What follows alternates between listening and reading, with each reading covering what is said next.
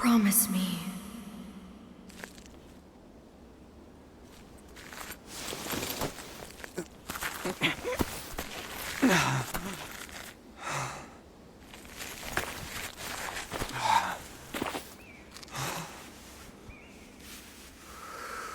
That together, the three of us will bring about a new age of peace.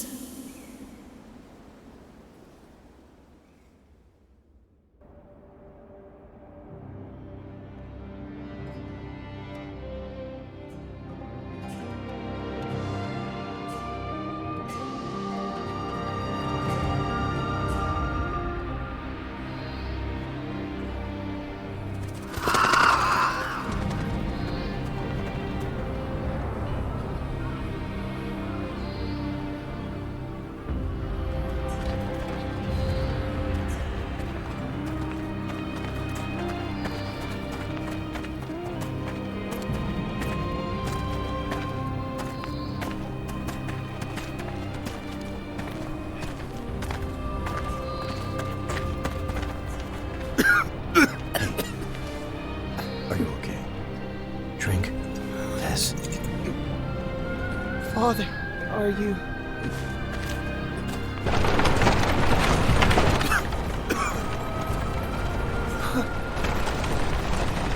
What a miserable place. Please, allow us to have some... Have mercy on us! Think of the children. Move! You're pathetic. Shall I put you out of your misery? Wait. What you carry is a gift from the Emperor to starving people. What justification could you possibly have for ignoring their plight? Such insolence! How dare you speak to me like that? This merchant has confessed everything. You had him purchase goods from corrupt scholars and sell them for you in the city. In exchange, he offered you bribes and business favors. Oh, scoundrels. Don't you know how hungry we are? Silence! Stay back!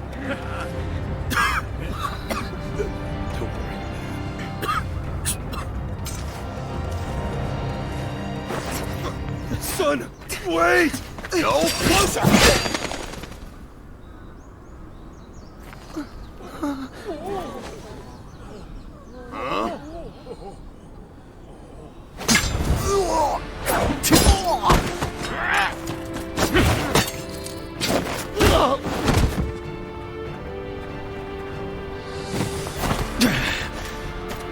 You!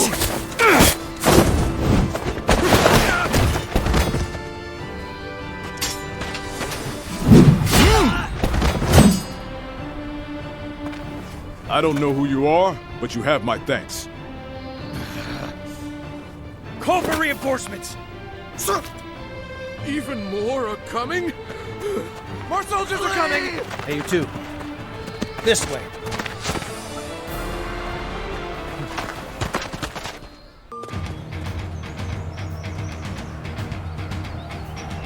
We won't be putting the townspeople at risk here. You can fight without restraint. There is still much I must do, but I swear that I will get you out of here. I don't know if he's trustworthy, but either way, we'll have to cut our way through.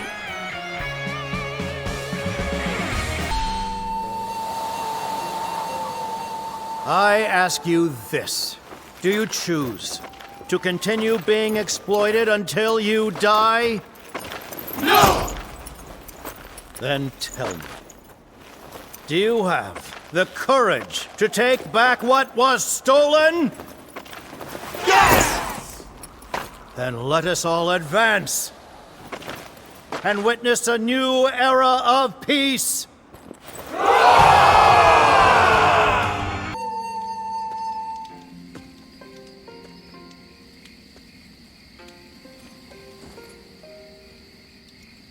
You know, I didn't have the chance to thank you.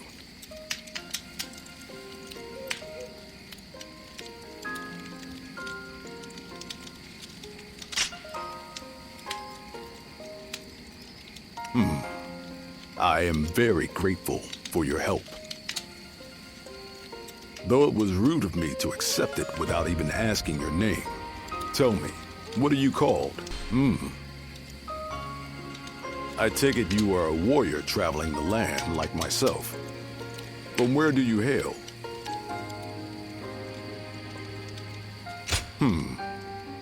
That is quite intriguing. You fought with such effortless skill. I've never seen anything like it. I'm curious to know where you trained.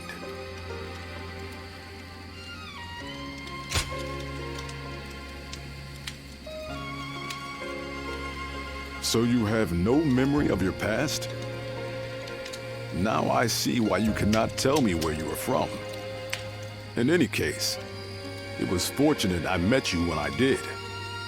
Most wandering warriors won't lift a finger until they hear talk of compensation. But you are not like the others.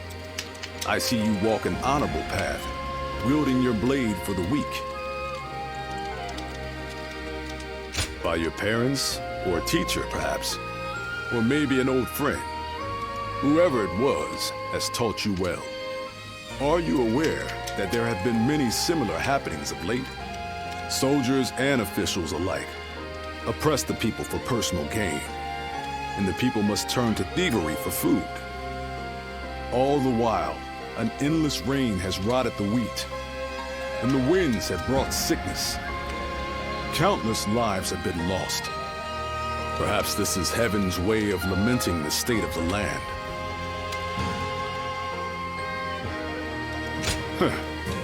Is that where your doubts lie? You are an odd one. I am sure you have also heard rumors about the Way of the Great Peace. They are a cult that follows a great sage called Zhang Jiao. Recently, I've been hearing their ranks are growing rapidly. Their promises of a brighter future must be drawing in the powerless masses. I've spoken too much.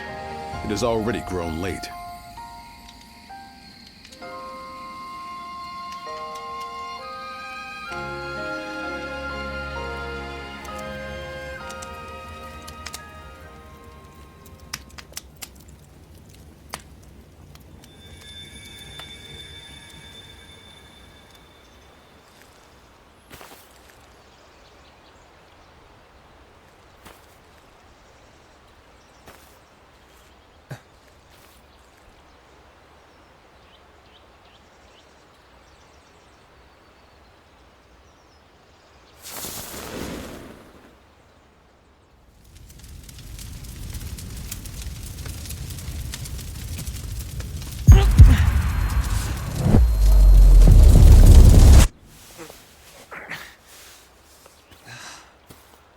A country that has long been divided will reunite. One that has long been united will become divided. Long ago, the Han Dynasty was founded by Emperor Gaozu and re-established by Emperor Guangwu. And yet, Heaven's will is now clear. The coming age will inevitably be one of great chaos. That is why you must bring peace to the world. The guiding light already lies within you. Rise now, guardian of peace, and take flight.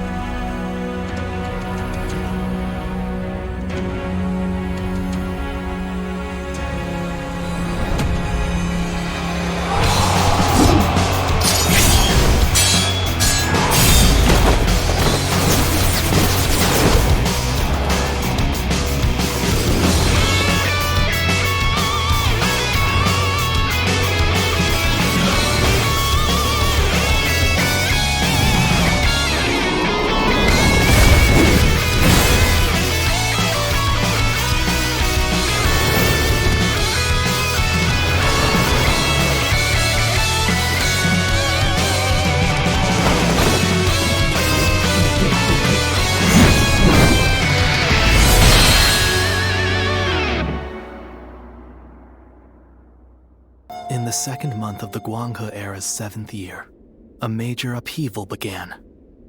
By extending a hand to suffering peasants, the way of the Great Peace gained immense support.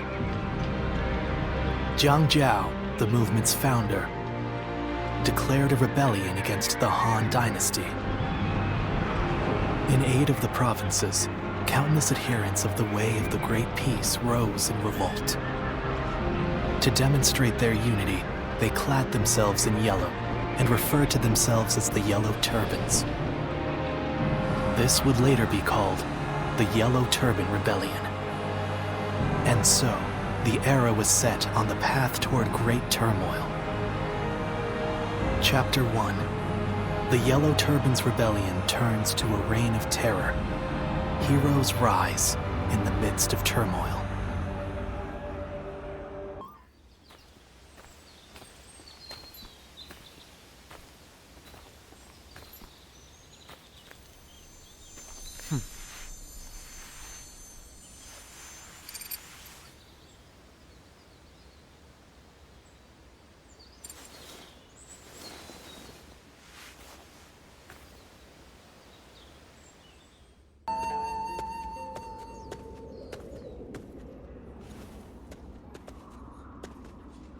Here we are. This is your room. But you're a bold one, if you don't mind me saying, to be traveling in such times. Trouble and strife everywhere, they say. Not to mention all the talk of thieves and bandits hereabouts. Ho! Able to handle a blade, are you? A fighter, perhaps? Seems like that's the only way to survive in this world of ours. You are planning to stay here for a while, right? If you're looking to find work as a soldier, why not consider joining the militia force? This is the governor of Yo's domain. He's always looking for skilled warriors. Why, just yesterday, a volunteer force visited his lordship. But I shouldn't be gossiping about others' affairs. That said, I am a businessman, and I like to stay informed. So, if you have any questions, just ask. It's a small army of volunteers recruited to fight the Yellow Turbans, who are growing bolder and more unruly by the day. I remember when everyone believed the way of the Great Peace would make the world a better place. Ah, that would be Lord Liu Yen, a man of noble birth, related to the Han. He was dismayed by the chaos and turmoil, so he's raising an army to defeat the Yellow Turbans. A truly great man. Ah, is that so? Well, the day's still young. Once you've unpacked, I suggest you visit the town. Now, if you will excuse me.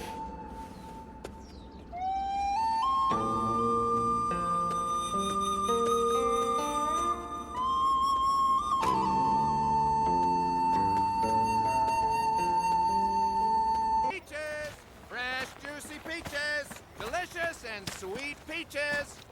You, sir, would you like a peach? Hey, you! If you're not buying, then you're in the way. Now, move along.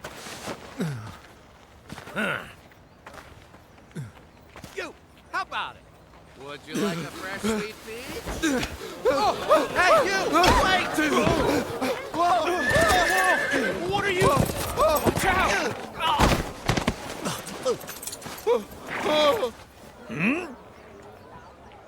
What's going on?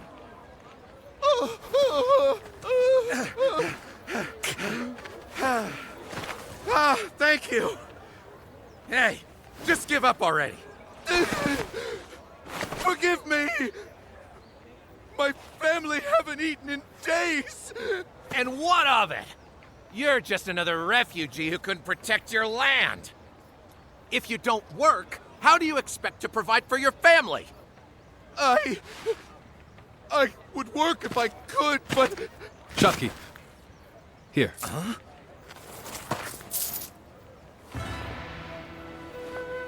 This should cover it, I believe. Enough for his whole family. That's, well, that could buy dozens. Brother, isn't that a bit much? Is it? I suppose you're right. How about this, then? Consider it in advance. You can work for me to pay it off. You mean... Hey, we are part of Liu Bei's army. A force whose sole purpose is to protect the people and bring about peace.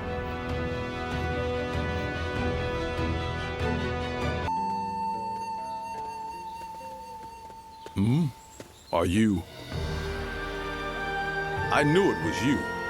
I've not seen you since G, but it is good to see you doing well. Someone you know, brother? Yes. We fought together in G province.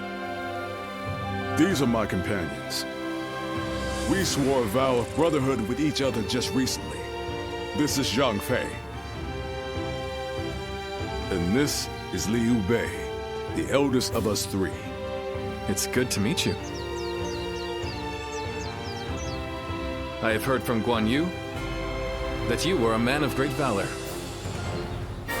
I am surprised you remember, brother. I only spoke of him but for a moment at a feast. That was more than enough. Remembering names and reputations is a skill of mine. As unimpressive as it may be. Oh, well, being told that in person is a little embarrassing. And by the way, we will be fighting against the vanguard of the Yellow Turbans tomorrow, by order of the governor. Would you be interested in joining us? Hey, what's this about? You don't think we're enough? No, that's not it. Then why? Right from the moment we formed our volunteer army, we have welcomed any tough fighter, no matter who they may be. And from what Guan Yu told us, he made the government forces look like incompetent fools. I want to fight with him and see his skills for myself. Well, if that's your decision, all right. But first, I need to see how strong a warrior he is. So let's put you to the test. If you can beat me, I'll welcome you. What? Hey, you better not be talking about me. Worry about yourself. Come on, then. Let's go somewhere with enough space.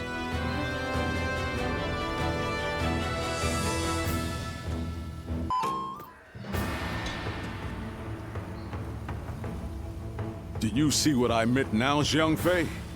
His skills are not lacking in the slightest. Well, that may be so. He's not a total weakling, at least. Can't you just say he's good, Zhang Fei? Sorry about him. If you would be willing to fight with us, then please, come by the Volunteer Army's tent. You would be most welcome. I second my brother's request. It would be very heartening to have you on our side. I know you must have conflicted feelings after what happened in G. After all, we both have died back then without the Yellow Turban's help. However, we cannot turn a blind eye to them attacking and looting the homes of not only government officials, but even ordinary people. It appears that they no longer fight for justice. That is why I've decided to stop them. It will be my way of repaying my debt. I trust that you are driven by a similar desire.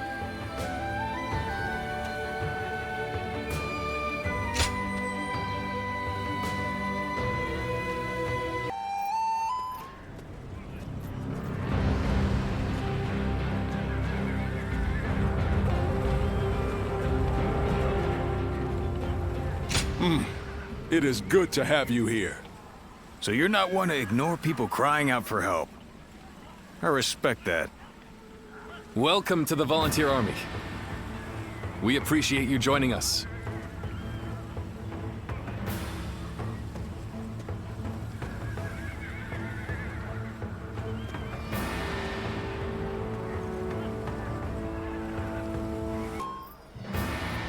Soon it will be time to march.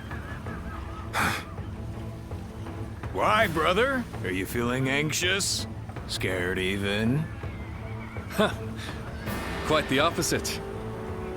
I'm thrilled that it is finally beginning.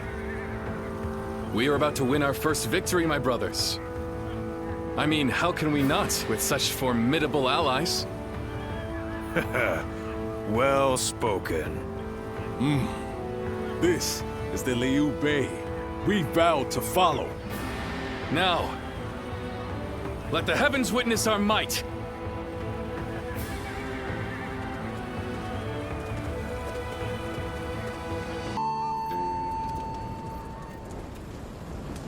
Thank you again, all of you. Today we won a great victory, an auspicious beginning for our volunteer army. I would like to rest.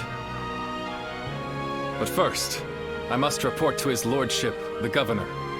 Indeed. Duty first, then we'll raise our cups in celebration. I'll go to the castle. You head back to the road, and I'll catch up with you. There is no more work to be done. Spend your time as you will. Feel free to return to your inn. If you have nothing to attend to, come see me later. You'll find me on the road.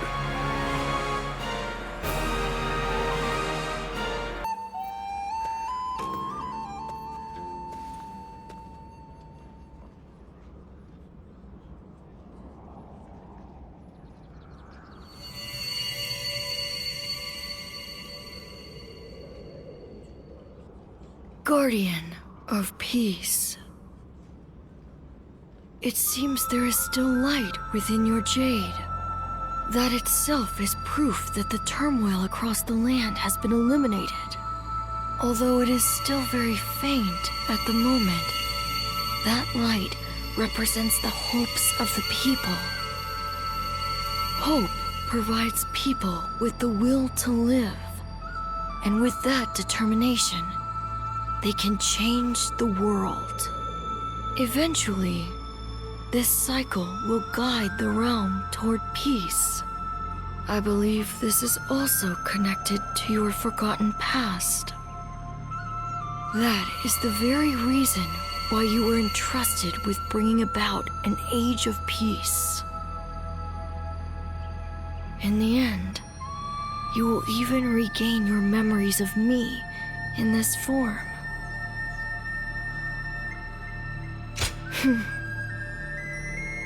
It is time for you to go. Your true journey has now begun. Ah, I didn't know you had returned.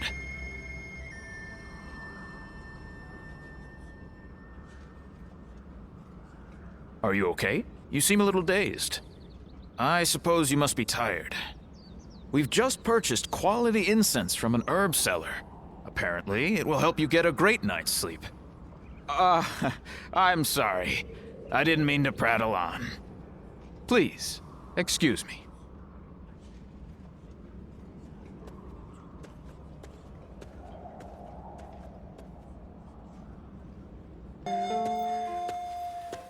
Hey, I just wanted to say, I'm impressed with your skills. To be honest, I wasn't comfortable trusting someone I knew nothing about. But it looks like Guan Yu trusts you, so I guess I ought to give you a shot at least. After all, Guan Yu is something else. What with his aura, which is so different from Liu Bei's, and his knack for noticing things in people. Now, I've thought about it for a while now, but I take everything with a big chunk of salt. I'm pretty perceptive too, you know. You know, the three of us haven't actually been together that long. We met next to a recruitment poster when they were looking for people to hunt the Yellow Turbans, and we got talking. My peach trees happen to be in bloom, so I invited them over for a drink under them. Ah, what a time that was. We chatted a lot. That was when we became brothers. We may not have been born together, but I knew then I had found my family. To tell the truth, we've really only just gotten started. I have to work hard to prove myself to my brothers. What am I saying? I'm sorry. The truth is, I was always suspicious of you. I was working so hard, and then you came in and won them over. I got caught up in our rivalry. But I think your intentions are good. Maybe we can keep fighting the good fight together? Shut up! Yeah, I guess I could have been clearer. Still, you can at least appreciate my efforts and act a bit more friendly. You've got some nerve talking to me like that. But that's okay. I like that you fight back. You can stick with us for now. I don't think you can leave without telling us.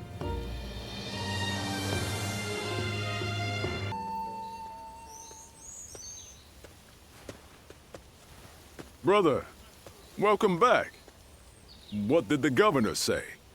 He was impressed by our success, and has ordered us to go to the aid of government forces in Yingchuan.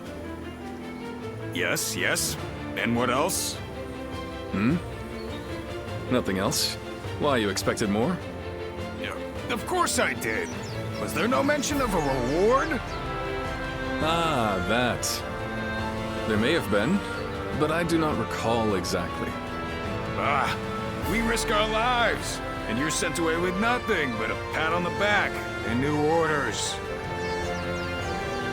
We do not fight for gold or rewards. This is good enough for the time being. Yes, Guan Yu is right. But... Think on it, Zhang Fei. This is just the first step on the road to great things. We are turning our talk, our dreams into reality. Doesn't that fill your heart with fire? I'm no match for your passion, brother. You were a great help to us. I'm glad we met back there. I like the way you handle yourself. Will you do us the honor of fighting alongside us?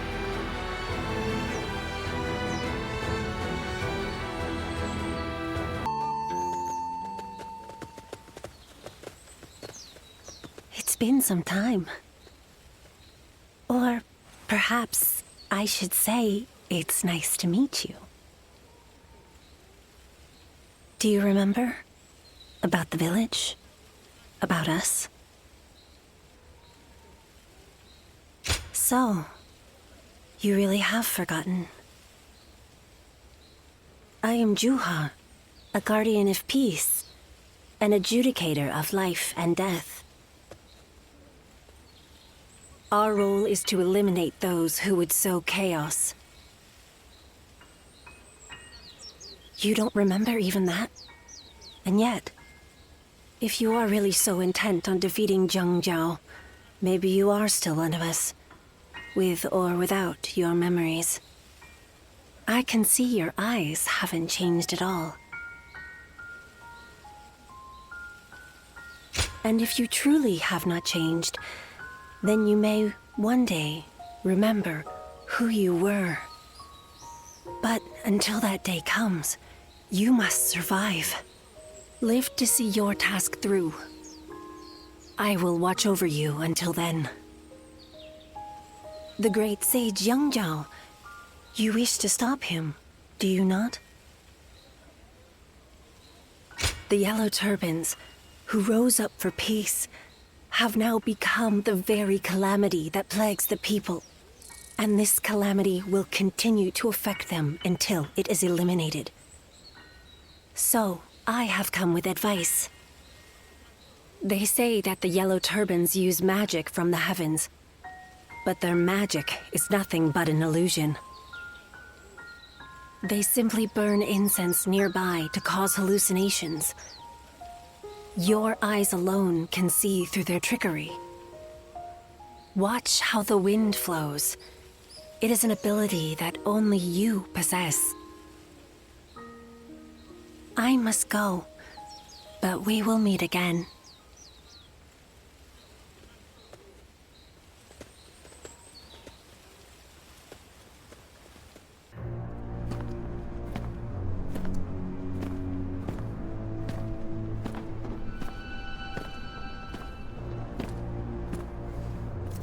The heavens are on our side!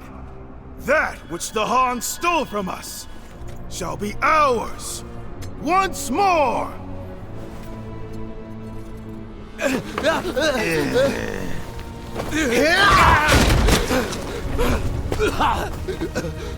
I thought you were on our side!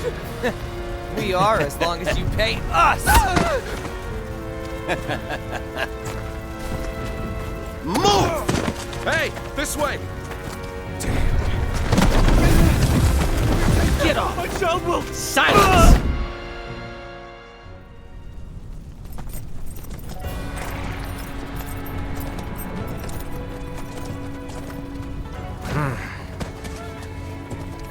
This just won't do.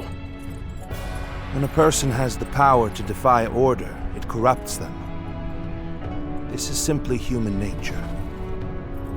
That's why the law must be applied to all equally. And all criminals must be punished. Now's no time for a lesson. What are your orders, Cao Cao?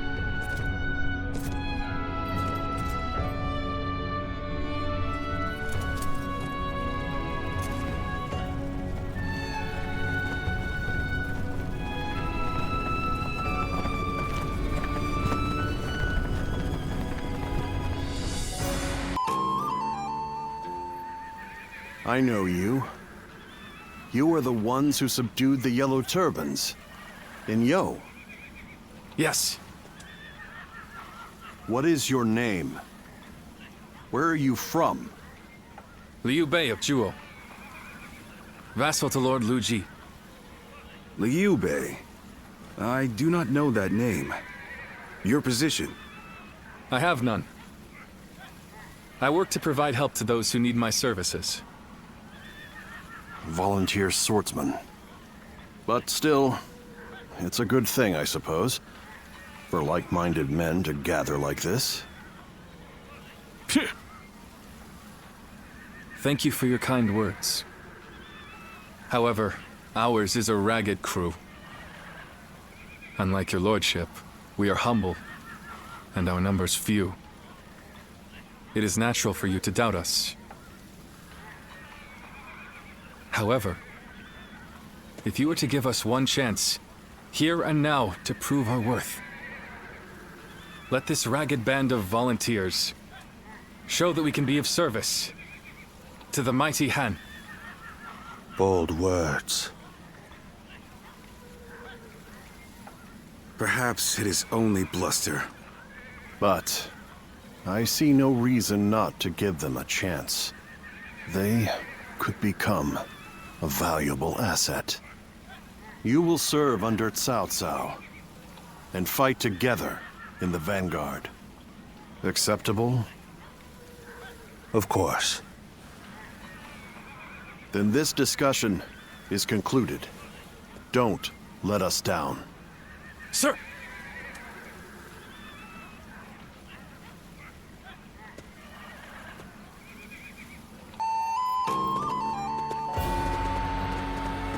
My lord, you have returned. So, is the meeting over? Who are these people? I don't recognize them. They're a volunteer force, said to have crushed the Yellow Turbans in Yo Province. They will be under my command in the coming battle.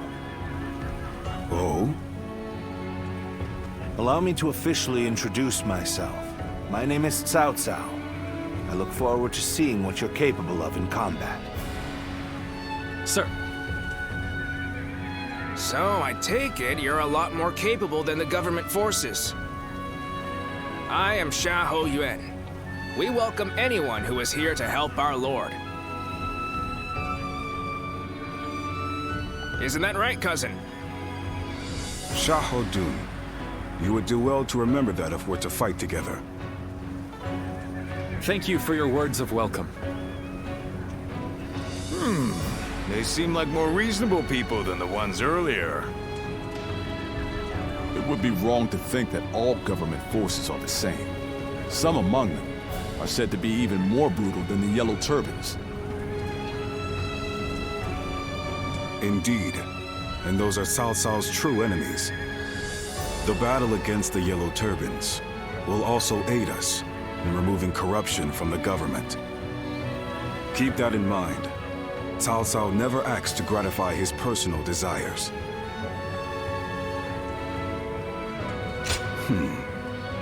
You're as bold as he is.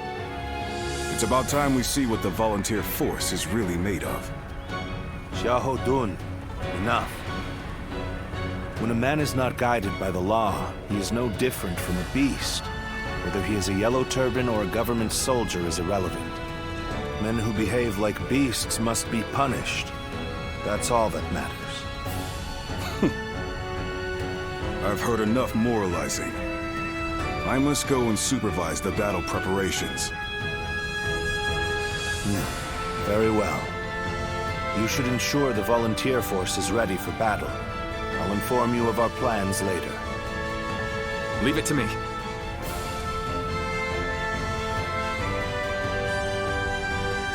Hey, you. I didn't catch your name.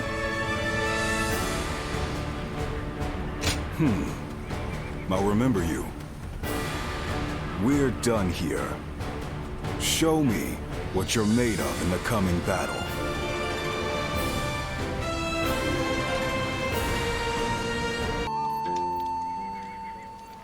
Hey, so why weren't we invited to the War Council?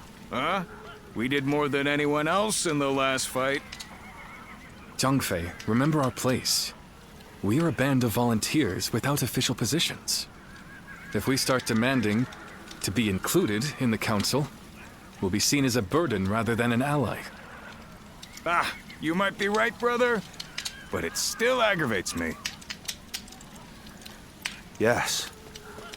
I am of the same opinion. While our men were thrown into confusion by the sorcery, your militia alone kept your heads. None can dispute your contribution to our victory. I will ensure your efforts are recognized. Why, thank you, Lord Cao Cao. We owe our success in battle to this warrior, who saw through the enemy's sorcery. He, too, deserves your lordship's praise. I see. So, that clear-eyed gaze of yours sees through sorcery, does it? You rise above the chaos on the ground, roam the length of the battlefield, find the path to victory. Like a bird of prey soaring in the sky. Ziluan, that should be your name. A winged omen that heralds the reign of a good king and condemns that of a wicked king, leading the world toward peace. Peace in the Luan. Cao Cao, stop warbling like a poet. You're just confusing them. His lordship is a true scholar. Still, Zuluan. It has a nice ring to it, and fits you well. Yes, I like it too. It's not our opinion that counts, though, is it, brother? Lively group you have here. I shall be counting on you in the coming battles.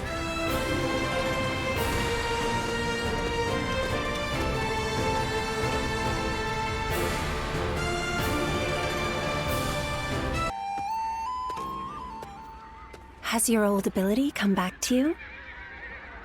Your eyes can see things others cannot. That should help you in the fight against the Yellow Turbans. Defeating the enemy is our purpose. Placing yourself on the battlefield may help you regain your memories. To stop the leader of the Yellow Turbans, Zheng Zhao, our goals align. Besides, you must survive for the sake of those who did not.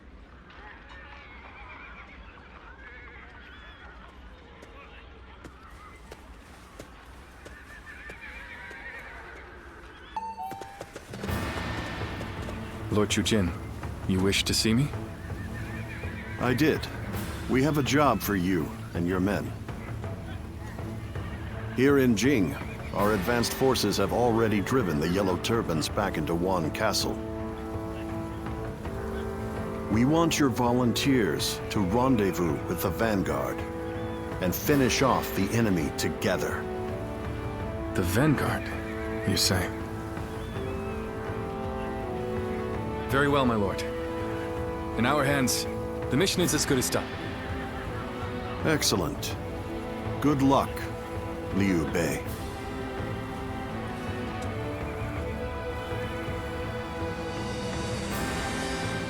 A report, my lord. Lord Sun Jian has arrived. He asks for an audience with you, my lord. Oh, then send him in. We must thank him for his efforts in Jing. Sir!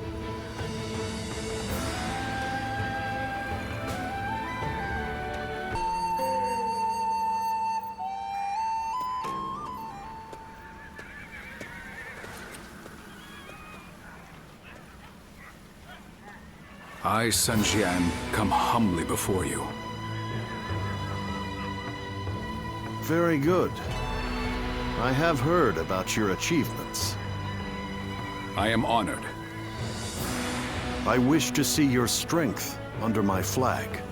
Let us slay these bandits who insult the heavens with their vile deeds. I see. So you wish me to join your command? Yes, I know I am asking a lot of you, but I only do so because I have great faith in your abilities. And you've come here in person. Surely my request is not too outrageous.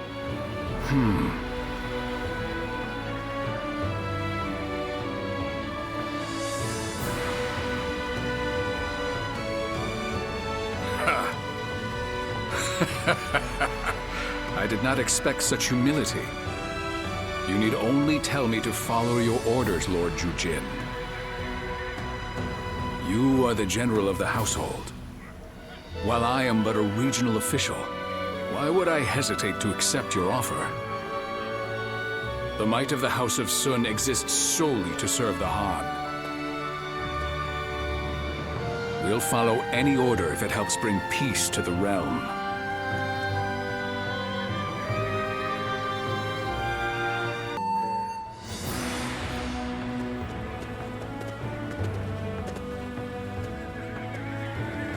Ah, I recognize you. You fought well in the battle. A most impressive performance. It was you who won the victory, Lord Sun Jian. Not with the sword, but with your words. To persuade the Yellow Turbans to lay down their weapons. Better that than suffering them to die in vain. The Yellow Turbans have their cause, right or not, and I understand what drives men to die for what they believe in. But they will not win their cause, nor feed their starving families by throwing themselves on the swords of my men. I am an officer of the government, and though I know it sounds arrogant to speak this way, the Yellow Turbans make false promises to inflame the minds of those who would fight for life, and so lead them instead to death. I think I agree with you, Your Lordship. Those poor souls didn't join the Yellow Turbans just to be slaughtered on the battlefield. When I met you in G, they were not as fanatical as they seem now. Indeed. Yet I still remember the righteousness I saw in your heart. G Province? Are you talking about the disturbance last year? I heard 2 great warriors drove off an official's private army. It's probably best you don't know the details. Then I shall pretend I never asked. After all, I've no interest in arresting men of honor. You seem calm, yet I sense a fire burning within you. You're my type of warrior, truth be told. When officials turn to tyranny, it is a sign that imperial power is weakening. At such times, we must rise to the occasion. I am sure that we will have the chance to fight together again sometime. I, for one, look forward to it.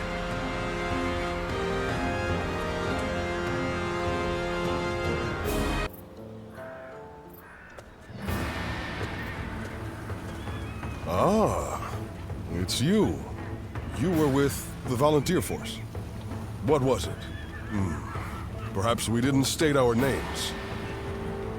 I am Huang Gai, and you are?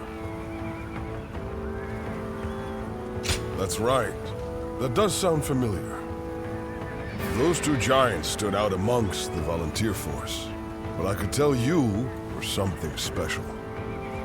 You acted of your own volition to take care of things, even when the enemy started using those strange tricks.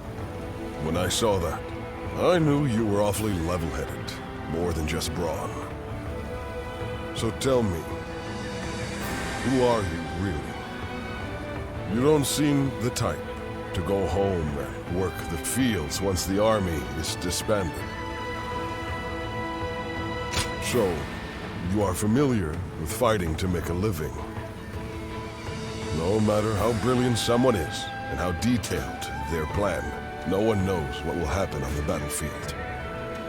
However, having you among our forces will allow us to respond to a variety of situations. You have the valuable knack of realizing what must be done, and what must be sacrificed to achieve a goal.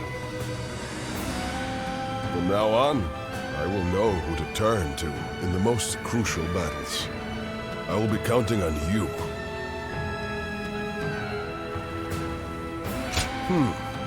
So you know how to be agreeable as well. Well, it is time we departed, but I'm glad we've come to know each other. Until next time, good health to you.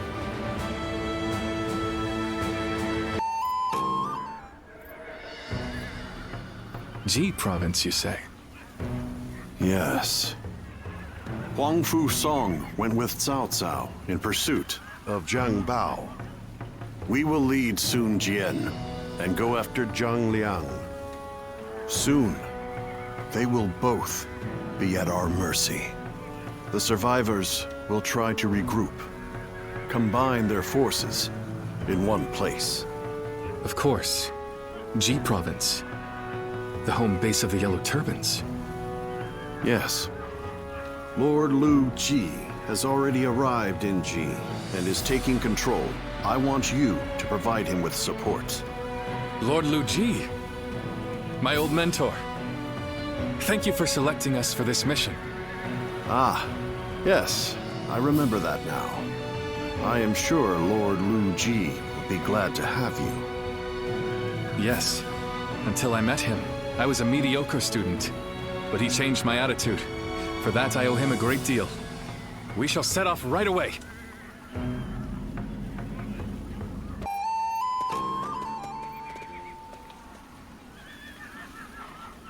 Lu Ji is not here. Why not? He has been imprisoned. for refusing to give the attendants the bribes they expected. No. He stuck to his principles and allowed himself to be condemned for a crime he did not commit. He is a fool.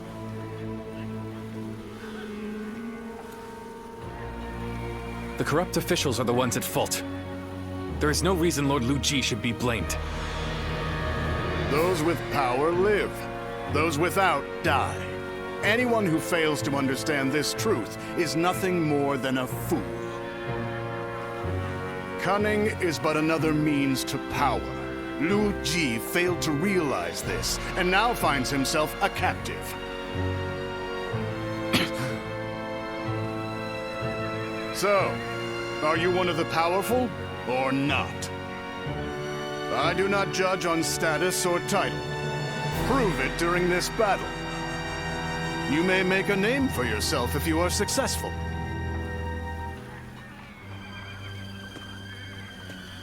And if I fail to do so? Then the battlefield will claim your life. That goes for both of us.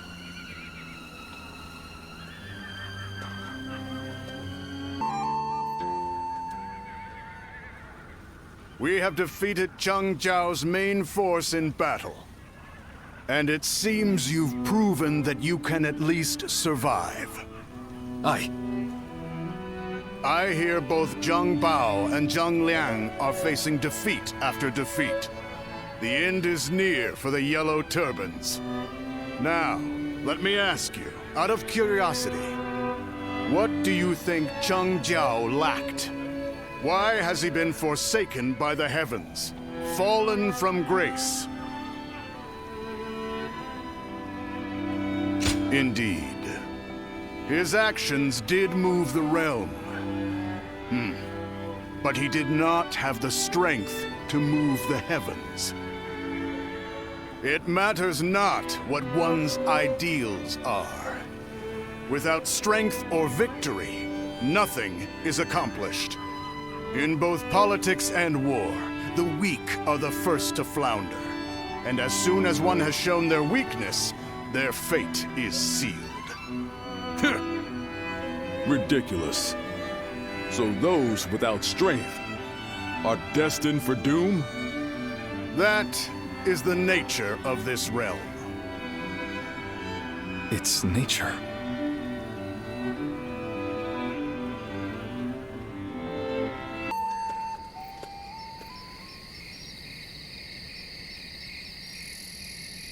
That's incense. The same type the Yellow Turbans use to create their illusions. But right now, it's being used for communication. Follow the scent. There. You'll find someone waiting for you. Very few people know how to use this incense. You would do well to remember that.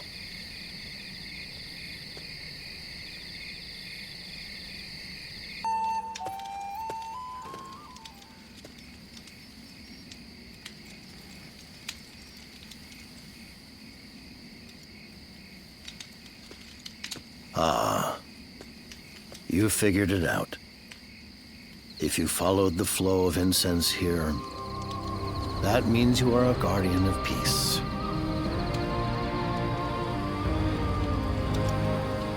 That look, it doesn't seem like you're joking. Or perhaps you do not remember? Ah. I see. I understand now. You seek to defeat me, not because you were ordered to, but of your own volition. A guardian of peace, one who knows not their duty, judges me. If that is not the will of the heavens, then I am at a loss. Even if both heaven and earth try to judge me, I will not stop believing in my righteousness, as long as others ask it of me. I know that this path, this ideal, is not a mistake. I am right. And therefore I will not lose. I cannot. Our fates are intertwined. I shall await the day I see you in battle. Guardian of Peace.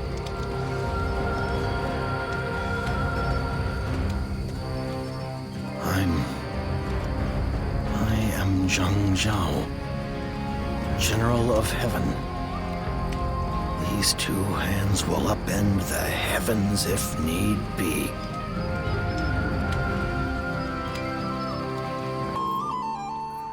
Lord Huang Fusong and Lord Ju Jin have arrived. The final battle will be upon us soon.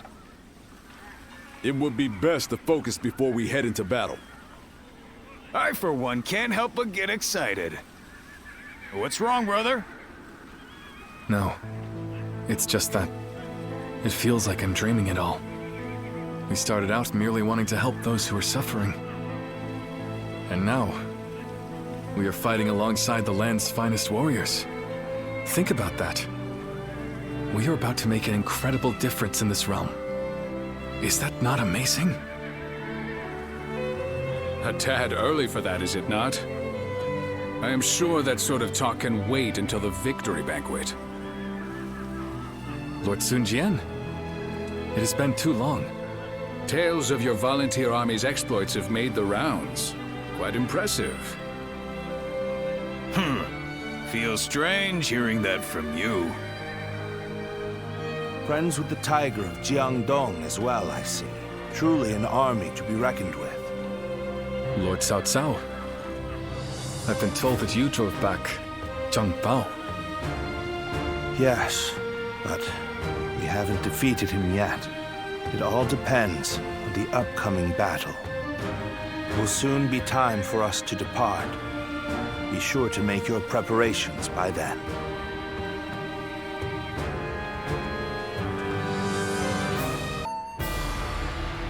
Now then, I assume we are all ready? We have the Yellow Turbans cornered. This battle will likely decide their fate. We have achieved victory against them time and again. There is nothing for us to fear. Believe in one another and march forward, and we shall be unstoppable. I also look forward to seeing what the volunteers can do. We came here to put an end to the turmoil. And we will give our all to see it done. Ha! I see no need for further discussion, Cao Cao. All that's left is to hunt down the wounded beasts. Very well. Let us go.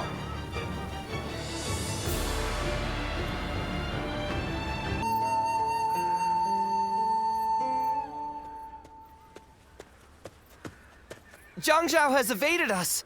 We are still making every effort to find him, but... I see. Very well. Dismissed. He was wounded badly. I doubt he'd make it. No!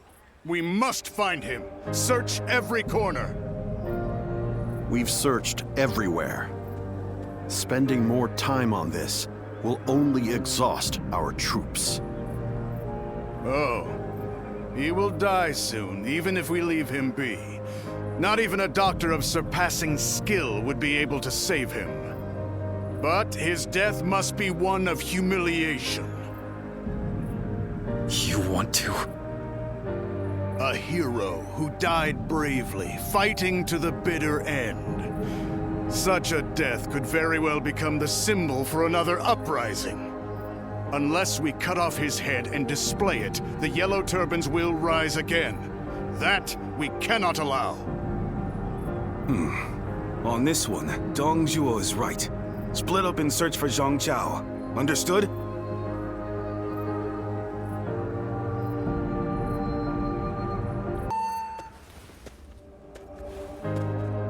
Congratulations, Ziluan. You've regained another ability. The Yellow Turban Rebellion shall soon be quelled, following the death of their great sage, Zhang Zhao. Listen. This is what you must do. Head west of here.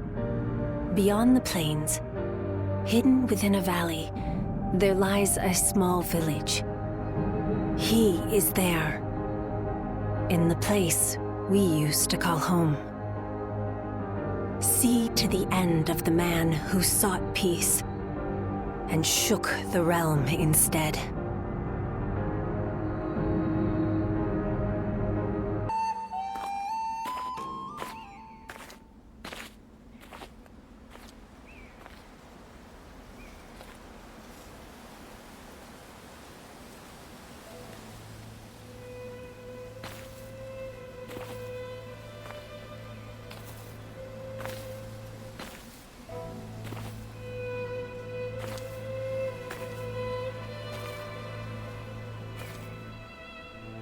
Once, I came upon a sage in this land who taught me a particular skill. And he told me something. Use this power to help those in need. But lose your way, and you shall be punished by a guardian of peace. And now, here you are.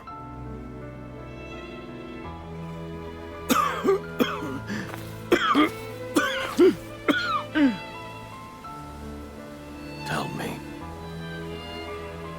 where did I go wrong?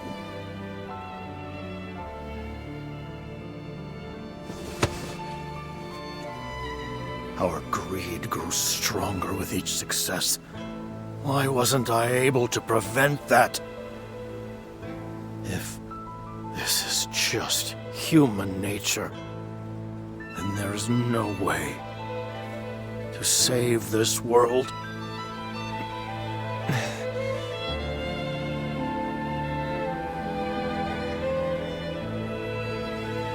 A question we humans are not ready to have answered.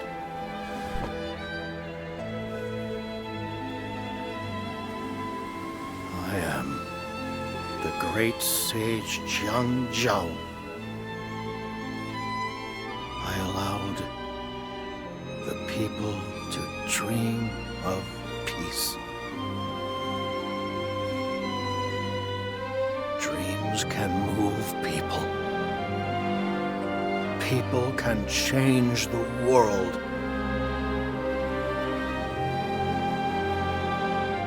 Though I may die here, the world will go on. In the end, there must be.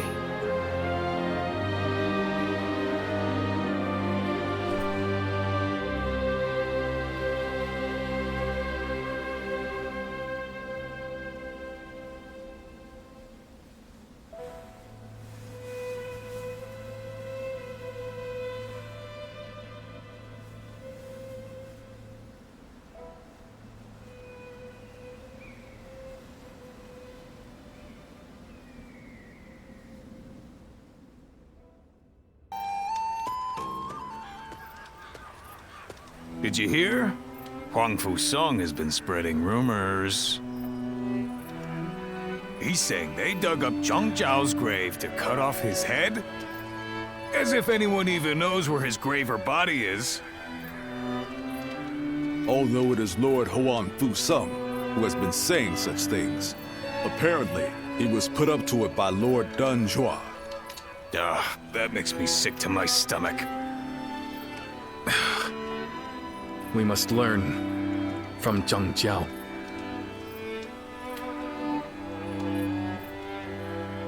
Ever since we first fought against the Yellow Turbans, I have been thinking.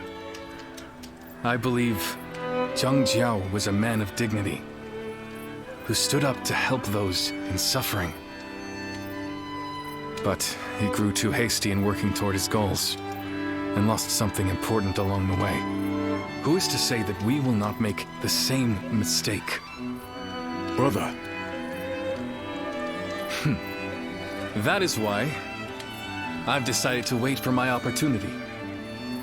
I still need to think calmly and thoroughly about how we might best serve the people. Besides, we have plenty of time now that the battle is over. And apparently, there is an official post we'll be needed for here in G. You know, you are much too patient, brother. But you know what? I agree that rushing won't do any good. Indeed. As your sworn brothers, we walk the same path as you. That's right. Oh, wait a minute. What are you gonna do about the volunteer army? It is disbanded as of today. Each of us must now go to our own battlefields, wherever we are most needed. But of course, I expect we will see each other again. In the meantime, we are going to do what we can here in G. Come by at any time. We'd be happy to welcome you.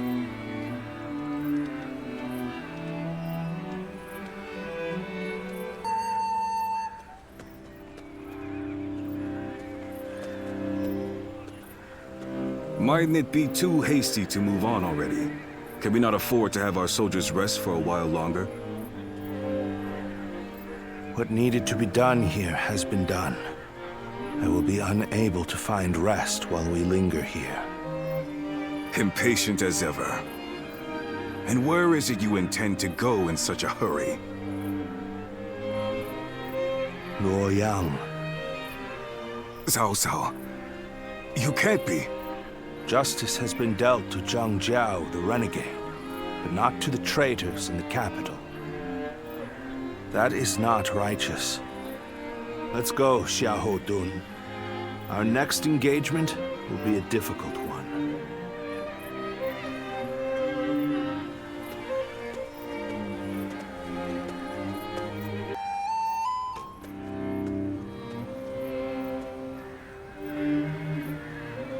Well, I suppose we've stayed here long enough. We shall withdraw as well. Yes. What's wrong, my lord? You look rather glum. Zhang Jiao has been defeated, and the Yellow Turbans are no more. That is worth celebrating. But, with them gone, where will people's rage and discontent be aimed at now? We should be prepared, for another storm will be brewing soon. We are the Sun, the proud blades of the Han. Whatever the circumstances, we must fulfill our duty as warriors.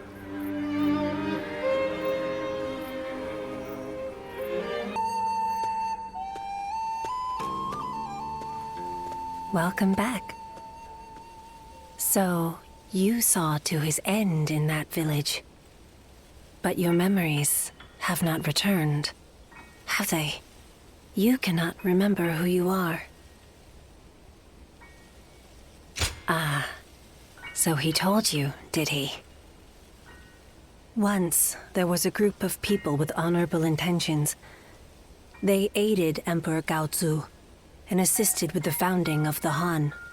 It is said that they excelled in combat, that they could read the winds and manipulate incense. They were the guardians of peace. Those who upheld tranquility from within the shadows of history. You used to be one of them. So, you must have seen it. As the long-reigning kingdom weakened, and the land descended into a state of tumult, our village also changed. Should we continue to support the Han? Or should we help bring about a new age? Clashes over decisions, with no correct answers. And in the end, many lives were lost, in battles that were never recorded. But you survived. You are the last of our wings. carrying the weight of those we lost.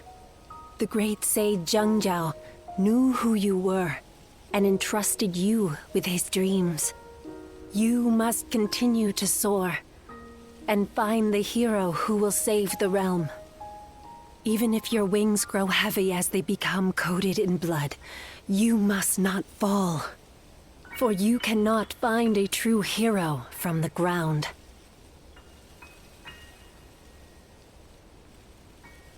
Siluan, a sacred bird who soars through azure skies. We will meet again when you need me once more.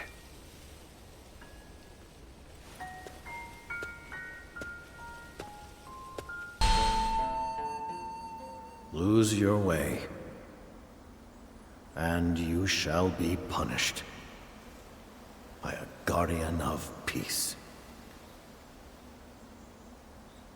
And now, here you are.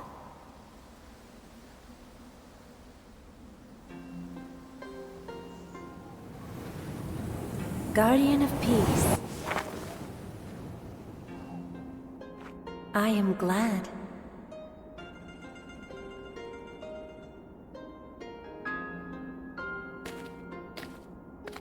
Congratulations, Zilwan.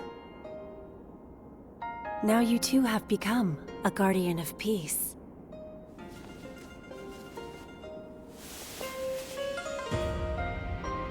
When you first arrived in this village, I didn't know what would happen. But I am glad to see how you have grown.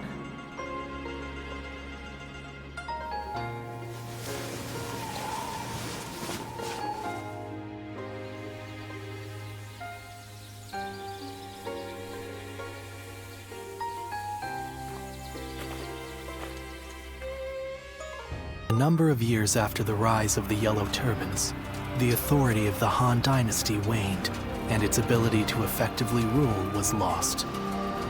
Throughout the land, Yellow Turban remnants continued to resist, while a number of clans which had grown in power carried out insurrection after insurrection. The chaos set into motion by Jiang Jiao continued to grow. Chapter 2. Dong Zhuo's treachery in the capital. The lords answered Cao Cao's call and assembled.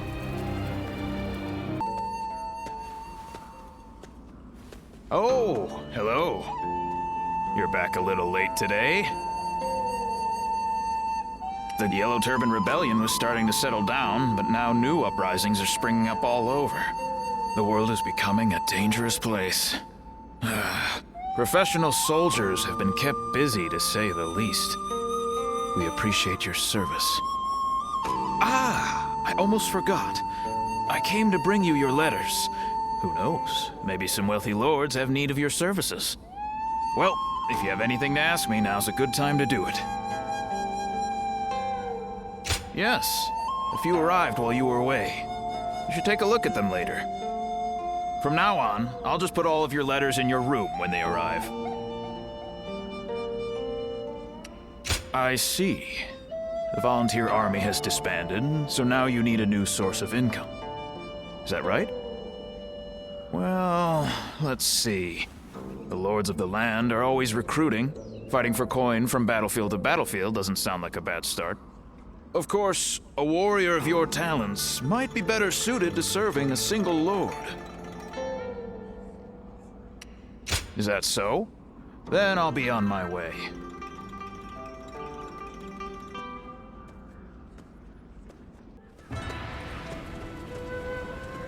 I'm glad you came. What luck that you also happen to be here in Yo. We've had our share of trouble of late. But meeting you again like this really feels like it was meant to be. After suppressing the Yellow Turbans, we were given a position in Ji Province. However, the local officials didn't seem very pleased with our lack of pedigree. And they treated us all like idiots. So I had to teach them a little lesson.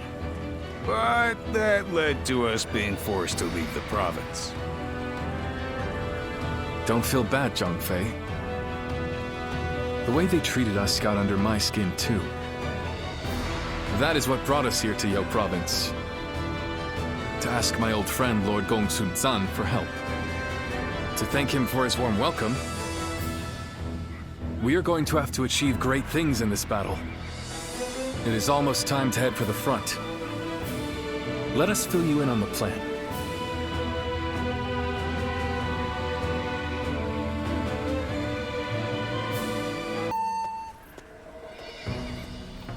All right, before we start the meeting, Guan Yu, I believe you had something you wanted to discuss. Yes. In the coming battle, the enemy will have a positional advantage. It is also likely that they have set traps at strategic locations. With this in mind, I have decided it would be best for you and I to operate as a unit. Not being bound to the main force would allow us to move freely across the battlefield and better adapt our strategy to any situation. The last time we fought together was in G, was it not? Feels like old times again. Let's make it a battle to remember.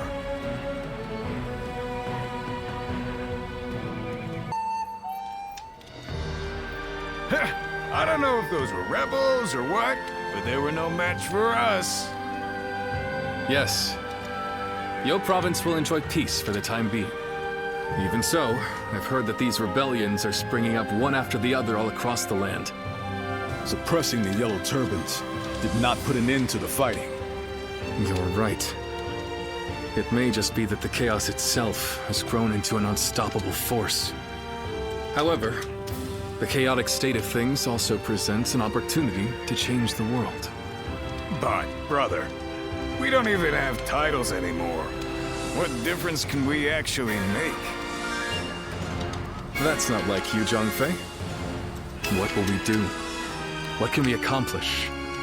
Now is the time for us to search for our purpose and test our limits. So we must simply succeed where we can, one step at a time. Though we still have a long way to go, I will not give up. I must tell you one thing. If you ever feel like you want to be a part of our vision for the future, I want you to come to me. We welcome anyone who has ambition. The door will be wide open for you.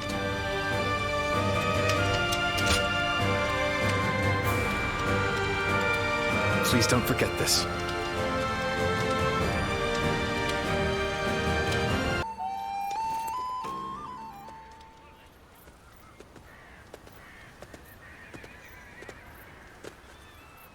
So this is where you are.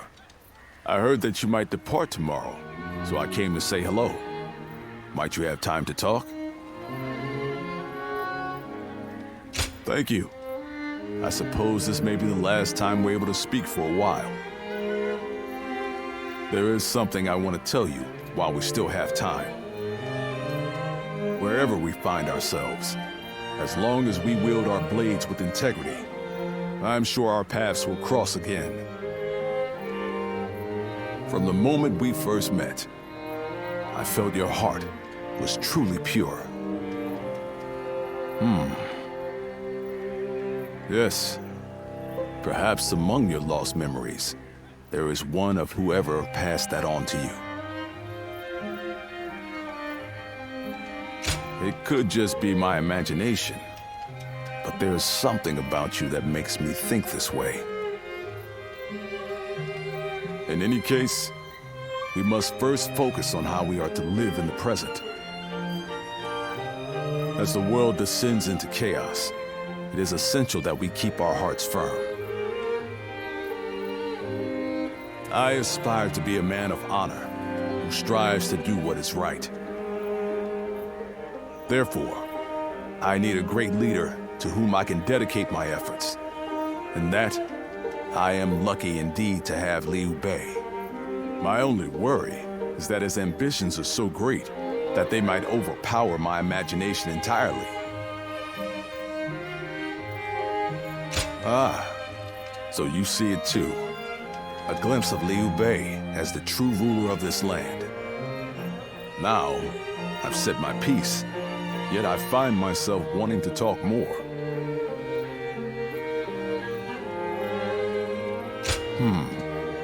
You feel the same way? Then let us find somewhere to sit and relax before we continue. Tonight, I wish to etch the features of your face and the sound of your voice into my memory.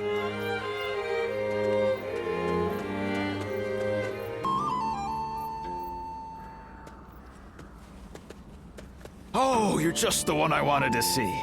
I have a favor to ask of you.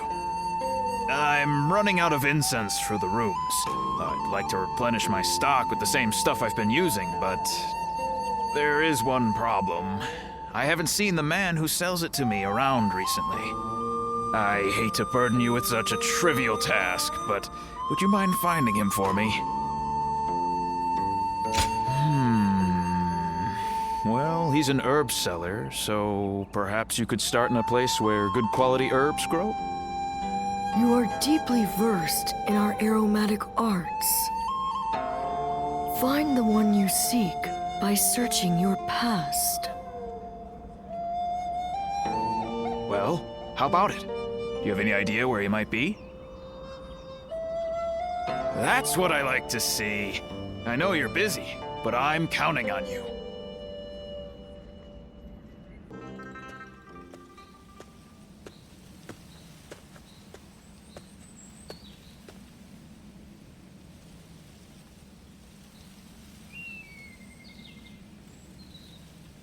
Silwan?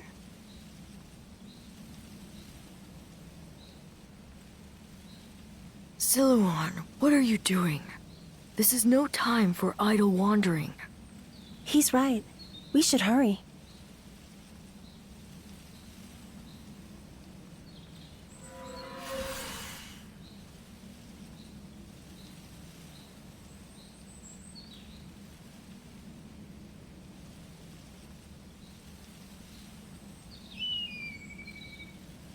Huh? There's someone here?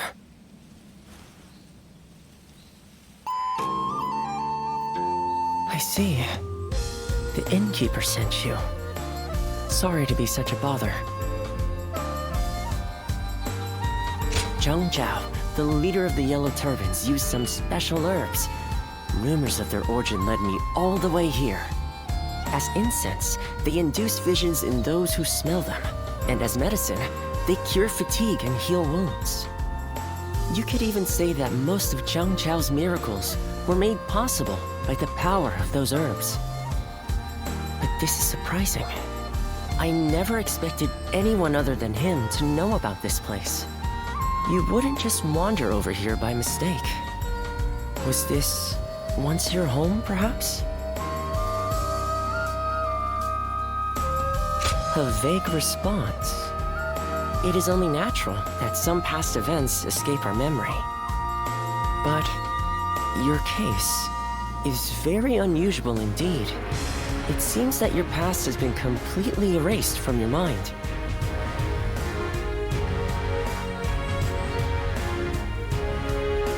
I can conclusively say that I have no idea. I've never encountered anyone like you before. If I had to hazard a guess, I'd say that you are suffering from some kind of formless malady. And finding a cure for such a thing is beyond my current abilities. This is quite humiliating and intriguing. Would you mind if I traveled with you for a while until I find a cure? It may surprise you, but I am a skilled doctor. I can treat you if you are injured and even earn us some money for travel.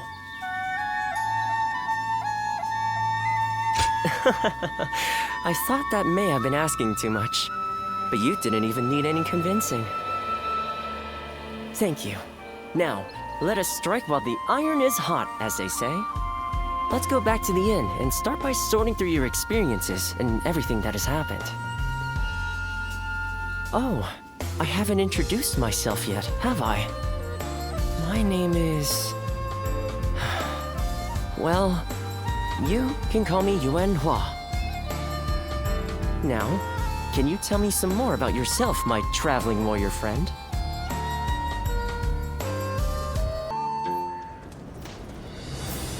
We last met during the rebellion, did we not? It was I who summoned you, but I never expected you'd be eager enough to come all this way. The cavalry of Western Liang are vastly superior to the feeble armies of the Central Plains. Disorganized rabble of traitors that they are. If you're starving for a fight, you will find no better place to satisfy your hunger. Ensure your weapons are sharp for the battle ahead. We will deploy soon after the War Council.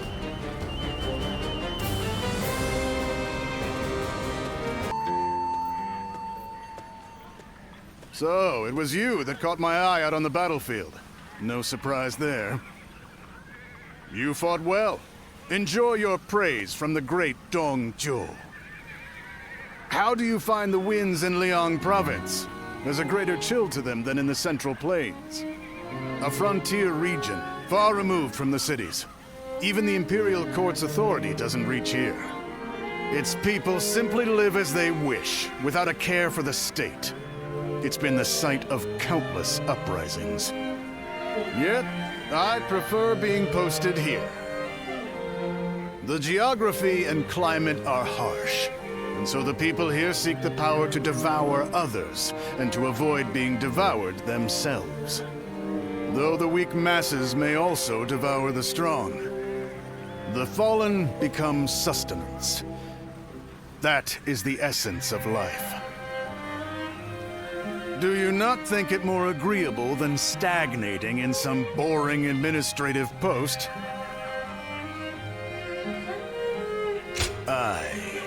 I'm beginning to get a sense of what you're all about. The capital has become stagnant. There's no understandable battle of strength, just deception and cheating. It's not life. It's a slow death, and I detest it. The Chung tribe and Yellow Turban rebels are both just struggling to survive. But these people in the capital, they haven't even realized that they're already dead. A kingdom of death, where the deceased stride around devouring the living. That's the reality of the Han Dynasty. If that is the case... This conversation's gone on too long. Off with you.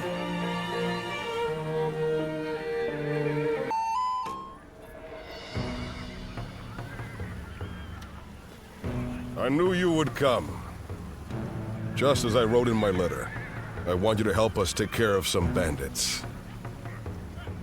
Our lord has been appointed governor of Changsha. This is one of his responsibilities. We're more than ready to do whatever needs to be done, but having you with us really tips the scales in our favor. Huang Gai, I have something I want to ask you. Oh, and you are? Do you two know each other? This is the warrior who had all of our backs during the battle with the Yellow Turbans. He's here now to lend us a hand in his campaign. Is that so? I am Sun Shang Xiang, daughter of Sun Jian. Pleasure to meet you. I'm here to fight, of course. I come from a long line of great warriors. How could I be a proud member of the Sun clan if I needed protection? That may be the case, but guarding your own life is one of the duties of a warrior princess. By the way, princess, where is Lord Changpu? He was with you, if I'm not mistaken. Oh no, I left him alone back there. He might be scouring the camp for me now. I should get going. I'll see you at the next War Council. Evading Lord Changpu is no mean feat. The princess is an incredibly skilled warrior, but the battlefield is an unpredictable place. I want you looking after her too, just in case.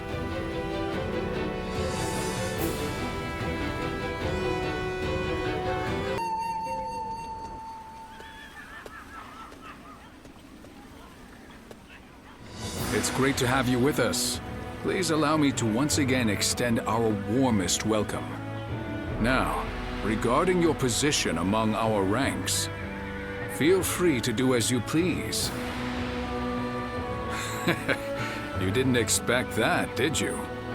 While fighting the Yellow Turbans, you followed your own intuition and greatly influenced the outcome of the battle. It is our hope that you can achieve similar results in our service. But it wouldn't be right to put all the pressure on you.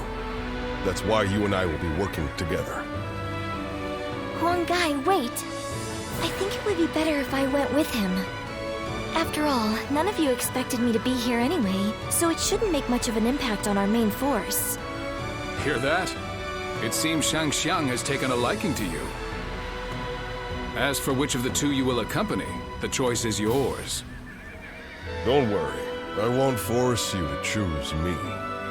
I would be very happy to have the chance to fight by your side.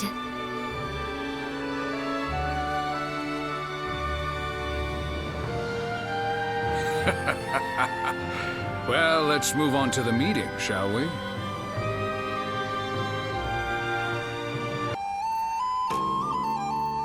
Well, that just about does it for now.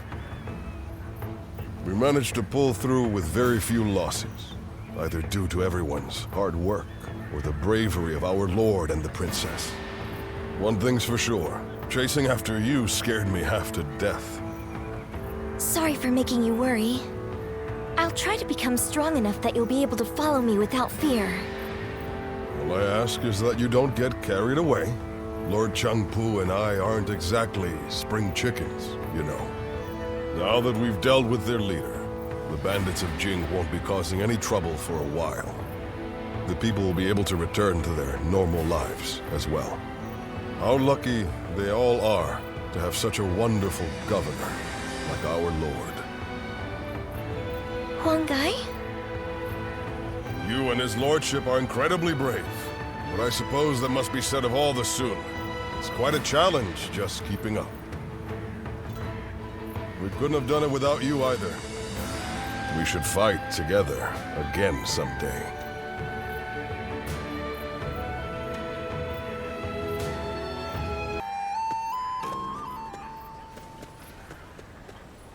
I have a lot to thank you for. You're quite the force out on the battlefield. Aren't you ever afraid out there? Right. Of course not. I wish I'd had that same mentality from the start. I've always approached battles seriously. And yet, I'm still finding it difficult to keep my composure. Because every weapon brandished by the enemy, every single arrow, is aiming to take my life. Sometimes that awareness causes my body to just seize up. One time when that happened, I saw you fighting. You were so calm, and that resolve made its way to me. So I made every effort to do just as you did. I didn't take my eyes off of you, even for a moment. And then, my body began to move freely, like during training. It was thanks to you that I was able to continue the fight. Glad you think so, but I can't fall victim to self-satisfaction, can I? I felt the desire to be like my father. To be the pride of my family.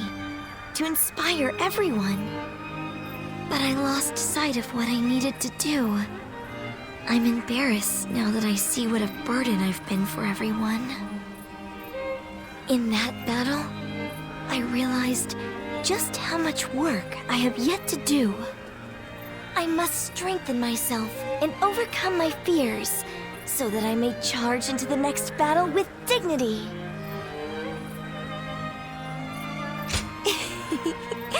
Please do. Next time we share a battlefield, I'll put on a performance you won't be able to look away from. Look forward to it.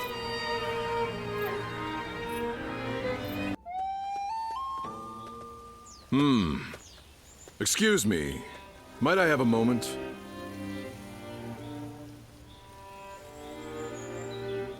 Right. I am Sima Hui. Some call me Shui Jing, or Water Mirror. I wander the lands, seeking joy in seeing the world, deepening my knowledge, and connecting with others. I knew I had to speak with you, as you have a truly distinct air about you. Something about you reminds me of a newborn child. Yet at the same time, you seem like someone who has fought through much hardship. I'd very much like to find out what kind of person you are. Ah, so you do not remember your past. Right. Now I understand. But clearly, there is more to you than meets the eye. Fascinating. Well, I would happily welcome you at my retreat, if you could spare the time to visit. I'll be able to inform you of what's going on in the realm, share local rumors, and possibly even introduce you to other visitors. I am sure the journey that lies ahead of you will be eventful. Please, let me offer you some help along the way.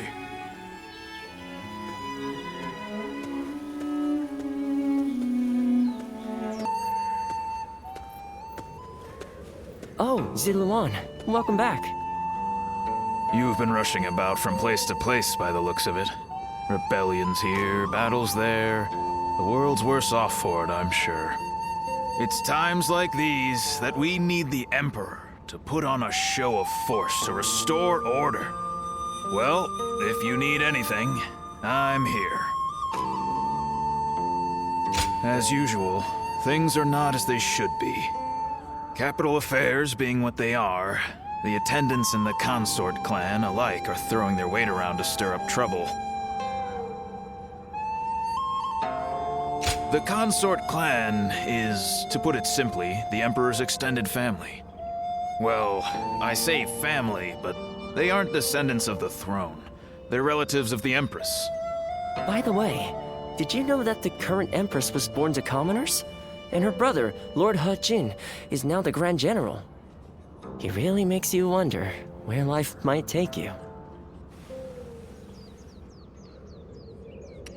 They are eunuchs who serve the people in the highest echelons of society. It's an esteemed profession, but, well, I wouldn't want to do it. Once you become a eunuch, you can't really go back to living the way you were before.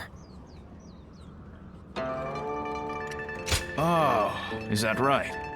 Then don't let me keep you. Rest for as long as you like.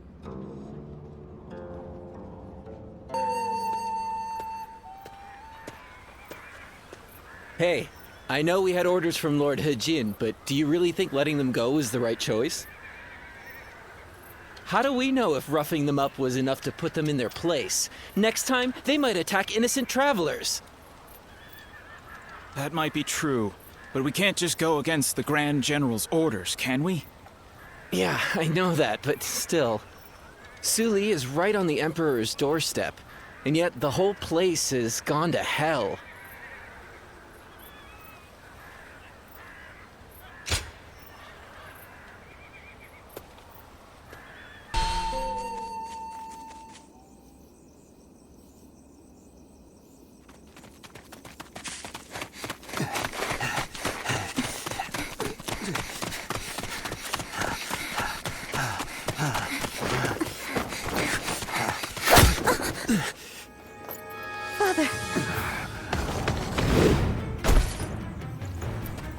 You gave it your all, but you couldn't run forever. Anything valuable you have, we'll be taking.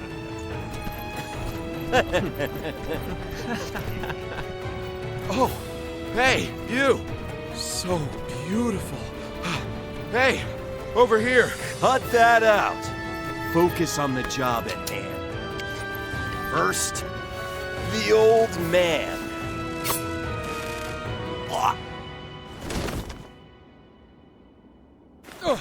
Take this! Wait!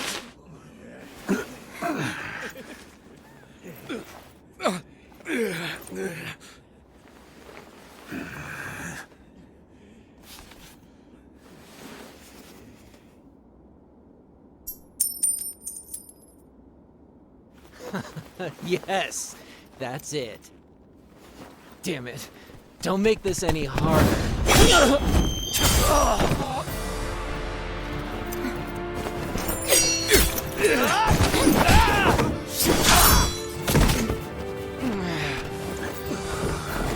You bastard!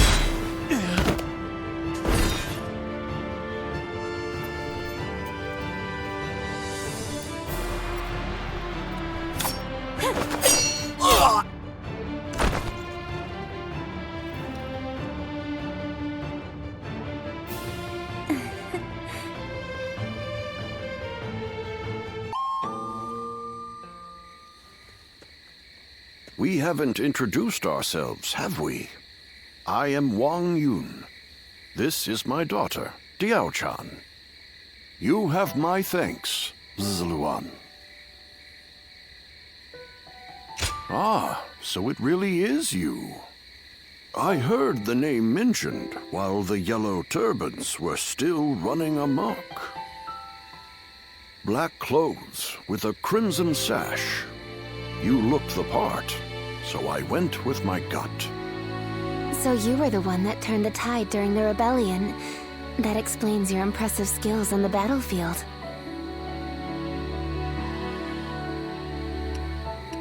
I still have much to learn, I assure you. I may not look it, but I served as the governor of Yi Province during the Yellow Turban Rebellion. But amidst the chaos, the attendants with connections to the Yellow Turbans managed to soil my name enough for me to be deposed.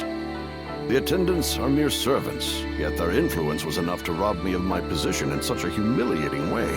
The shame is unbearable. I've been traveling the land ever since, searching for a way to put a stop to the attendants' corruption, and for men of character to help me do so. My father has lost his position as governor. Together, we are but a man and his daughter with little power between us. That's why we need someone we can rely on. At this very moment, the attendants are scheming to bring even the Imperial Seal into their despotic grasp. If nothing is done to stop them, the world will once again fall into chaos. Zluan, I must ask you for one thing.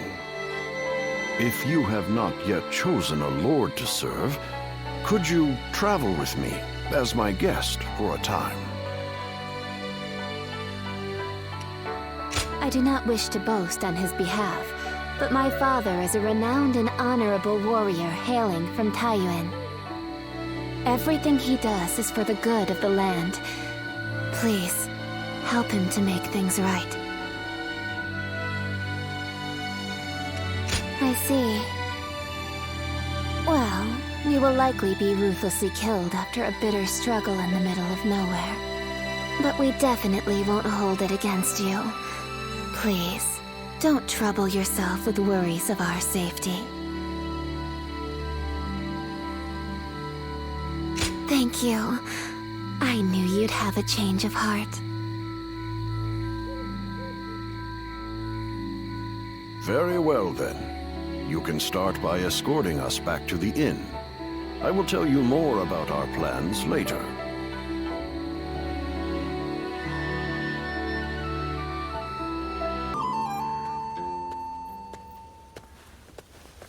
Oh, good. You're here.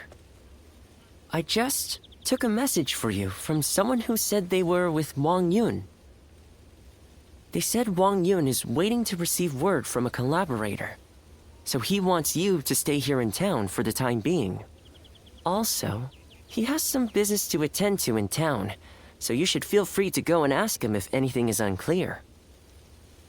I'm not sure what this is all about, but please try not to put yourself in too much danger. I can't cure you if you're dead.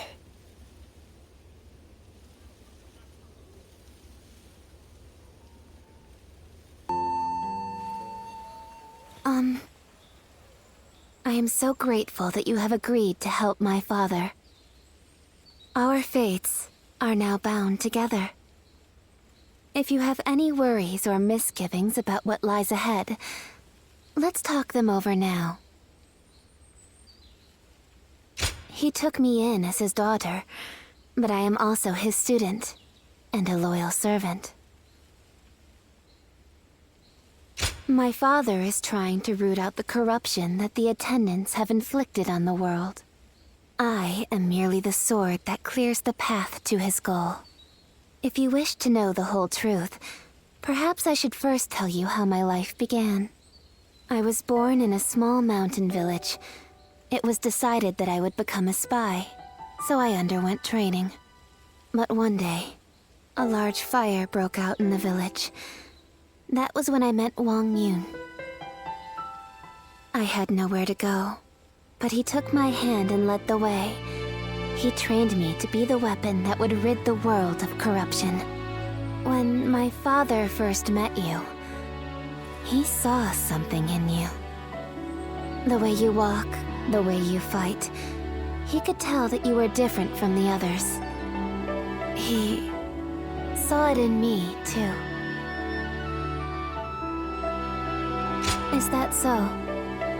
Then I will not inquire further. In this world, some things are best forgotten. Did you hear? Word is that the Emperor has passed away. Is it really true? Then who will rule the land now? His Majesty is. We should go to my father. He might be able to tell us what's going on.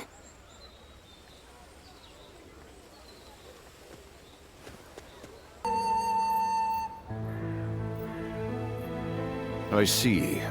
So the news has already made its way through the city. I've just received word from Lord He Jin in the capital. It seems that the rumors of the Emperor's death are in fact true. The world is still in disarray.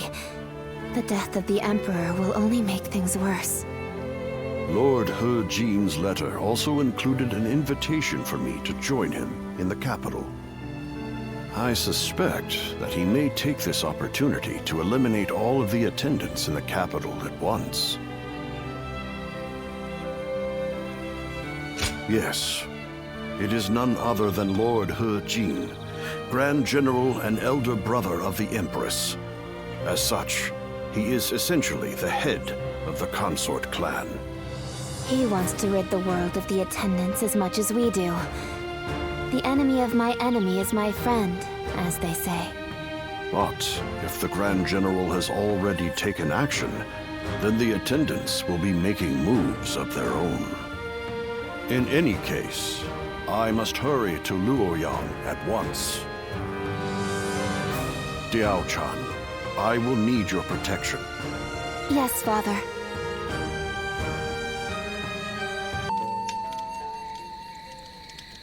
Lord Wang Yun, I am glad to see you in good health. I am here to welcome you on orders from the Grand General. I am very grateful.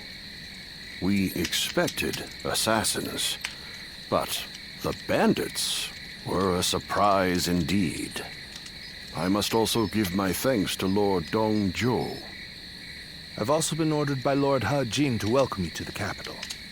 A banquet has been prepared to thank you for coming all this way. We insist that you rest in the city tonight. A dinner invitation from Grand General He Jin himself. I am sure it will be a grand feast. However, I think I'll pass on this occasion. Why is that? We came in such a hurry, all the way from Western Liang. I would not disgrace such a fine gathering by showing up as filthy as we are. Is that so? We've set up camp outside the capital. We'll rest our feet there.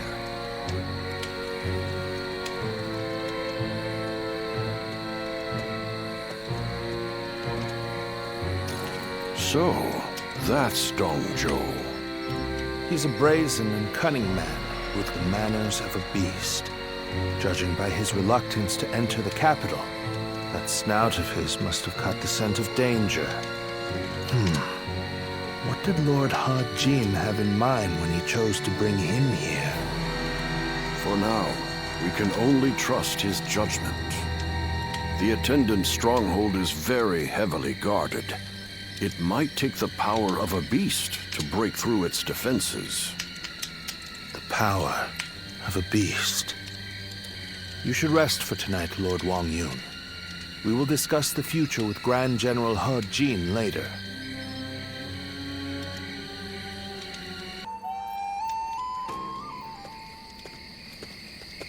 It's been too long, Zluan.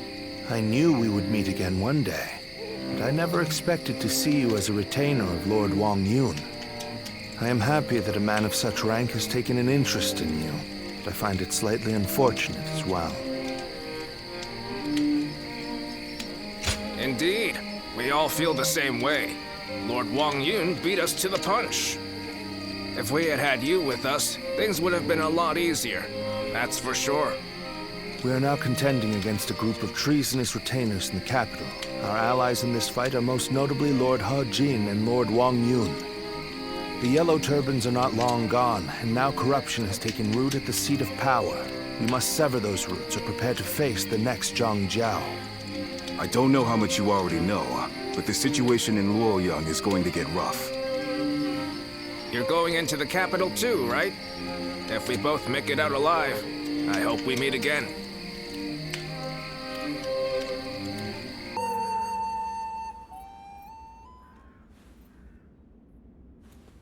It's getting hard to keep up with everything that's happened. At least for tonight, please get some rest. Or shall I keep you company until you go to sleep? After the Emperor passed away, a new one ascended the throne almost immediately. I've also heard that the Imperial Seal, which is traditionally passed down the Imperial family line, made it safely into the hands of the new Emperor. But it's probably the attendants in the palace that actually wield the power that the seal represents. The central group of eunuchs that pull the strings here in the capital are called the 10 Attendants. Lord He Jin has summoned the lords of the land to Luoyang to eliminate the 10 Attendants and restore order in the Imperial Court. But to me, all those gathered here in the capital look more like birds of prey than helping hands. I hope this isn't the spark that ignites another war. There isn't much about me that you don't already know. What I can say is that I am more than capable of defending myself. Please don't trouble yourself worrying about me. Rest well. Tomorrow, I will accompany my father to meet with Lord He Jin. The capital has descended into a dangerous den of vice. Keep your guard up, and be prepared for the worst. Thank you. It's good to know that you care. Good night, and sweet dreams.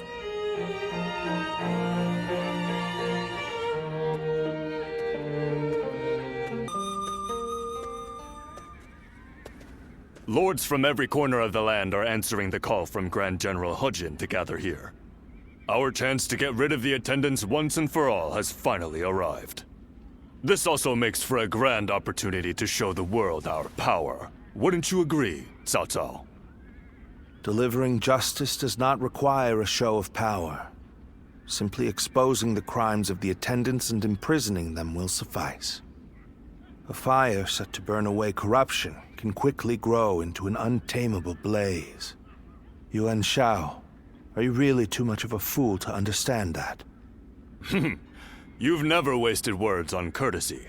I know that we are old friends, but could you at least show a modicum of respect for once? I'm telling you this because we are friends. Anyway, it matters not. Where is the Grand General? We are here to meet him, but he is nowhere to be seen.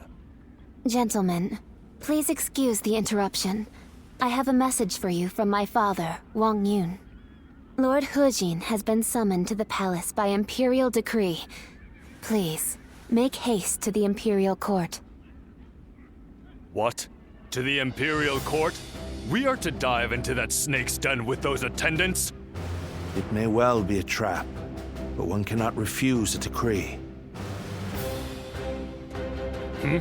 What's happening? Look, Lord Hujin is in trouble! He's being held captive by the attendants of the palace! No.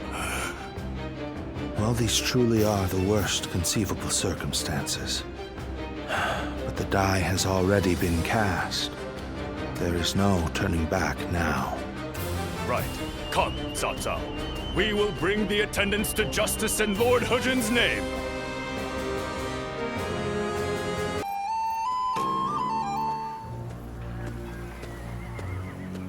Lord Dongzhuo, the carriage has been spotted on the main road. Just as I expected. Looks like we've caught something valuable this time. The Emperor is coming. We must welcome him in the proper fashion. Yes, sir. Let us begin. This will be a feast fit for royalty.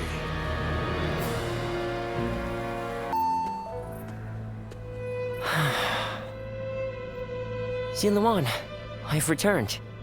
The number of wounded and sick grows each day. The majority of local doctors must have already fled.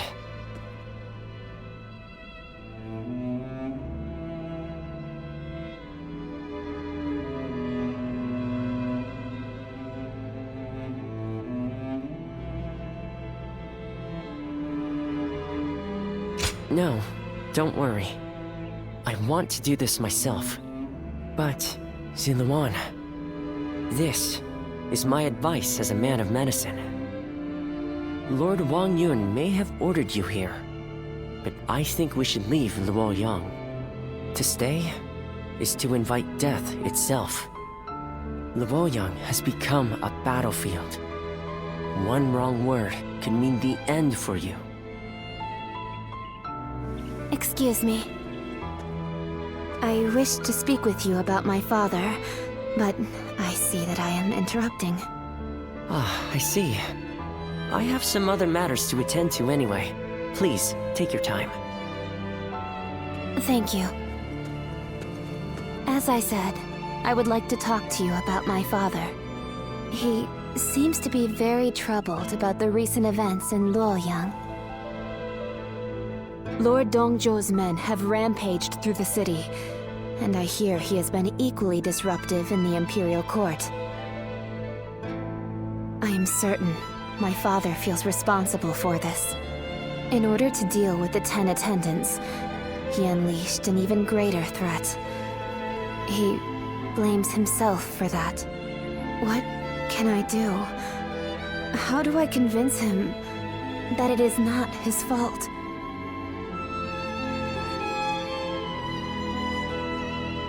You really are as kind as you are strong.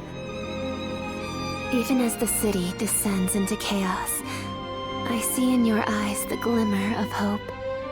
I didn't know it at the time, but I think I came here hoping to hear those exact words. I shall leave you be now.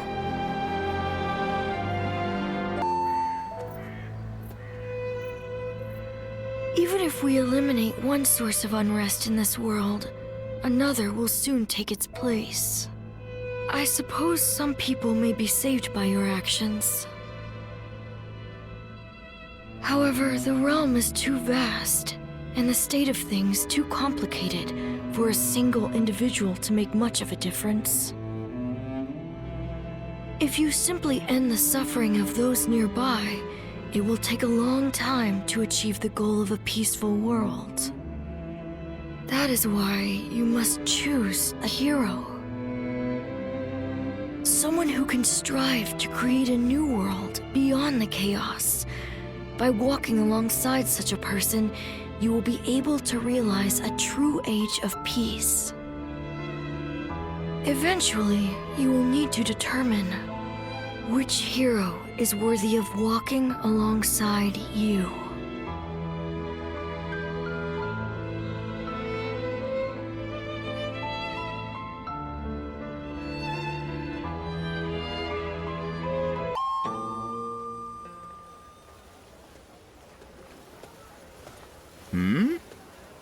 It's you. You were with the volunteers who took down Zhang Xiao. That was quite the battle. I never would have expected to see you here. My name is Jia Shu. We haven't actually spoken before, though I've wanted to make your acquaintance for quite some time now.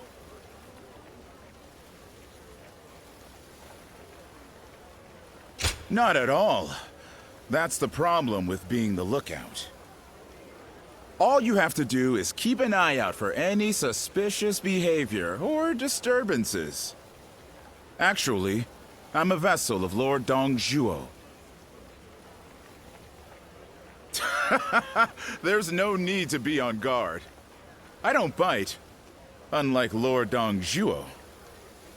Still, if you want to leave Luoyang with all your limbs attached, I'd keep my head down if I were you. Take it from a friend.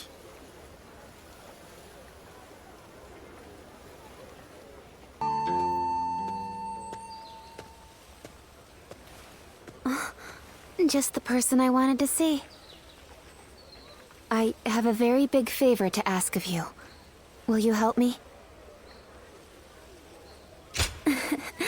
As glad as I am to hear that. Are you sure you don't want to know what it is first? I could ask you to give me your heart, or to perform any number of daunting tasks. What would you do then? The truth is, my father came to me and said that I should take a little walk around town. But I've never really just walked the streets before without a destination. So I have no idea where to go or what to do. It would mean so much to me if you could walk with me here in town. Just for today. I can't thank you enough. All right, let's get going, shall we?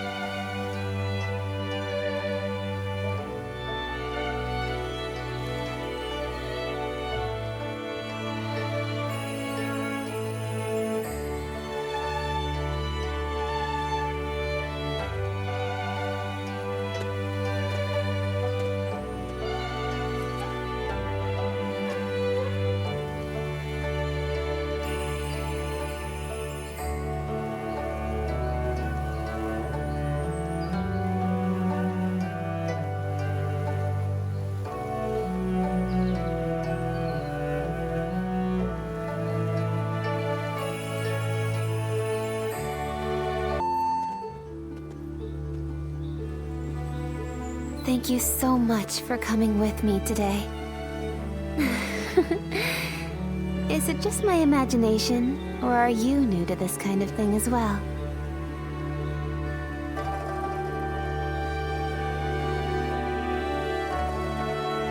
I had a feeling we were both a little lost out there. But I think that may have ended up being what made our time together so much fun. As long as I have this memory, I'll be able to go on fighting forever. No matter what hardship might come my way. I would like to be able to go for another walk with you sometime. I hope with all my heart that such a day will come.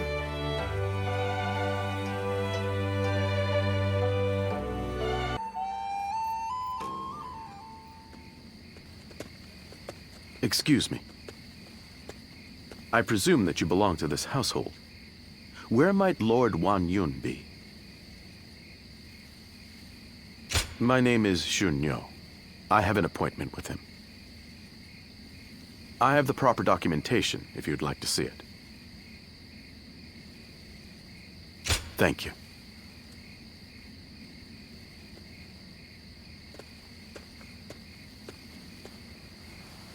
That sash.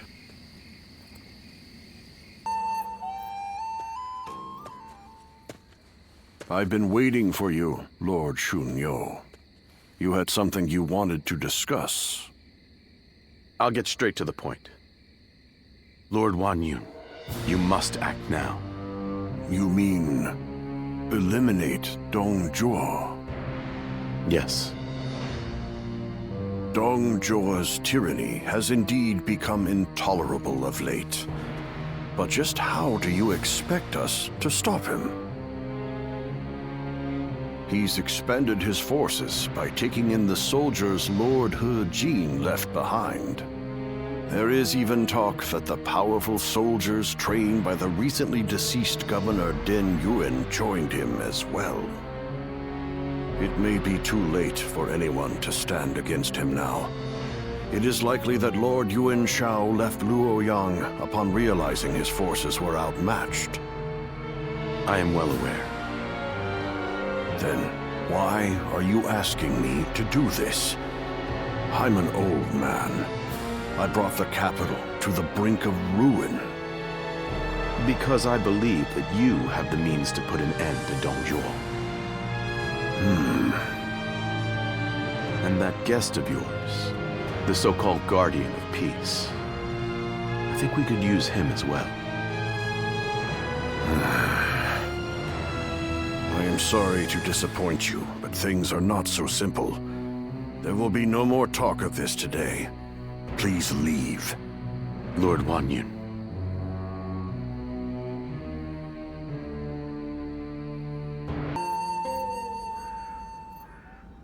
There is something important that we must discuss. As I have told you, before all of this, I originally served as a civil servant. As a governor, I worked tirelessly to fulfill my duties. For many years, I devoted myself to the Han. But that was only what was seen by the public. I was given another role to play. From the shadows. It was my duty to make use of spies, assassins, and the like, to root out rebel forces and political rivals.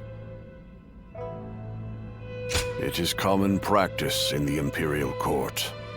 Lords and high officials are always in need of someone to do their dirty work for them. There are even villages hidden deep in the mountains and valleys, away from prying eyes, where they train these spies and assassins. I have also heard that there exists a secret order, revered among those who make their living under the cover of shadow. They are called the Guardians of Peace. It is said that each member wears a red sash fastened with the symbol of the sacred bird, the Luan, just as you do now. I wish I could, but I have never visited their village. All I can tell you is what I know of how they came to be. The Guardians of Peace are a group of assassins descended from a hero who is said to have fought alongside the founder of the Han, Emperor Gaozu. They are said to be divine warriors who are even capable of sorcery, sworn to work in the shadows to bring about peace. They take great pride in going unrecognized for their deeds, so they rarely appear in records, a fact that makes it hard to study their history. I've heard rumors that their village was destroyed during the uprisings that took place before the Yellow Turban Rebellion, but it is not certain. Ever since you helped us in Sili Province, I have suspected that you may be one of them. Diao Cheng begged me not to tell you, but keeping it from you any longer would be a betrayal of your trust. You have heard Diao Chen's story, yes? It was no accident that the village where she was raised caught fire. I burned it down myself, because they revolted against the Emperor. And it was I who took in that little girl without a home, and taught her the skills she would need to become a weapon. I will never be able to turn Dio-chan back into the girl she once was. But perhaps you could... No. Please forget I ever said any of this. It's nothing.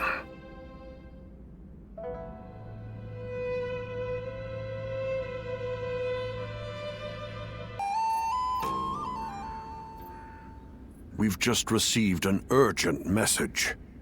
It seems Dong Zhuo has deposed His Majesty the Emperor and forced Prince Liu Xie of Chunliu to ascend the throne.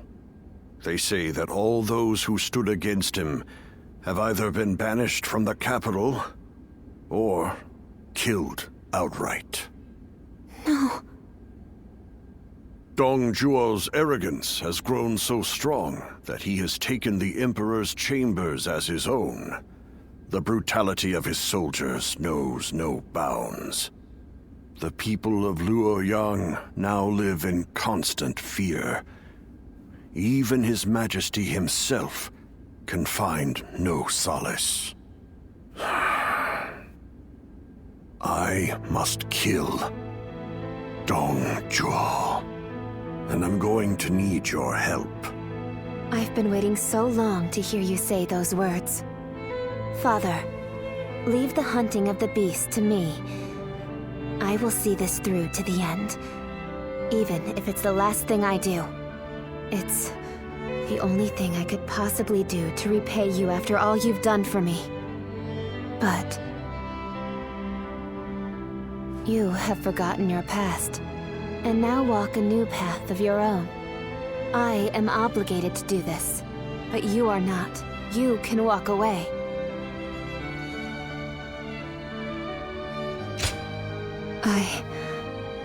I am sorry, but you're our only hope. Eliminate Dong Zhuo and bring peace to our world.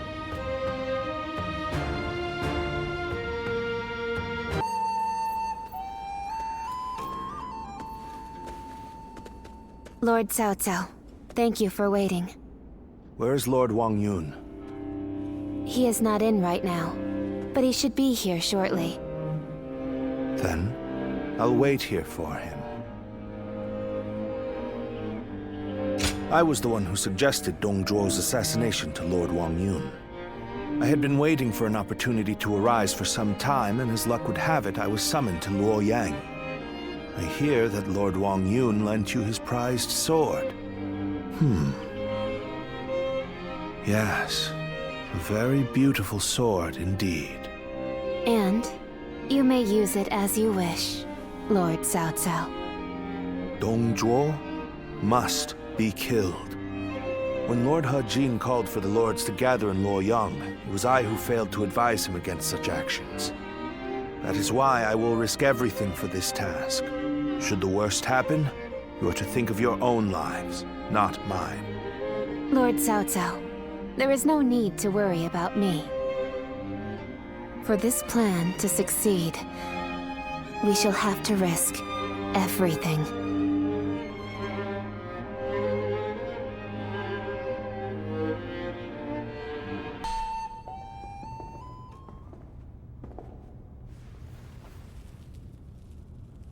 I, Cao Cao, come humbly before you. I have but one question. Are you loyal to the Han? Or to Dong Zhuo? You are very forthright.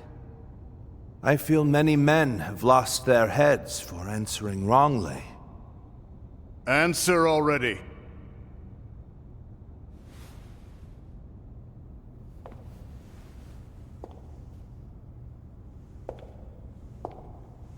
I shall make you an offer instead. Oh. And this is? Diao-Jun is my name. You understand me well, Cao Cao. I'm inclined to accept. Such devastating beauty. And it seems that's not your only weapon.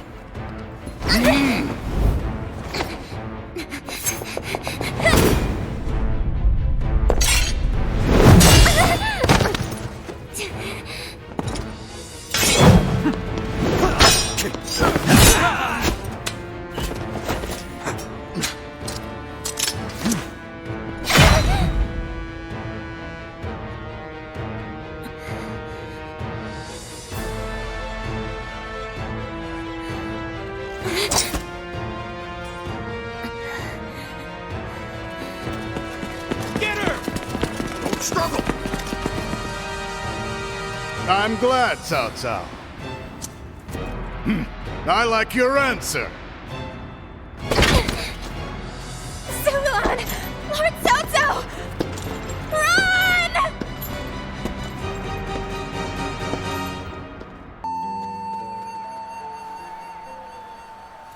It's no use. The town's full of soldiers. What should we do, my lord?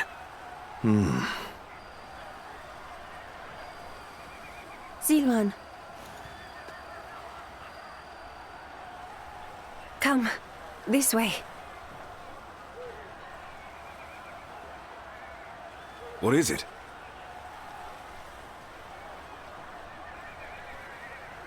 What?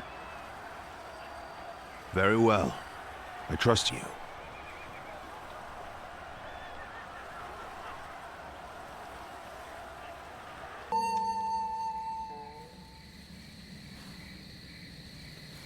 That should be the last of them. I'm glad I made it in time.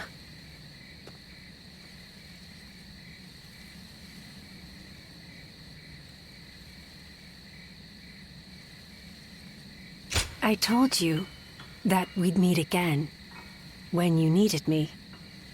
Well, that and Dongzhuo.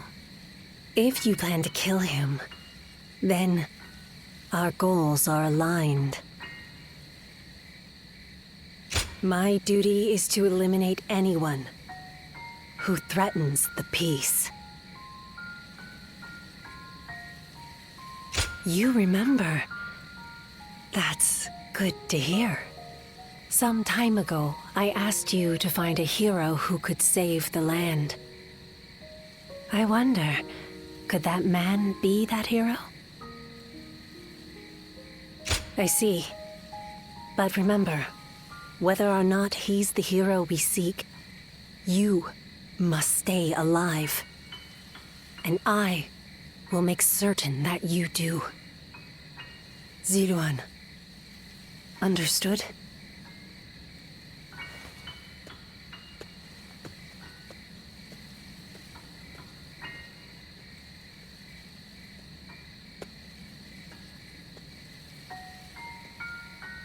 Things have finally settled down a bit.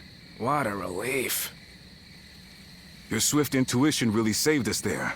Thank you.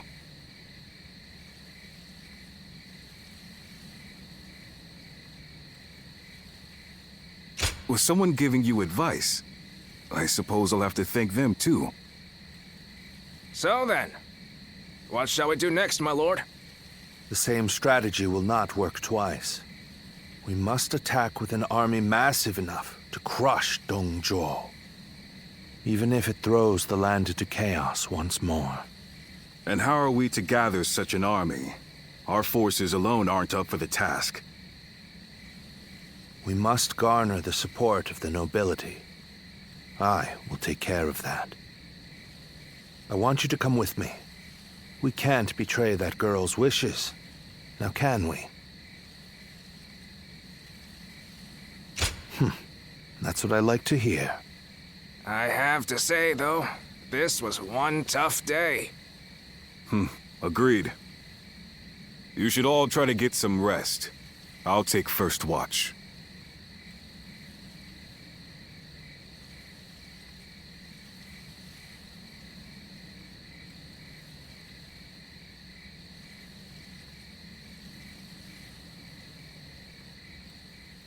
Run! Run! Go, Ziluan.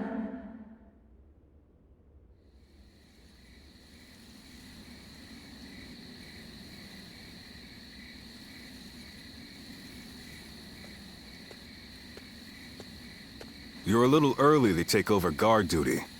What, you have a nightmare or something? You should go back to sleep. A tired body will earn you no valor.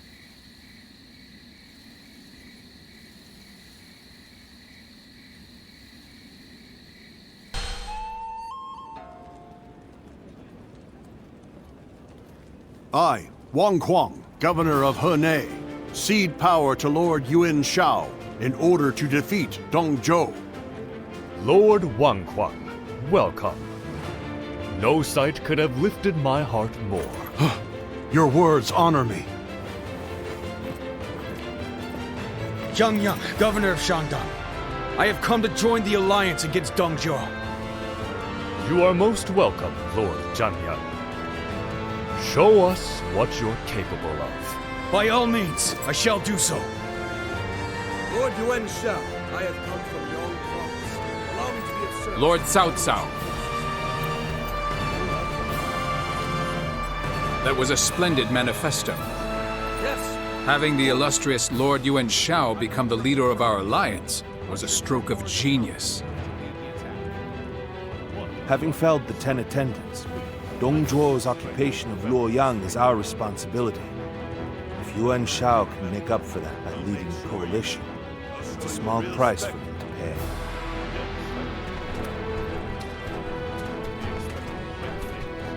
You can count on it. Lord Yuan Shao, I have no doubt I'll be a great asset to the coalition forces. Is that so? Your spirit alone finds support indeed. Dong Zhuo is all but done.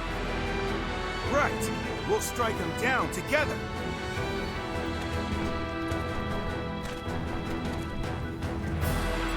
The die has been cast.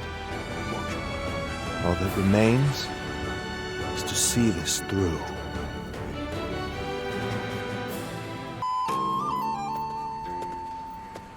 There's something I've been meaning to ask. That young lad carrying herbs around the camp, is he with you?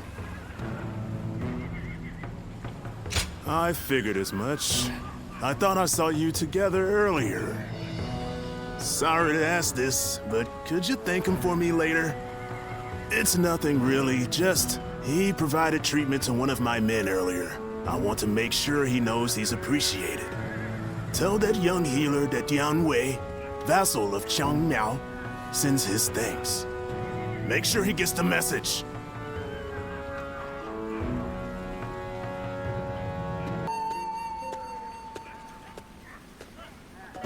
Let me take a moment to introduce you to these two.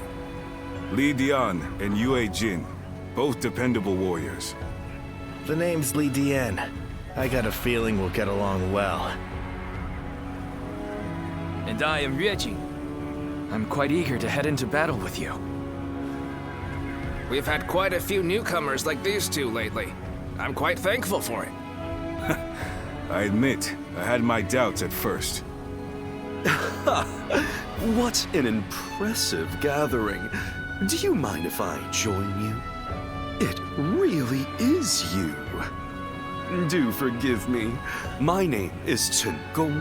I am but one of the many who answered Lord Cao Cao's call to arms. This man used to serve Dong Zhuo, but he helped me in secret during my escape. Oh, no thanks are necessary. After all, I did not change allegiance out of honor or the goodness of my heart. My wisdom would be better used under Lord Cao Cao than Dong Zhuo. It is as simple as that. These are just a handful of the volunteers who have arrived from all across the land. Speaking of which, I saw a few warriors I recognize from our time fighting the Yellow Turbans. You might even know a couple of them. There's still time before we must depart. Why not go and say hello?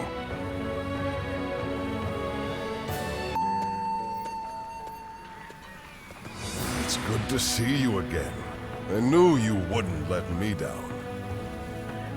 Come to meet everyone here, have you?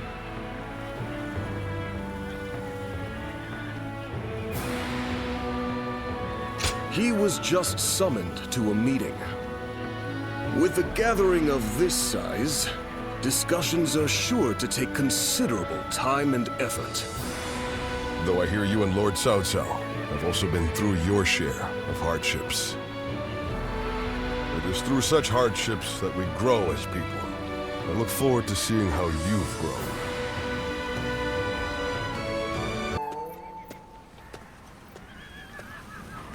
Long time no see.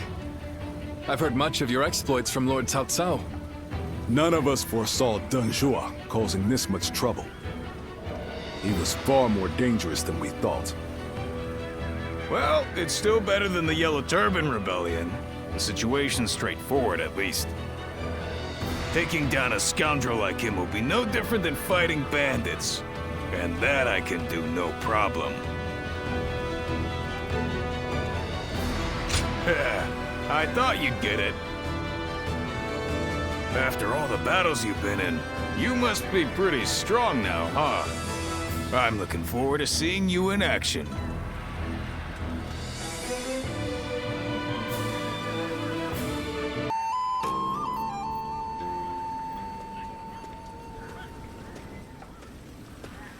I need to speak with you. Do you have a moment? Most of the troops in our coalition directly serve lords of their own. But now, we've gathered volunteers who do not belong to any particular leader. Those are the ones I wish to speak to you about.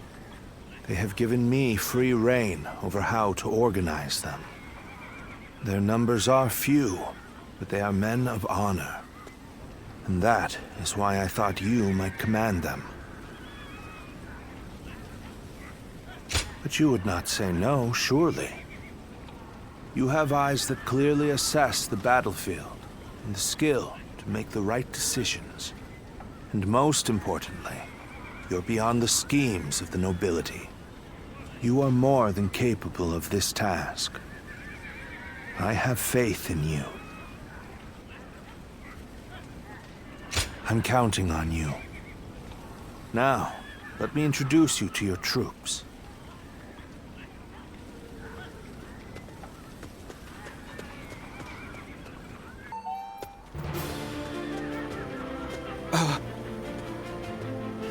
You must be our commander. I'm proud to be serving you. We're a varied bunch. Some of us are well-versed in the martial arts, while others just came from sowing the fields.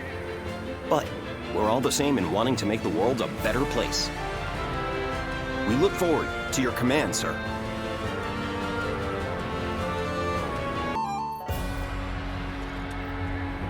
We finally made it through Se Shui Gate. It was a tough fight, but you all fought bravely. Thank you, my lord. I have learned much through this ordeal. I had a bad feeling before the fighting started, but we turned it around in the end. I've been meaning to ask.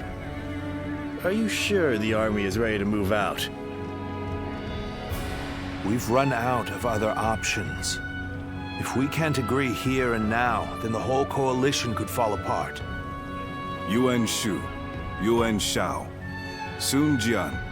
There are embers smoldering in many camps tonight. They're all so wary of one another, they can't help but get in each other's way. And we're guilty of it too.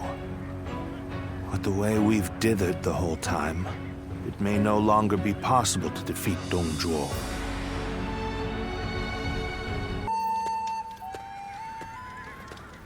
Don't you think Yuan Shu crossed a line back there? Lord Sun Jian has every right to be furious with him. He has brought shame upon the House of Yuan with such conduct.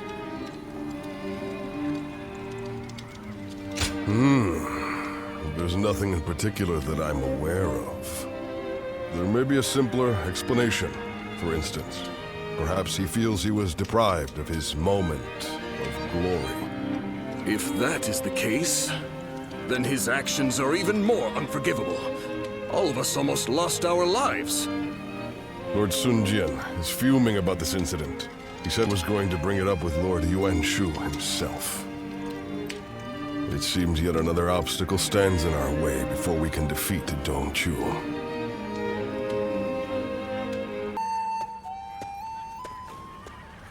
Lord Yuan Shu. What were you thinking? What do you mean? Oh, you mean my actions in the battle? We had the important task of defending the stronghold. There wasn't time to think about those who rushed brashly out to the front line. Rushed out? We may have pushed the vanguard, but we didn't plan to go that far from the stronghold. Is that so? Then I must have been mistaken. Lord Yuan Shu, let me be very clear. I apologize if you think I overstepped my mark. However, I will not forgive you for putting my men in danger for the sake of your pride. For my pride, you say? You think I would be jealous of a petty magistrate like yourself? Well, here is some advice for you, Sun Jin. It is better to back down gracefully than bark incessantly. If you want to live, that is.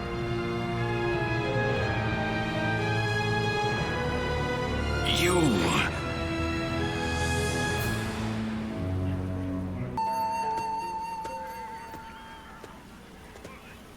Not bad. Not bad at all. Yes, that was quite the mark you made. Guan Yu and Zhang Fei, you two as well. Although, I am a little concerned about the coalition forces. They seem to have trouble with cohesion. Well, you may remember Lord Sun Jian and Yuan Shu arguing during the battle.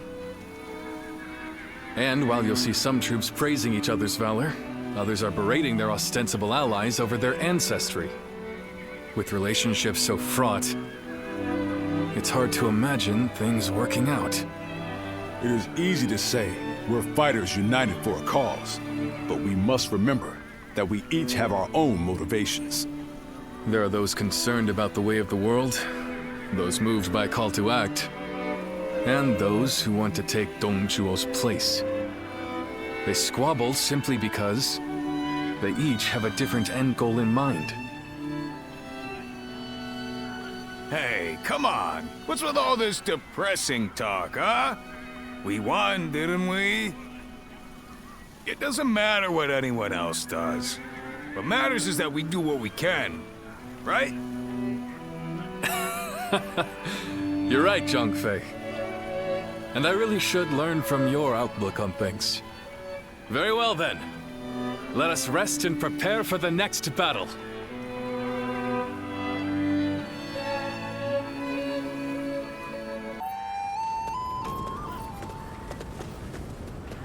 Cao Cao, you're here. The Emperor has already been moved to Chang'an. It seems that dog Dong Zhuo always intended to abandon Luoyang. Then we must pursue them at once. We may never get a chance like this again. No, we will stay in Luoyang. The lords need calming, and the city must be rebuilt. You fool, Yuan Shao. Have you forgotten that our top priority is the death of Dong Zhuo? You are as cold-hearted as always. Do you not see the city in ruins? People don't even know where their next meal will come from. The coalition forces are still exhausted after the battle at Hulao Gate. They've not the strength to continue fighting. Enough pretentious talk. What are you after, Yuan Shao? Isn't that obvious? The Yellow Turbans and Dong Zhuo have driven the world further into chaos. A worthy individual must step up and fix it. To restore the capital and the entire land. And you believe you are the man for that task? Yes. History will prove that I am right.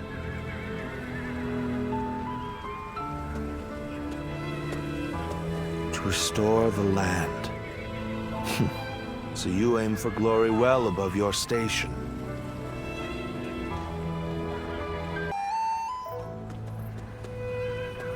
To have set fire to Luoyang. The lives of the citizens mean absolutely nothing to that foul man. No soul should have to face the loss of their family or home in such a way. We should prepare to enter Luoyang. There may still be people who need help. Even if no one else goes to their aid, we must do what we can.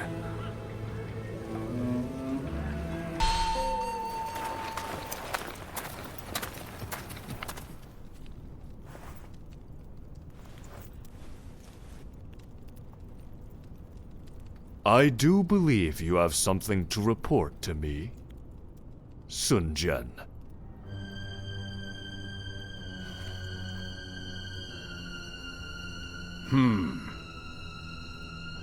Nothing comes to mind.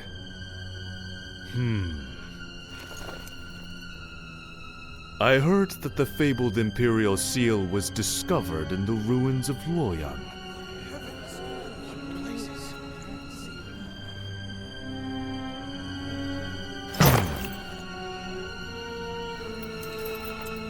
Such regalia should be relinquished into the safekeeping of myself, the leader of our alliance, should it not?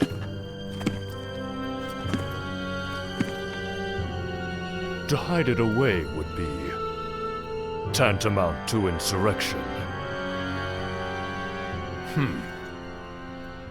Were I to hide away the Imperial Seal from my own ends, the heavens would surely punish me.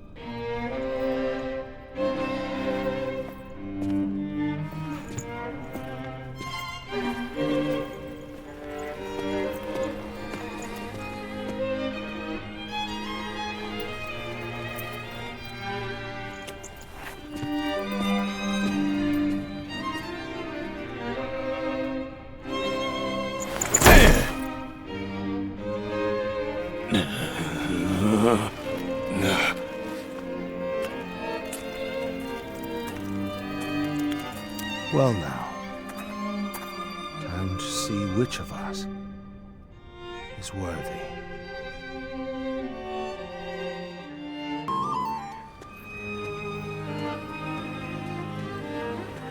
We have decided to leave the coalition. Though I have my regrets about not defeating Dongzhuo, we leave for Changsha as of today. Farewell, my friend.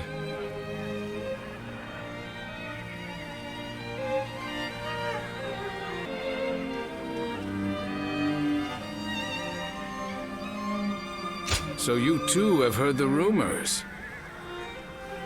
Do you wish to know the truth?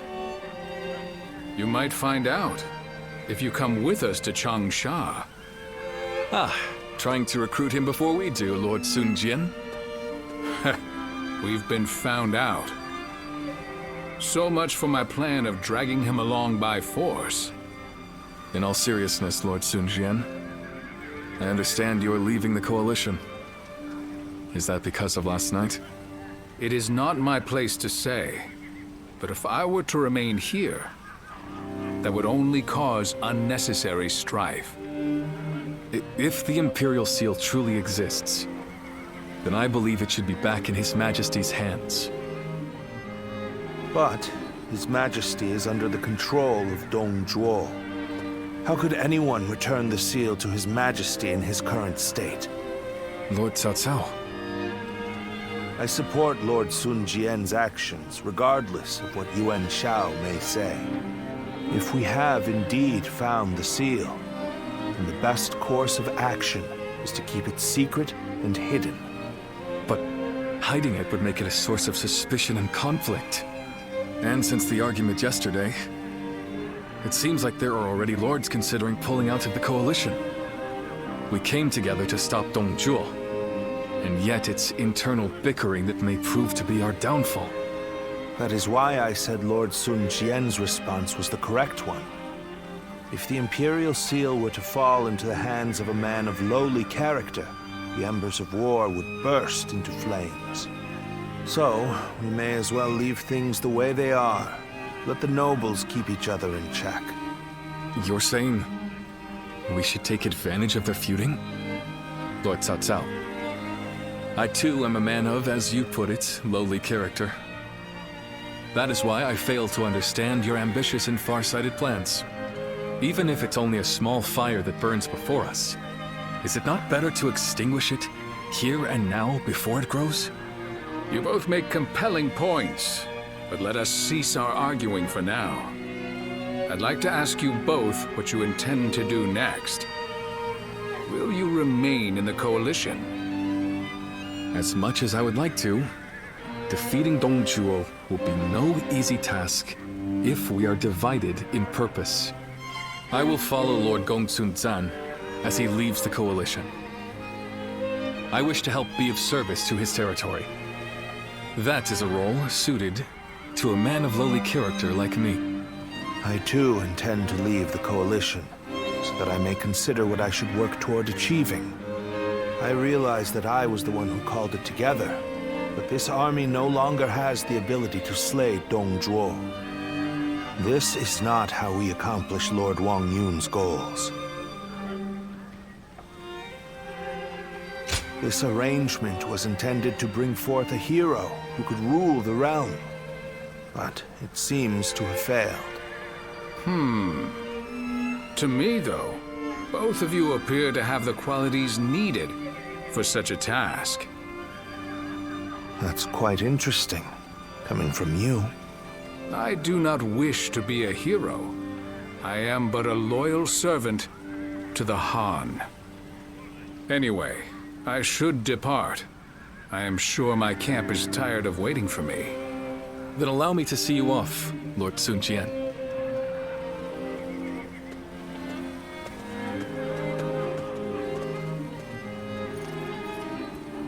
The ways of the beast are not fit for men. Yet they have not the will to provoke change. 3 sprouts have budded, guardian of peace. Now you shall see how they grow.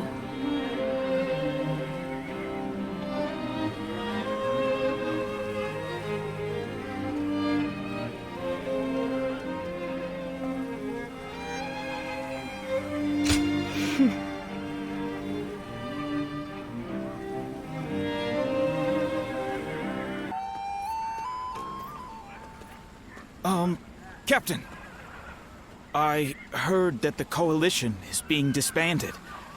What are we supposed to do now? I know this might be too much to ask, sir, but may we continue serving under your command?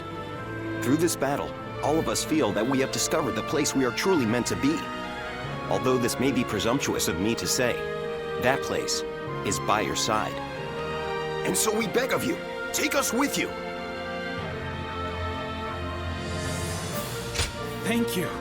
Thank you so much. We won't let you down. We appreciate it, Captain.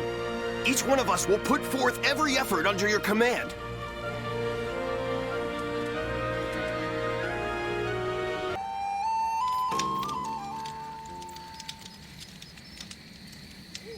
I have been looking for you.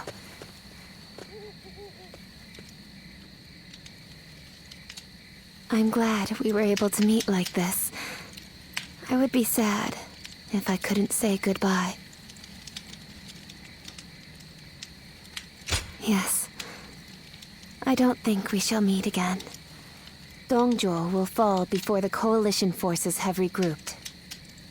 I have made sure of that.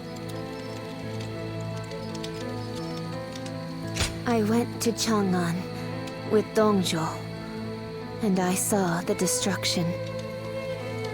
That is when I knew. To kill a beast that has bested all men, I need to unleash an even bigger beast. I will use myself as bait to pit Luibu against Dongzhuo. No matter what happens, I cannot allow this strategy to fail. But still, I am not afraid. Do you remember what I said? I am strong, as long as I remember our time together. Farewell. Continue on your own path. For me,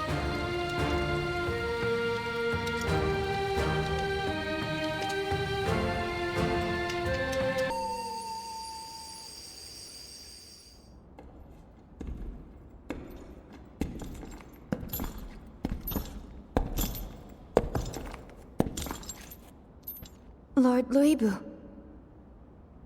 I'll make your dream a reality.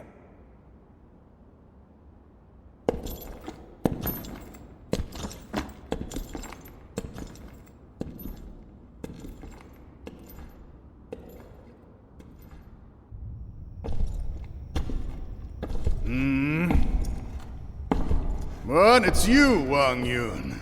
I don't remember summoning the likes of you.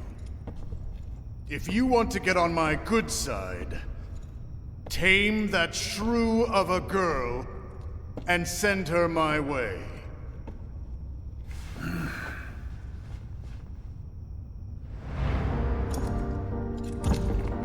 What do you think you're...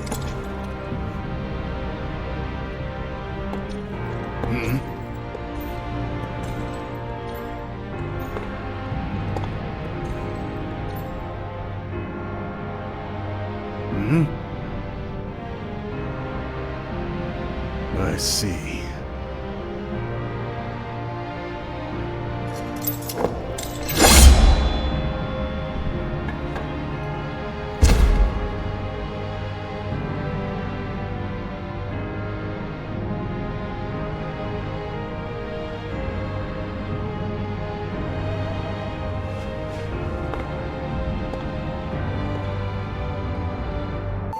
The coalition against Dongzhuo collapsed. Although they gathered because of a shared objective, their individual aims began to take precedence. Some wished to dominate others, and some to defend their domains. Others struggled to simply keep their bearings amid the tumult. The actions of Jiang Zhao and Dongzhuo had undoubtedly led to a great upheaval, and now, the long-enduring stability under the Han Dynasty was about to fracture into thousands of pieces. Chapter 3. Rival warlords clash over territory. Cao Cao shelters the Emperor. Oh, my esteemed guests! It has been ages since you last graced us with your presence. I'd heard there was a dreadfully large battle over at the capital, and assumed you hadn't made it out alive. Is that any way to speak to a guest? Oh, heavens me, do excuse my manners. I'm of course always happy to see you return here in one piece. The long journey must have exhausted you, so please, rest for the day. And if there's anything you need, please feel free to ask. Well, I have seen a great many bulletins lately. Lords from somewhere or other looking for soldiers and such. I don't know much about it, but I think it must have something to do with that great battle at the capital and whatnot.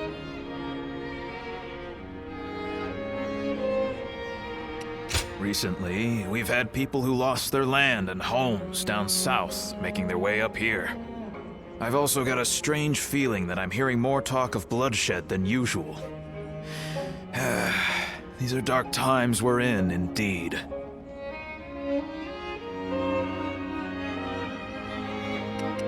Yes, I do, as a matter of fact. I'll bring them over to your room later. It seems odd that you would keep the letters. If you thought we wouldn't be coming back, but... oh, forget it.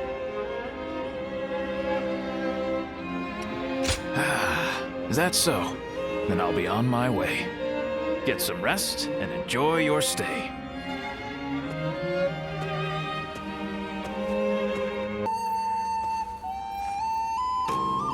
This is a world of greatness and strife. Heroes once bound by friendship are set against each other by fate. You must find your own ambition. Discover a way through the chaos. The choice is yours and yours alone. Only your will can guide you.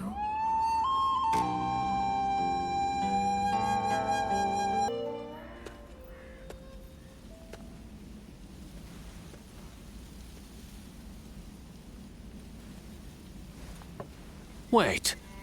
Those clothes. Those eyes. Huh. Is that your name? Ah, good. then what Master Shui Jing has told me is true. I am Pang Tong, apprentice to Master Shui Jing. Master has suddenly left the retreat in my care. I was just in the middle of agonizing over what to do while he is away.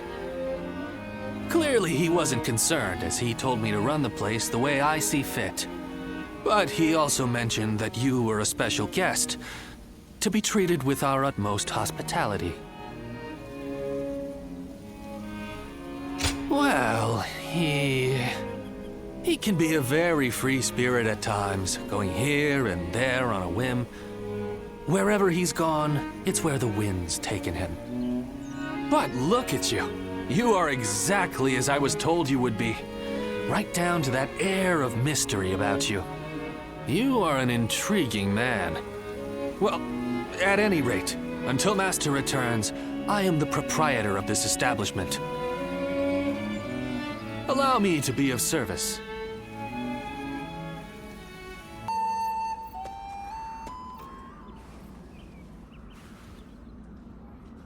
Is there something on your mind, Ziluan? I haven't seen you since the incident with Dongzhuo. I'm glad you're doing well. Have you found the hero, then? Someone who can bring us all peace. I see. Among the likes of Cao Cao, Sun Jian, and Liu Bei, is there anyone worthy of being called a true hero? In time, they are certain to clash with one another. When that happens, with whom will you side?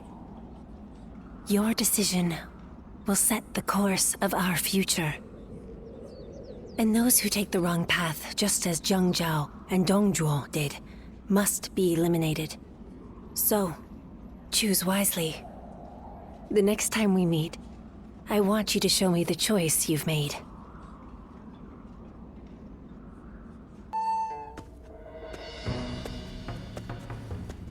Stop right there. We don't let just anyone through to see Lord Cao Cao, you know?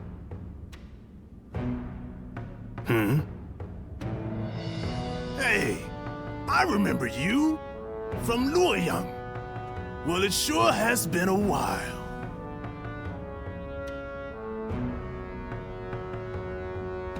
So, I had a bit of a falling out with Lord Xiang Miao. And when I didn't have a place to go, Xiahou Dun was kind enough to bring me here. Now, I'm even guarding our lord. A pretty big step up, wouldn't you say? Dian Wei, let him through already. He's Cao Cao's guest. Oh, is that right? Well, if our lord called for you, then I ought not get in your way. Now, come on in.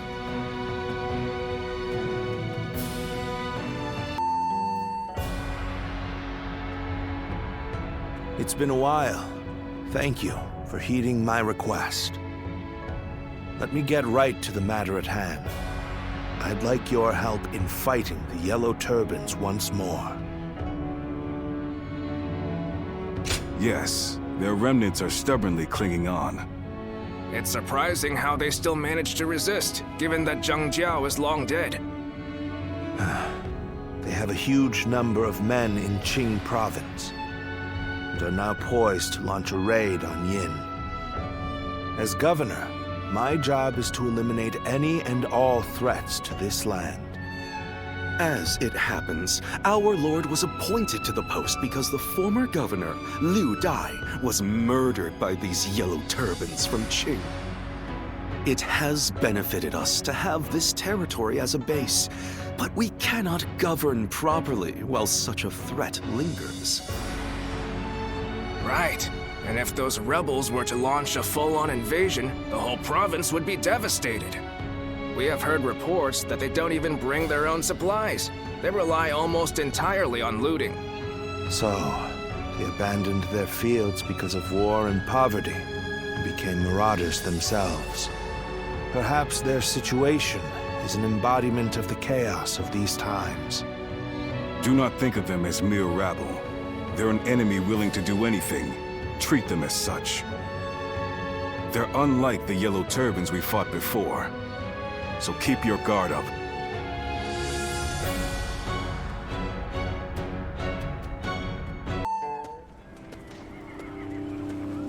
What will you do with us, Cao Cao? Do not be hasty for answers. Before I decide your fate, I ask you this. Why, and for what cause, did you take up arms?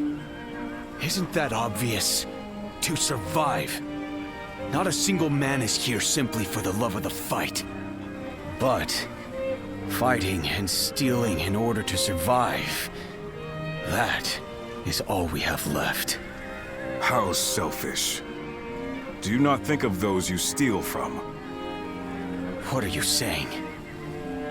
Don't tell me you've forgotten. It was you government officials who stole from us in the first place. In times of strife like these, one cannot survive without taking from others. I suppose you have realized that as well. I have one more question for you, Yellow Turbans. Do you want to live? What if we do? Are you planning to pardon us? No. But we shan't kill you either. We have use for you in the new society we are trying to build. A new society? One in which we create, protect, and share, rather than live in this endless cycle of stealing. If you would like to see such a society, then join us. We will give you all something to live for. You have my word, as the one who defeated your leader, Zhang Jiao.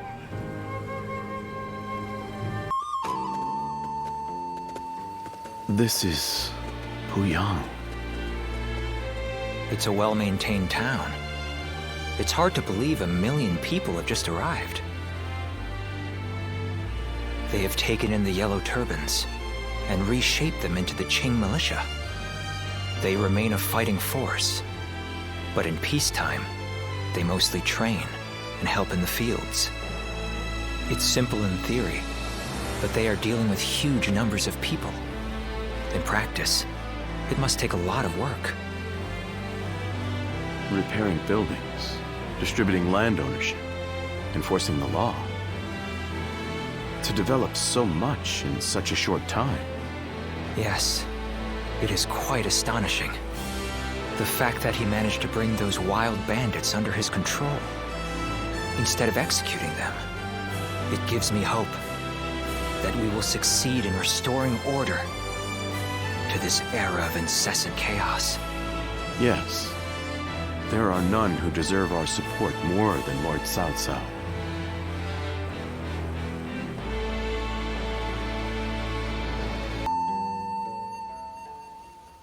The evil of Dongzhou had to be eliminated. But there was nothing I could do alone. Of course, I also spoke with Lord Wang Yun. But I lacked allies, and could not spur him into action. Interesting. How talkative he is all of a sudden. I think perhaps Lord Shunyo has had too much to drink. Ah, so that's what's loosened his lips. But perhaps it's not such a bad thing. This is a chance for those serving Lord Cao Cao to get to know each other. Besides, it can be fun to watch such a taciturn man loosen up for once. Only you could look so kindly on a drunken Lord Shunyo. And that was when, despite all my efforts, we were captured by Dongzhou's troops. I have never felt such shame. For a moment there, I was ready to die. But in the chaos after Dongzhou's death, I managed to escape. Oh, I remember you from Lord Wang Yun's. Huh. At once I feel sober. I hadn't expected to meet an acquaintance here. Oh, the two of you have met? I am Shunyu, a relative of Lord Shunyo. It is a pleasure to make your acquaintance. I am Guojia. I only just met these two at the governor's castle. If you're here in Puyang, Does that mean you've entered Lord Cao Cao's service? Oh, my apologies. I assumed that you were like us. We are all drawn to Puyang because of Lord Cao Cao's reputation. I hope we get the chance to fight side by side.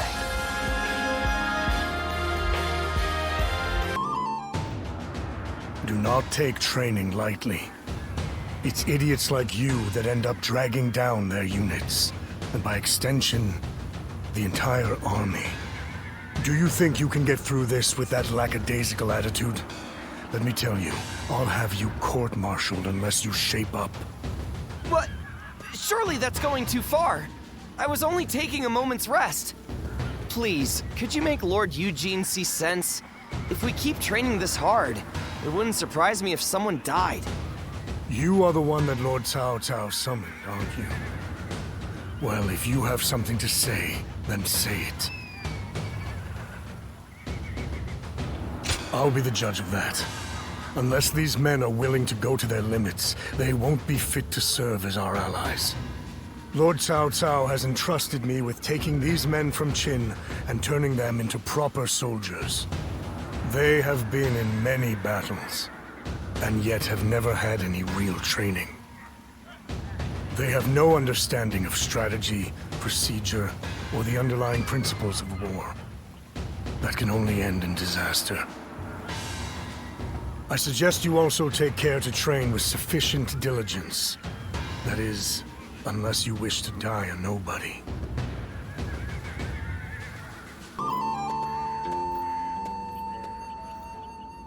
Good to see you, Zitluan. I just made it back from a journey myself. Yes, you could say that. The world truly is a dangerous place these days. There is no end to the wounded. I'll take the work, but I can't say I like to see people hurt. You know things are good if the doctors have time to grow bored. The Yellow Turban Rebellion was the needle that popped the boil. All of that pus is just oozing out across the land. Zhang Zhao wanted to change the world, and he may have succeeded in a way. Well then, let's get back to work now, shall we?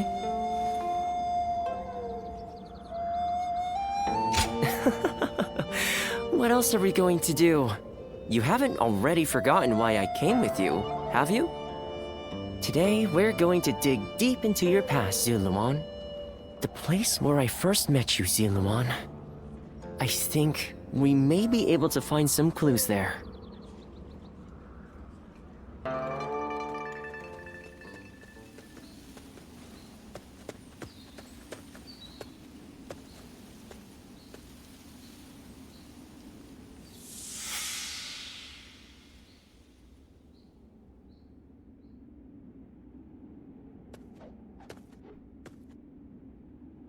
You've gotten stronger, Zitluan. Strong enough to be out there as a guardian. But can you parry this?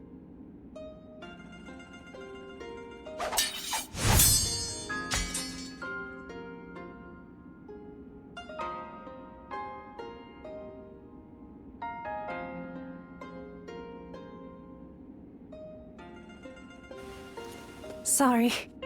I guess it was a little too early for that.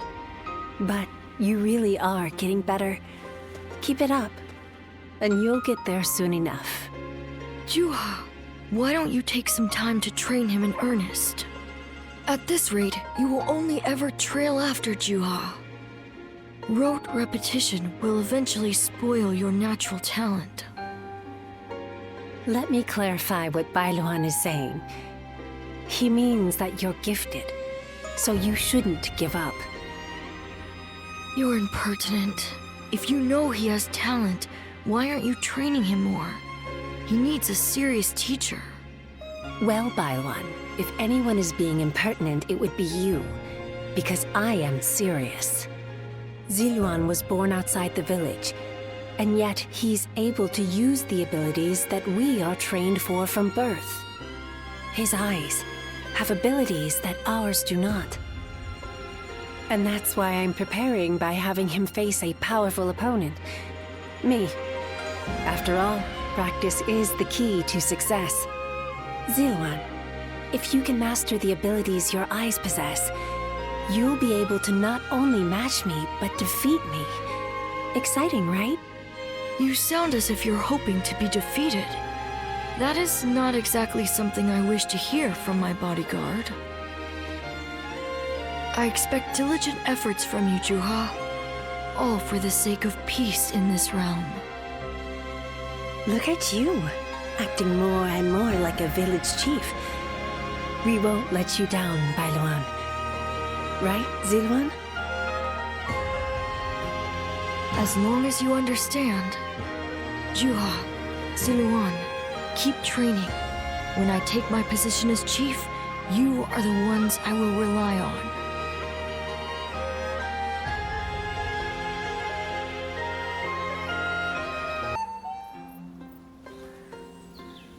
Zilwan?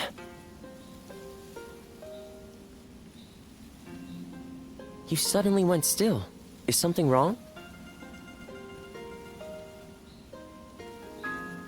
Judging by your state, I'd say you've had some sort of vision. I suppose we now know that this village is of some special significance to your past. And on top of that, the air here is filled with the scent of a very distinct herb.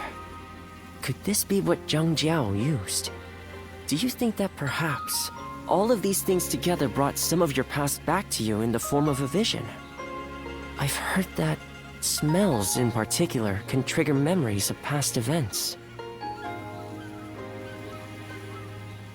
Do you remember the incense Zhang Jiao used to induce visions? I think what we are smelling here is the herb he used to make it. It's possible that you may have used this very same herb at some point in your past. Perhaps we could make some incense that has the exact same scent as what the Guardians of Peace used. Or we could... that's enough for today. We could come back from time to time to see if we can discover more of your past. Your experiences in battle, the people you meet along the way. These kinds of things may also yield some clues.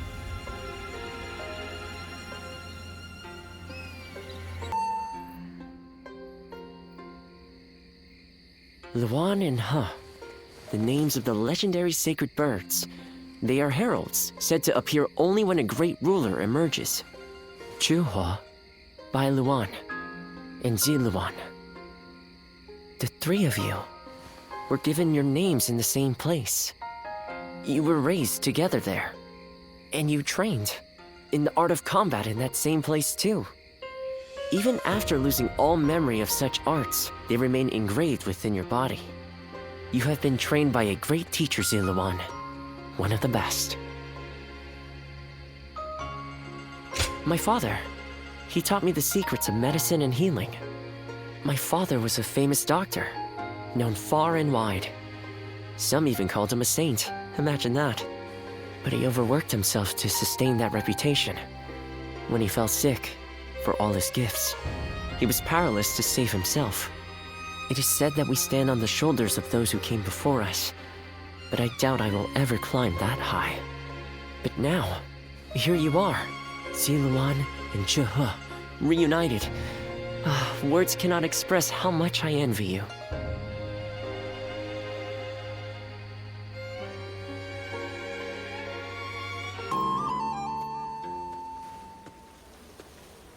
Ah, good to see you. What do you make of Puyang? Yes, I quite agree with you. The Qing militia is tending to the fields and defending them, and the vibrancy in town is drawing in even more people. To have not only envisioned, but also realized something like this, Lord Cao Cao has proven he is no ordinary man. Anyway, it seems that Lord Cao Cao has now grasped what underlies the current turmoil, following our confrontation with the Qing Yellow Turbans. He seems able to solve whatever problem he is faced with, progressing forward, step by step. But no one else is able to walk that path ahead of him. All they can do is follow behind and try to keep up.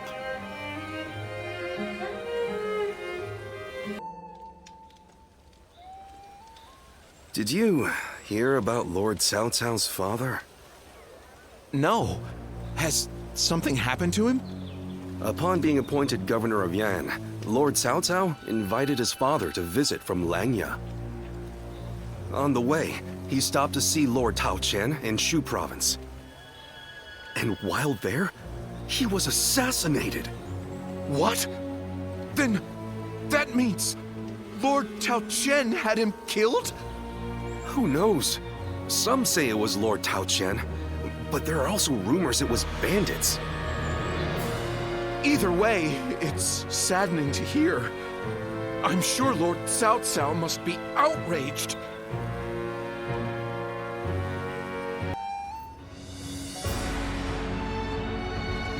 We will destroy Tao Qian. Ah, we're going to war to avenge your father?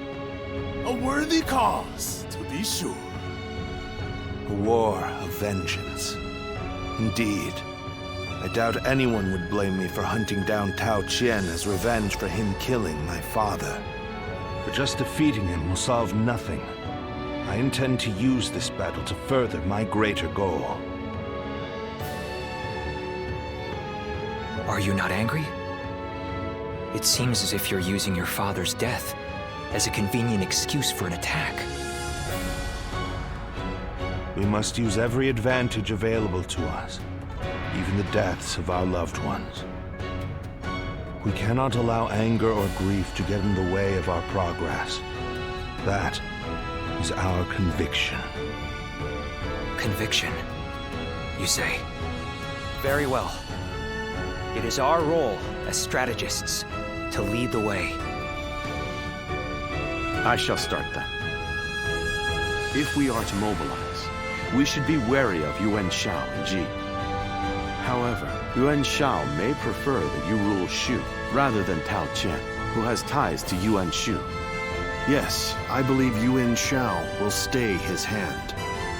He and Yuan Shu have long been bitter rivals. It would make strategic sense. Lord Cao Cao, may I ask you something? Speak. If we win this battle, we will be in a strong position. A position strong enough to seek to conquer the entire realm. I take it you are prepared to do so? I am. I do not know if this is the right path. Only history will tell. That is why I have gathered the wisest and bravest in the land. If we still lose, even with all of that, we will know that I was wrong. Only you would think that way, Cao Cao. Well, it feels great to have a clear objective. I need all of you to be prepared. We are about to embark on the path of conquest.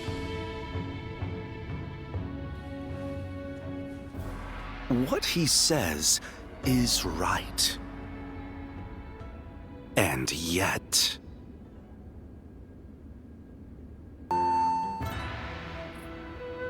Lord Liu Bei, I am deeply grateful for your help. I need to thank you properly. There is no need for that. Anyway, please tell me. What is this urgent matter? I am hesitant to ask, but the fact is, I need you to lend me your strength again. My strength? Yes. Tao Qian, governor of Shu province, is in peril. Would you go to his aid? Lord Tao Qian? Has something happened in Shu? Were you aware that Cao Cao has become governor of Yan province? Yes, I had heard. Upon receiving his appointment, he invited his father, Lord Cao Song, to his province. On the way, Lord Cao Song stopped at Lord Tao Qian's residence And there, he died under suspicious circumstances. No.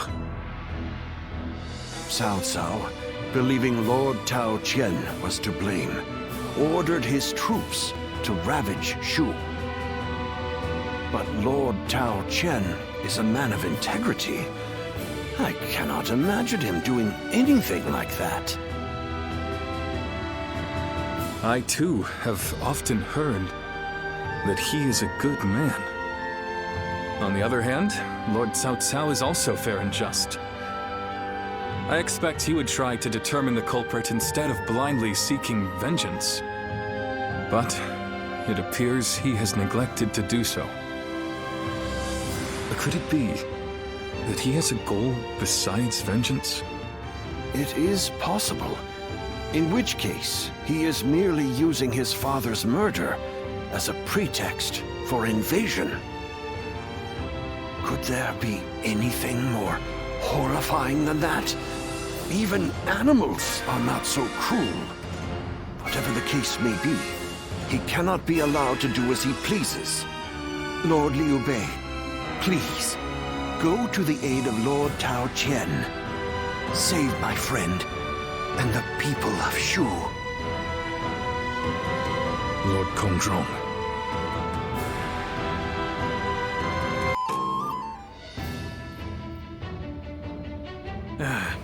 So, you accepted his request, then? Oy, there is never a dull moment with you, brother. Still, why would Lord Cao Cao take such a drastic step? I don't know. What I do know is that Lord Cao Cao scares me. I can't shake the feeling that if we're not careful, we may become his next target. Perhaps there is some noble purpose behind this brutal invasion.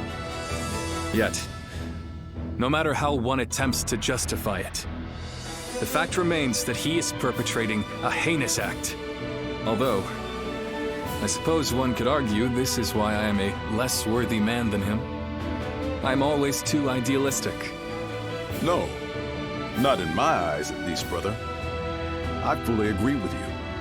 Following the most righteous path does not always lead to virtue. There are times when virtue comes from following the path of the greater good. Kuan Yu. Well, I'm no philosopher, but one thing I do know, I won't stand for such brutality. From Cao Cao or anyone else. You can only follow your own heart. Whatever path you choose, we, your sworn brothers, will do our best to pave the way.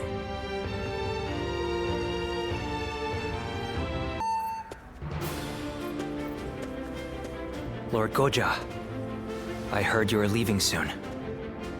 I pray that you have a safe journey.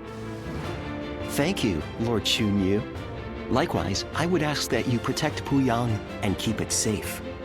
I'm quite sure you don't need me to tell you this, but it would be a disaster if Puyang were to fall while we are moving into Shu.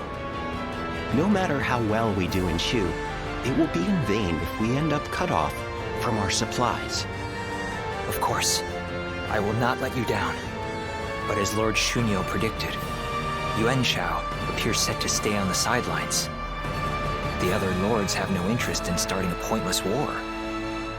If there is to be trouble, it will come when we least expect it. Like a tempest or earthquake. Indeed, and there is little we can do about that. Whatever happens, it is vital that Puyang be held. I will make sure Lord Cao Cao knows that.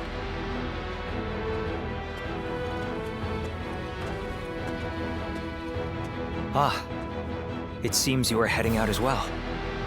May fortune be with you. Remember that Lord Cao Cao's very future depends on this battle.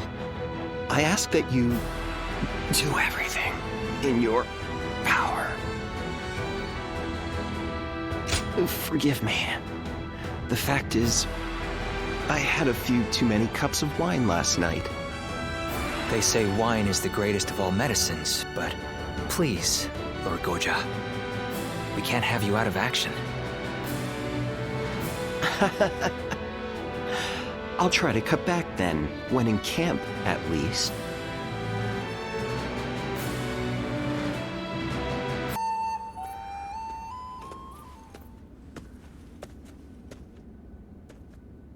Oh, well, look who it is. My apologies. It seems even I can become so lost in thought that I become blind to the world around me. This might seem a strange thing to ask, but would you say that you have purpose in life? Well, that is simply marvelous, but I think I'll forego inquiring further. Everyone, no matter who they are, lives for their own unique purpose, and that, of course, includes myself. My purpose in life is to use my abilities to their full potential on the battlefield. The great Sun Tzu of Qi once said that every battle is won before it's ever fought. But I find that way of thinking to be a bit boring. Snatching victory from the jaws of seemingly certain defeat is the strategist's one true joy. And to that point, this battle is going to be so... Oh, there I go again. Forget I ever said anything. I can think of far less accommodating problems than being bored by victory. I will remain in Puyang with Lord Xunyu and the others. I wish you all the best of luck in the coming battle.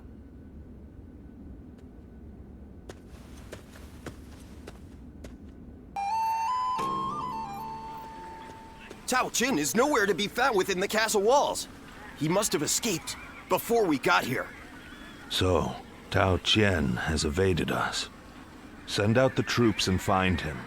We will be in serious trouble if he manages to get help from the other lords. Reporting, sir! What now? Louis Bu is attacking Puyang!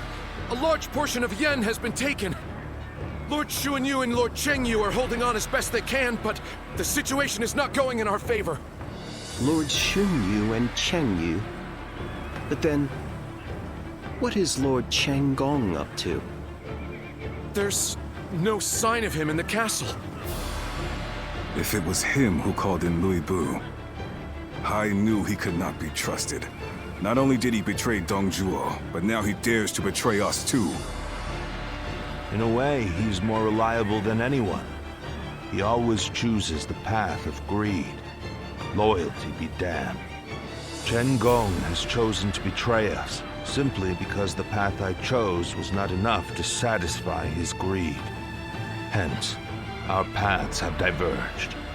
My lord, as I suggested before, we should withdraw from this point and turn back to recapture Puyang. If we lose our base in Yan, whatever victories we achieve in Shu will be hollow ones.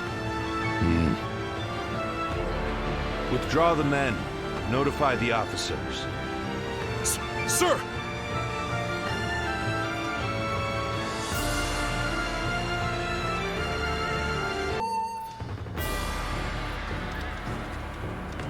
Louis Bu's reckless bravery is as unstoppable as a tempest. There's nothing anyone can do in the face of it. No way to predict which way it will blow next. But still, Chenggong alone was able to harness that tempest and use it to carry out his plans. It's a real pity that he turned to the other side. I wonder why he did it. Why did he betray Lord Cao Cao? He certainly seemed to have something on his mind in recent weeks, now that I think back on it. But Lord Cao Cao treated him as well as any of us. I can scarcely imagine he had cause for complaint in that respect, at least. But I've been thinking, and I have another theory. He may have been afraid of being overshadowed by Lord Cao Cao, of his own talent going unnoticed. If that is the cause, then I have to say, I respect his choice. This battle will be the ultimate test of his talent, and if he loses, his life will be forfeit. You have to admire his audacity, if nothing else. It would be disrespectful not to fight back with all our strength.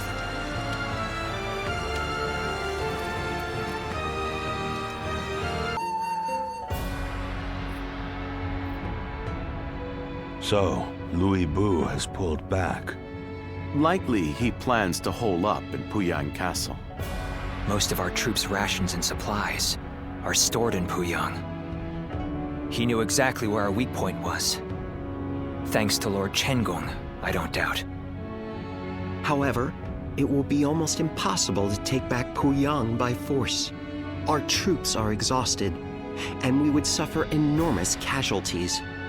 Not to mention Liu Bei's army is in Shu. If he moved against us while we were besieging the castle, we could be crushed between him and the walls. Which means we must hurry to secure provisions for our troops. And then, regroup. Secure provisions indeed. But from where? If we can't take them, we'll have to make our own. After all, Yen isn't the only place where food grows. Aha! Gathering food ourselves to make provisions. I have an idea. I'm listening. We have reports that Yellow Turban remnants are plundering Yu Province. Local officials are doing little to stop them.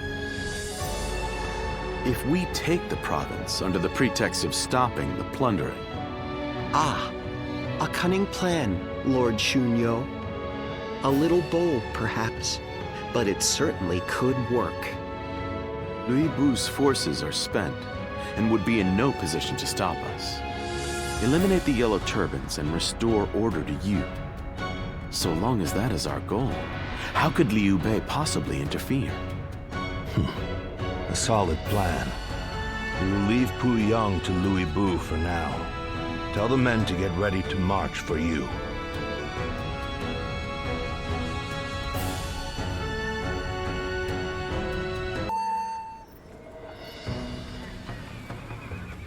Oh, Eli. That was a splendid performance. Dun said you were a true warrior, and he wasn't wrong. Lord Xiahou Yuan, you're too kind. Fact is, it was all thanks to you and his lordship. After I found myself driven away without a lord to serve, you took me under your wing. If the heavens haven't seen fit to bring me to you, I'd be nothing special at all. And that's the truth. You saved me from disgrace, and I swear I will pay you back with my life. Easy now. No need to recklessly throw your life away. You're going to be protecting Cao Cao for a good many years yet. So keep up the good work, and don't let our lordship down. You can count on me.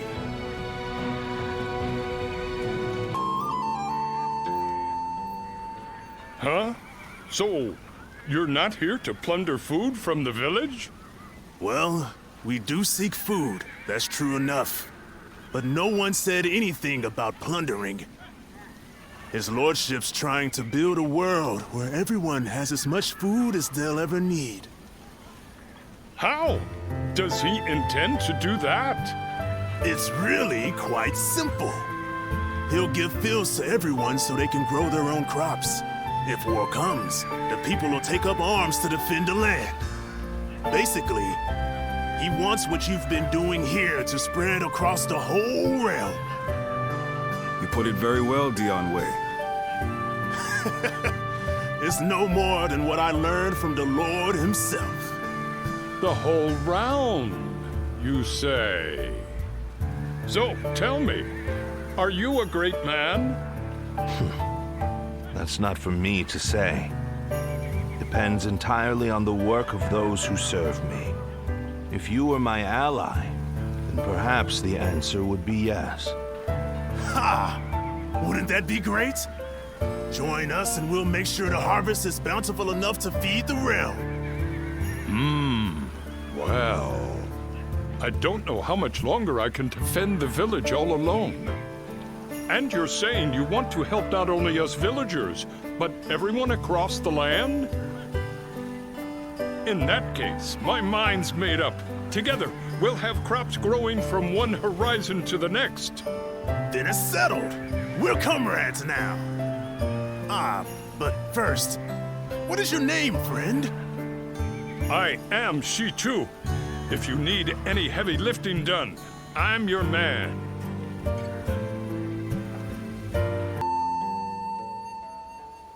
With our provisions running low, taking you was exactly what we needed.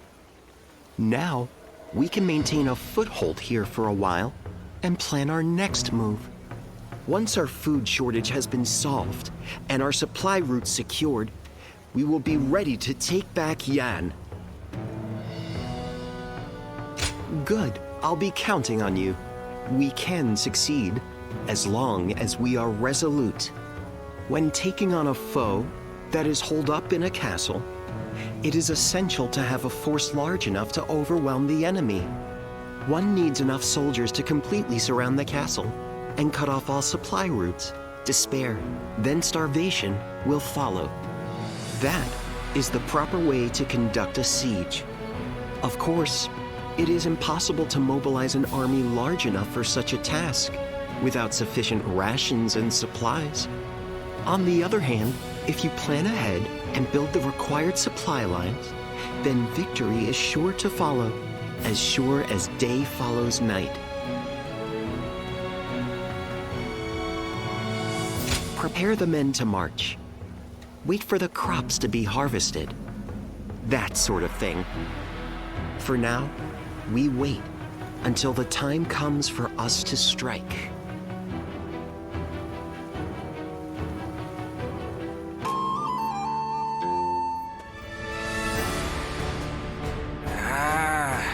It's been a long time since I was last in Puyang. I admit, it feels strange to be back. So much has happened. So many things have changed. It has been quite hectic. Nonetheless, Lord Cao Cao has taken you and made great progress. He has more subjects, more soldiers, and more officers. It's a far cry from those days back in Luoyang. Indeed. I don't think there is any man under the heavens who commands more people or wields more power than he does, even measured against his rivals. He stands above the crowd, the mightiest of the mighty. Which begs the question, how should he wield such might? After all, a single decision from his lordship can affect the course of the entire realm. Well, Cao Cao, what do we do next? What's next? Let me share with you my plan.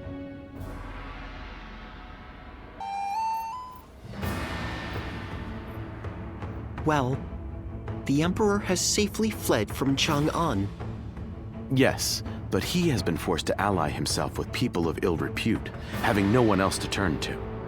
It's said that both Li Jue and Guo Shi's men are trying to track him down. Those two are the fiends who wrought havoc in Chang'an. They're following in Dong Zhuo's wicked ways. I want to do whatever I can to keep His Majesty from falling into their hands. That's what has brought me here, to ask you for advice. I see. It is only natural that a loyal subject of the Emperor would want to save him from peril. In any case, he is a valuable asset. If he were under our control, we would gain a great deal of power. That would certainly benefit Lord Cao Cao, but he has yet to make a move, since he lacks justification to take the Emperor under his protection. A lack of justification? Yes. Placing the Emperor under our control without good reason would make us no different than Dong Zhuo. And if we go down the same path as that man, we are doomed.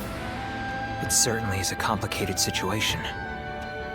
I only wish there were some way we could convey our intentions to His Majesty.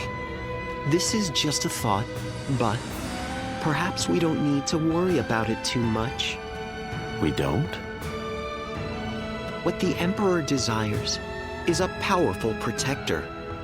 But It can't be some deviant boor like Dong Zhuo. It needs to be someone who will govern competently. At the present moment, Lord Cao Cao is the closest to that ideal. So what if we simply continue to help him gain more power? I see. His Majesty's eyes will be drawn to us. Yes, that's the way I see it. So I think our optimal course of action is to simply continue putting forth our best efforts and let fate decide what happens.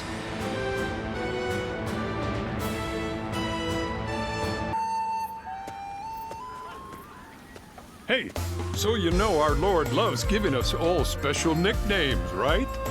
He always calls Dianwei, Eli, something coming evil, and I think he came up with a good one for Xin Yu. Oh yeah, and wasn't he the first one to start calling you Ziluan? It's so hard to be sure. What if that's just what people have always called you? I have no idea what it means, but it sounds powerful. It kind of makes me jealous. If I fight really well in the next battle, do you think maybe he'll give me a great nickname too? Whatever he chooses, I hope it makes me sound really fierce like tiger or bear or something like that.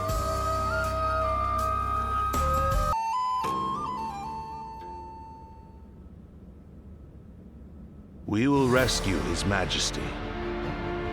So we finally received word. Yes. Our orders are to eliminate the traitors to the throne and guard the Emperor on his way to the palace in Luoyang. Well, I'll be damned. This is a cause I can get behind. I can't believe we get to help the Emperor himself. It shows that Lord Cao Cao's status has risen above that of a mere governor. Heartening indeed. Cao Cao, we cannot make the slightest mistake here. Yes, and that's why I will need all of you at your best. We must work together as one to bring the Emperor to safety.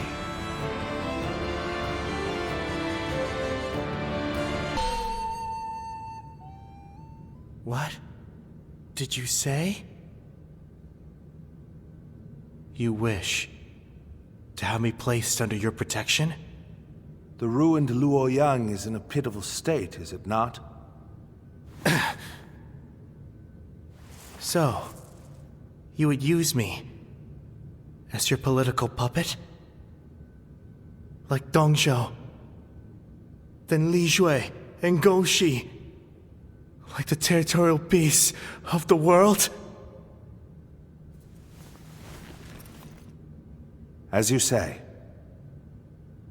The greed of man throws order into chaos, breeds all the strife we face in this world. Even so,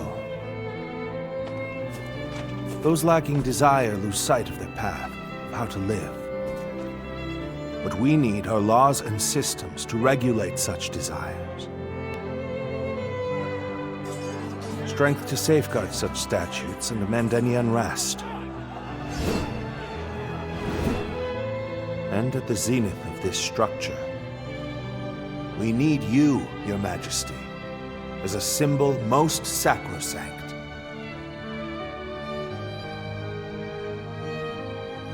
Cao Cao, what is it you? A new world.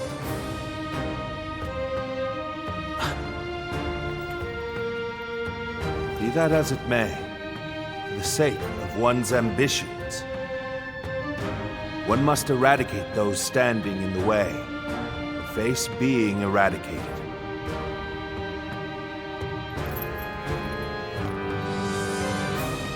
This is the path I, Cao Cao, dare to walk. The path of absolute rule.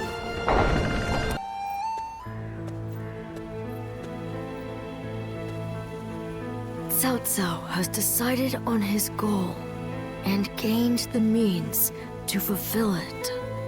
With pure reason as his guiding principle, he aims to control the land.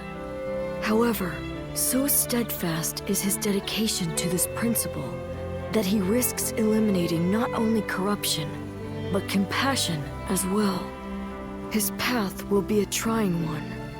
If his conquest is to succeed, countless lives will be lost. Guardian of Peace. If you believe that Cao Cao is the hero that will bring an end to the chaos, then walk alongside him.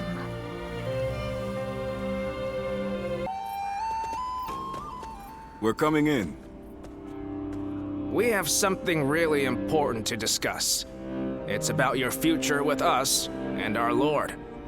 As I'm sure you've heard, Cao Cao has made the decision to bring the Emperor to you. This will be a great step forward on his path to supremacy. We know what steps we must take from here on out. All that's left now is to take them. So, how about it? Will you tread this path with us? You are wasted as a mere hired hand. Enter the service of Lord Cao Cao officially so that we can build a powerful new kingdom. Now, I really shouldn't be the one to say this, but the path our Lord has chosen will not be easy. We will likely have to fight all sorts of rivals along the way. I suppose that's what it takes to rule by the sword. That's why having you with us would be so reassuring. More than anything, we would hate to see a friend among the ranks of our enemies. Nevertheless, this decision will affect your future. So will you join us or not? Think carefully before making your choice.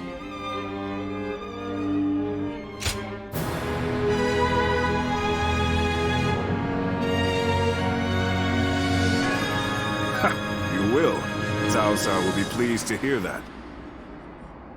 All right. Then we should deliver the news to our Lord right away. But really, it pleases me greatly to have you join us. You won't regret it.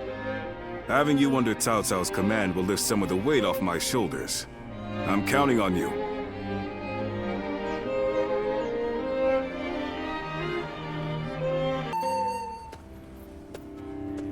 So, you have come.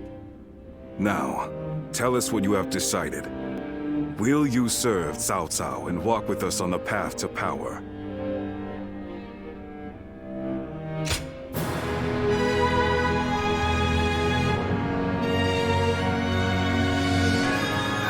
You will. Cao Cao will be pleased to hear that. All right. Then we should deliver the news to our Lord right away. But really, it pleases me greatly to have you join us. You won't regret it.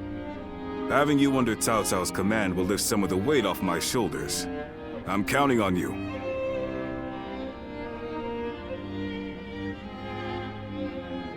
Cao Cao rose above his many rival warlords to gain control over the imperial throne.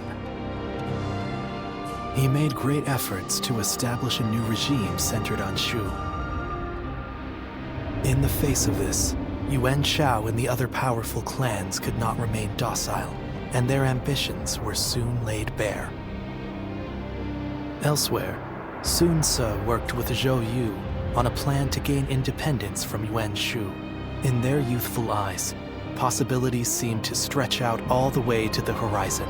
Although Liu Bei had now allied with the peerless warrior Liu Bu, he fell into doubt, unable to decide on the path he should take. With the entire land facing great uncertainty, its heroes also stood at a crossroads.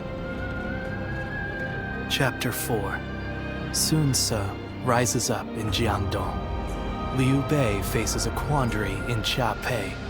Cao Cao fights a decisive battle at Guandu.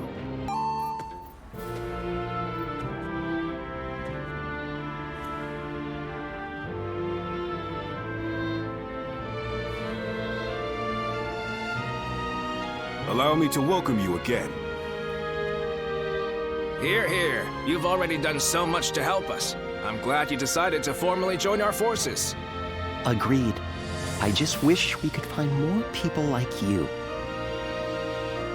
On the one hand, you are valuable to us simply for your excellent abilities as a warrior. Yet, your versatility is what makes you special, and so I will not give you any strict orders. You can do as you see fit. I wouldn't have gone out of my way to recruit you if I intended for you to serve me like any other officer. Each of my retainers has unique strengths. It is my job to decide how they may be best utilized. Use your gifts to soar through the battlefield like a Luen.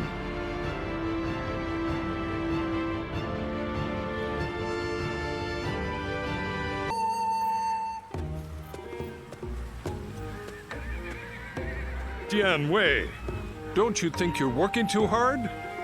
You'll collapse if you don't take a moment to rest once in a while. Ha! Don't worry, Shu-Chu. I can handle it. Neither of us came from renowned families. So we need to work hard just to prove ourselves. Right, Yue-Jin? Yes. I was a mere record keeper before my promotion. Now I have to keep striving to live up to his lordship's high expectations. And you're one to talk, Shu-Chu. You've been working from dawn until dusk as well. Well, I've lived in a village my whole life, but now we're trying to cultivate fields across the realm. There's a lot of work to do. It seems we are all in agreement. I don't believe we've been introduced. My name is Shi Huan. Lord Xiao Xiao permitted me to enter his service just recently. As with each of us here, I suppose he must have recruited you for your particular skills. I thought so. I saw you fight at Hulao Gate and was most impressed. His lordship has an amazing knack for finding talented men like yourself and giving them roles where they can shine. He is not swayed by reputation or accomplishments. He simply assesses each warrior's might and each strategist's shrewdness. Yes. If he hadn't taken notice of me, I'd have remained in the infantry. I may never have had a chance to prove myself. That's why we must work harder than ever. If we let up, we might end up disgracing our lord. Right. It's going to take a lot of sweat and toil to get to where we want to go. But we owe it to him to throw ourselves into it.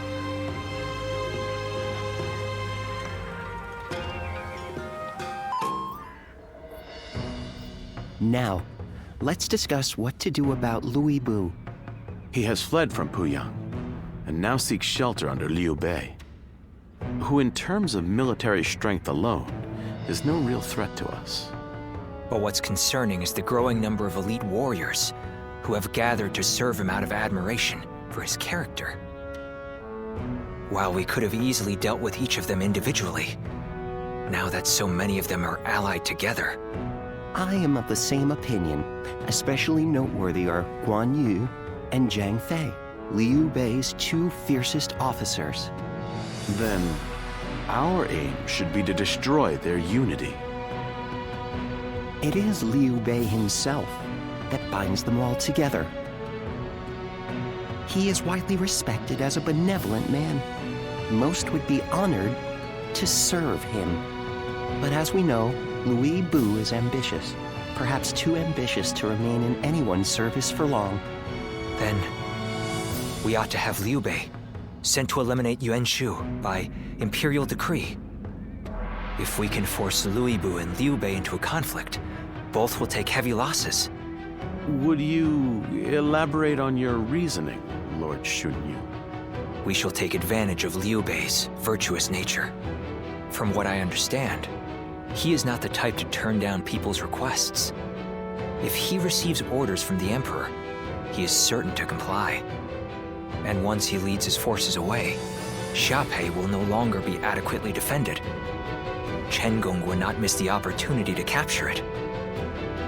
Yuan Shu and Liu Bei are among our biggest threats.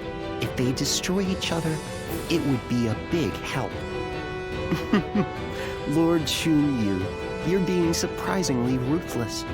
Are we to assume this is all for the sake of a peaceful future? His lordship has set his sights on conquering the entire realm. If I am to assist him in that goal, I too must be willing to make hard choices. Lord Shunyu, that is I admit I have my own thoughts on the matter. But I will recommend to Lord Cao Cao that an imperial decree be issued.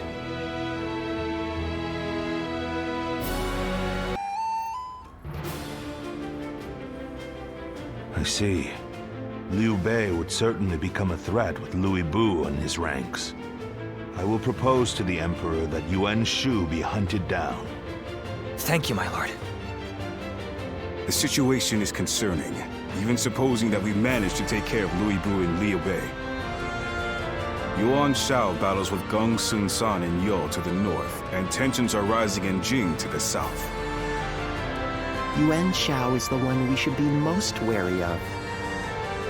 Gong Sun Zan is doing well defending against him, but Yuan Shao now controls most of Hebei, so it is only a matter of time. Yuan Shao will win eventually. And when he does, his forces will be further bolstered by citizens from Yo province and the remnants of Gong Sun Zan's army. After that, he will set his sights on us. Or to be more precise, on the Emperor in the capital. So what do? Ally with Gong Sun San and take him on? It'll take a significant amount of our manpower to overturn Gong Sun San's unfavorable odds. Agreed. And if he were to win, we would end up as enemies before long. I think we should hold back and look for a way to weaken both parties. Dian Wei, what do you think? Me? I have nothing to contribute to a discussion on strategy. If we never bring in new voices to our discussions, our strategies will become predictable. It can be useful to hear candid opinions from someone like you sometimes.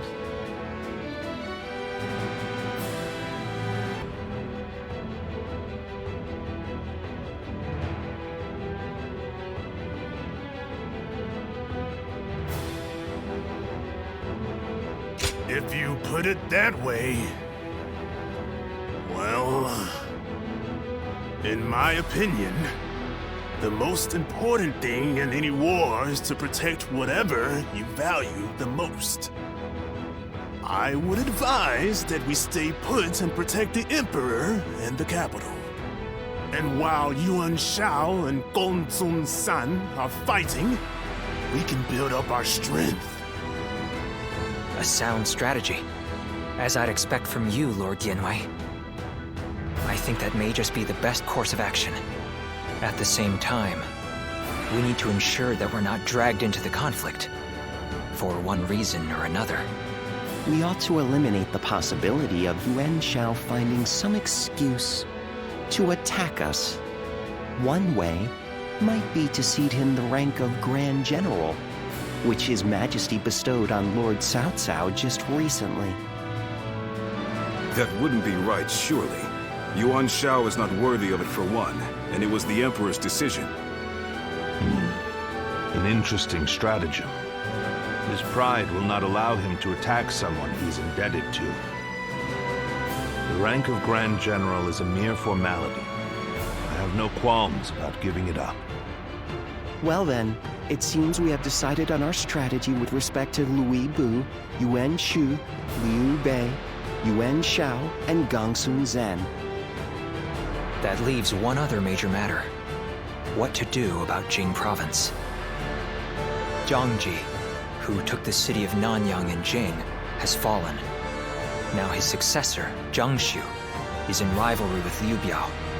Liu Biao's forces far outnumber those of Shang Xu, stationed in Wan Castle. I believe we should take Nanyang, an ally with Liu Biao. Then let us try that. We will face Zhang Xu next. Go and make preparations for battle.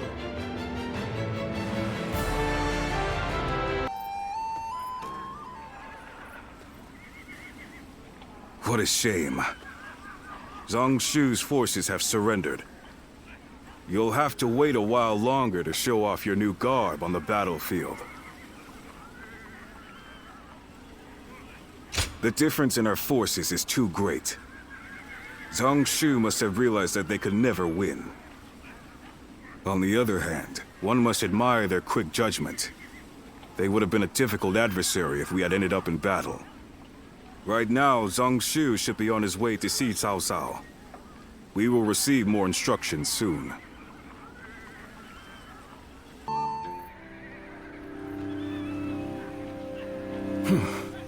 Thank you again, Lord Cao Cao. There is no need to thank me. In fact, I should be thanking you for your wisdom. That is gracious of you to say. While we have the chance, we wish to make a proposal.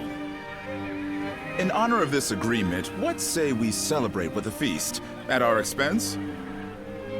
Of course, it won't be as sophisticated as perhaps you're used to. Nevertheless, we wish to show you our goodwill. Well, we could use some merriment. Will you also allow us officers to attend? Regretfully, I do not think we could manage a gathering as large as that. The banquet will have to be for a select few only. Otherwise, Wan Castle's provisions would quickly run out. Besides, we don't want a repeat of the incident at Hongmen. We simply wish for Lord Cao Cao to enjoy our finest wine. That is enough, Jia Shu. But let me be upfront about the circumstances. Of course, not much time has passed since we were enemies. We will therefore send all our soldiers away from the castle to ensure the banquet passes without incident. Very well.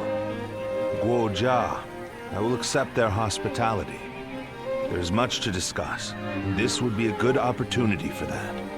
But we cannot allow you to go alone, Lord Cao Cao. Take Lord Dian Wei and the others as an escort. Very well, I will.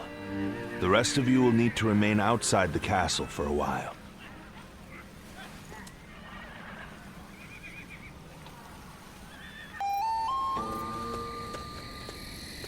There you are. Forget what I said earlier. You're about to fight your first battle as an officer of Cao Cao. Zhang Shu's surrender was a ruse. He sent all of his forces at Wan Castle to attack. We don't know if Cao Cao is safe, but he should still be in the castle. Although Dian Wei's group is guarding him, he was still reckless. He must have thought that this was the only way to find out what Zhang Shu was up to. What he's up to? He may already have made peace with Liu Biao, and maybe Yuan Shu, and Liu Bei too. By heading deep into the enemy's territory, Lord Cao Cao would be able to quickly find out the truth of the matter for himself. It'll be in vain if he pays for the knowledge with his life. I suppose he didn't expect Zhang Shu to be so bold. Only he would know. Either way, this will not be a straightforward battle. Zhang Shu's forces may have further tricks up their sleeves. We'll need to remain on guard.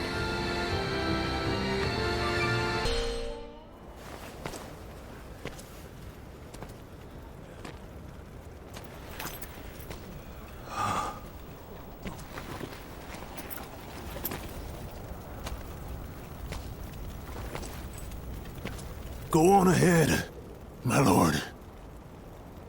And don't look back, no matter what. Very well. I'm counting on you. Dian Wei.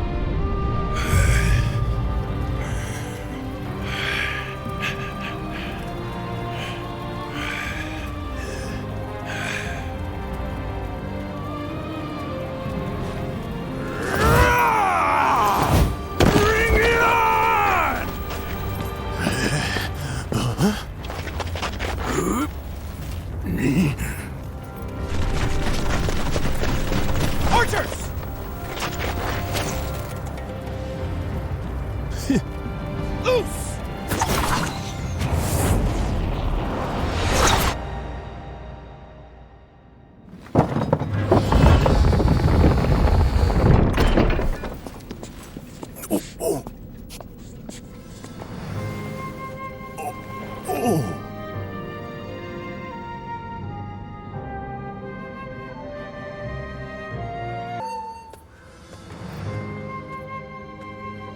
Welcome back, Dian Wei. I really thought that was going to be the end. And it would have been, if not for you. I owe you. Your bravery and determination saved my life.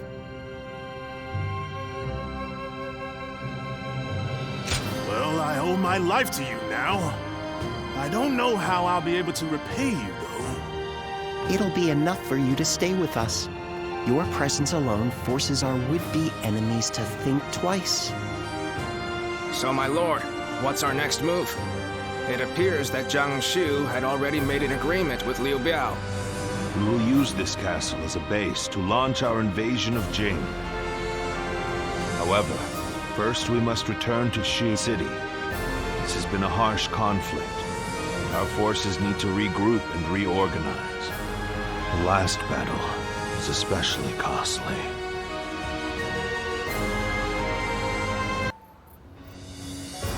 All that's left is to decide their fate. What do you think, Cao Cao? Not executing them would be sure to anger those who served under your son. They would have killed you as well. Surely there's only one option. No, I shan't have them executed. What? Think about it for a moment. It's true that they've caused us a lot of pain. But Lord Cao Cao could put their talents to good use. Exactly. They killed my own flesh and blood, and drove me and Dian Wei to the brink of defeat and death. There's no doubting their abilities. I will allow them to serve my cause. So, you will show us mercy? Mercy to you? No. I simply think it would be a waste not to utilize your talents. You must continue to be of use to me. Otherwise, I will dispose of you. That is all. Truly impressive.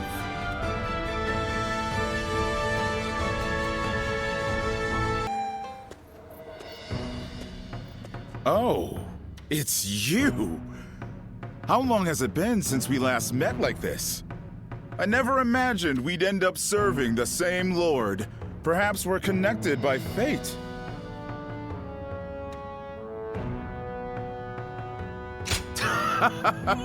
You don't have to be so cold. You should know how things are in dark times like these. Let's just let bygones be bygones. Water under the bridge. Ah, so you two know each other. That saves me the trouble of making introductions. Anyway, you wanted to see me? What is this about?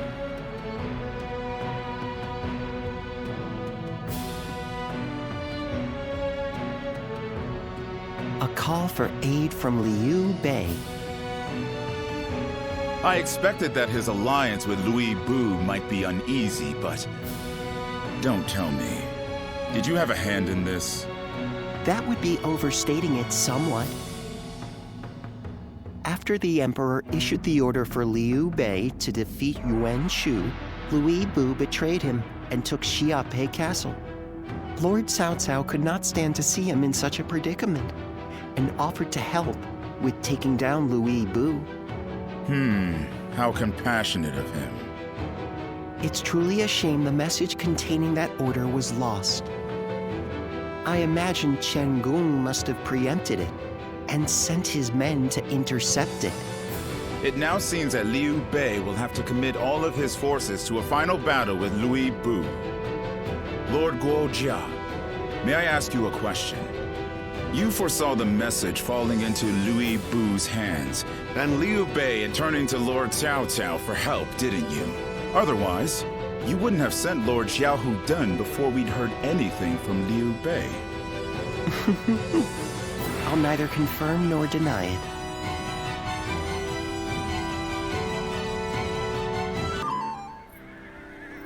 Lord Xiahou Yuan, I am sorry to hear of your misfortune.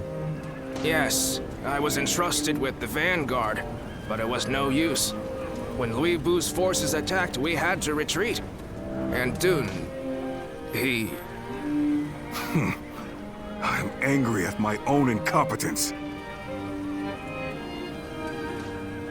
An arrow hit me as I was pursuing an enemy officer. Lord Xiahou Dun, will you still be able to fight?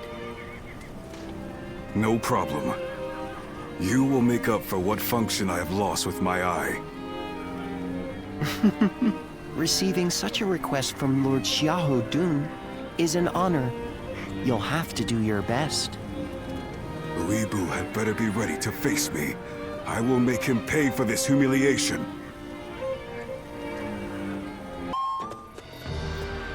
Lord Xiahou Dun, Lord Xiahou Yuan, thank you for your help. Give your thanks to Cao Cao if you must. We have not forgotten what happened at Shu, but under these circumstances, we will let it be water under the bridge. Our lord should be here shortly with the rear guard. We will discuss our strategy in depth later.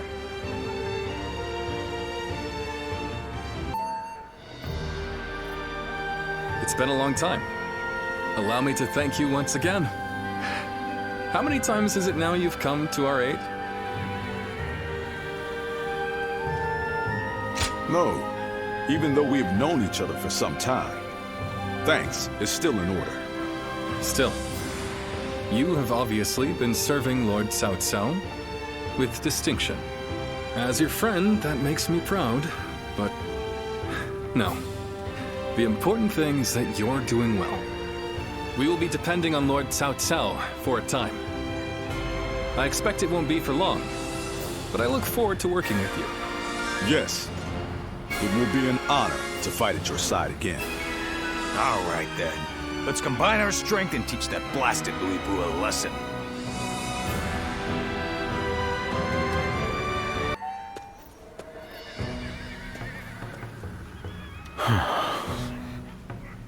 Oh, it's you.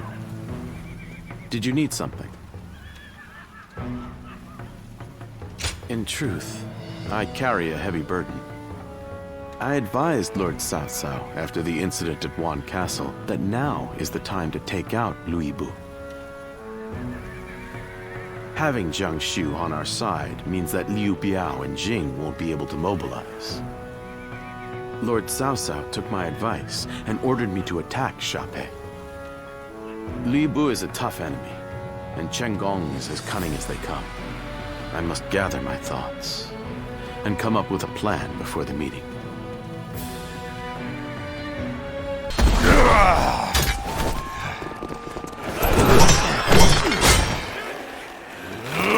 Tempests!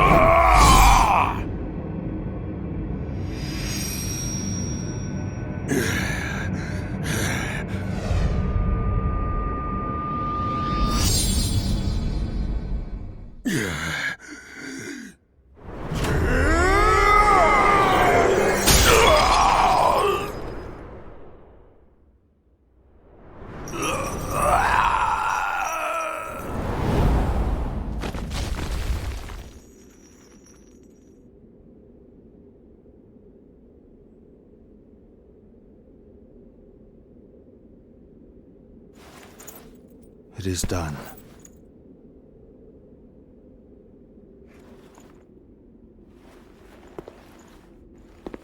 How would you have me conclude this matter?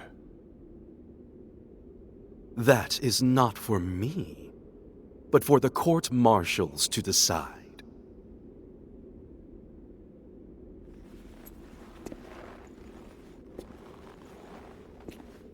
And if I were to forgive you,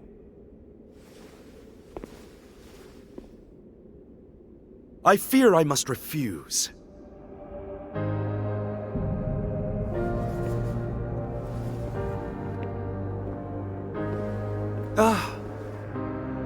And there's no need to guide me to the execution grounds.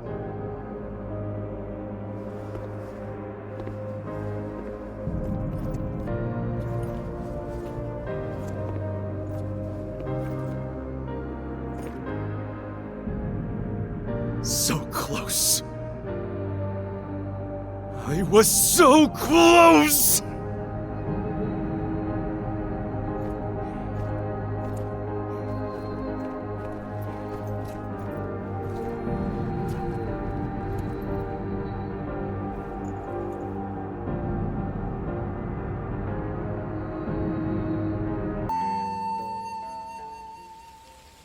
I was taken with Lord Louis Bu's strength.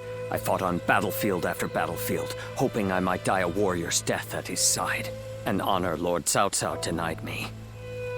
I hear that it was you who pleaded for my life. What did I do to deserve such cruelty? The loss of a warrior such as yourself would be a loss to the entire realm, and you will never master true strength after death. It is a goal reached only through life. Lord Zhenliao, there you are. Lord Shu Huang. I had heard that you would serve Lord Xiao Cao, so I came to give you my greetings. I don't believe we've had a chance to speak in peace since I served under Lord Li Jue in Chang'an. You were in a situation similar to my own, were you not? Lord Shu Huang, if I may ask, how do you serve two lords without any qualms? Saying I have no qualms would be a lie, but so would denying my wish to pursue my path as a warrior. Even as an enemy, I was astounded by how you fought in Xiape. Fighting beside you would truly be a blessing. I can only hope that I may follow in your footsteps as a great warrior. Lord Guan Yu, Lord Zhenliao, I ask you both for your guidance. So you would follow me just as I followed Lord Louis Bu? Lord Guan Yu, allow me to thank you for asking that my life be spared. For if I had died in Xiape, I would not have had the chance to meet a warrior like Lord Shu Huang again. No thanks are necessary. What say the three of us spar to commemorate our gathering here? A fine idea. You'll hear no complaint from me. After all, a warrior speaks not with their words, but with their blade.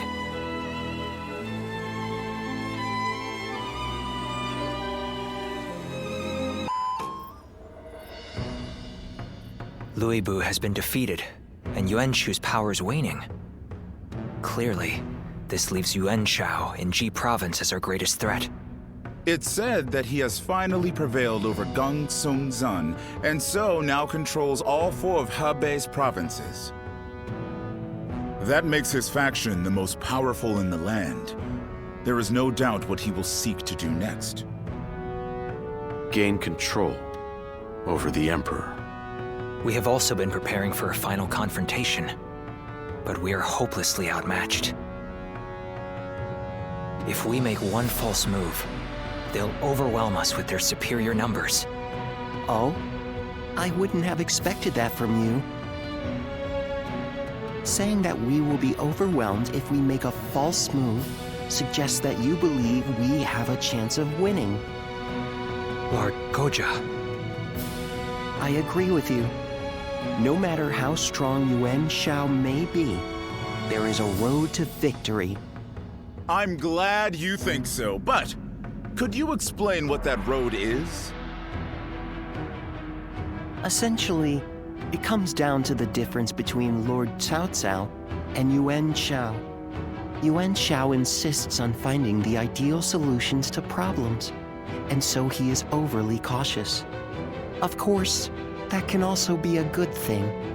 In times of peace, it might make him a wise ruler. But in these chaotic times, I believe decisiveness is more valuable than prudence. And most crucial of all, Yuan Shao is known to disfavor those who point out his weaknesses. A flaw like that in someone leading such a vast army is bound to create discord. A fair point. So, are you suggesting he isn't worth worrying about? I wouldn't go that far, but I do believe there is a more dangerous enemy out there. You mean Liu Bei? Lord Cao Cao has a fondness for him, so I shall say no more.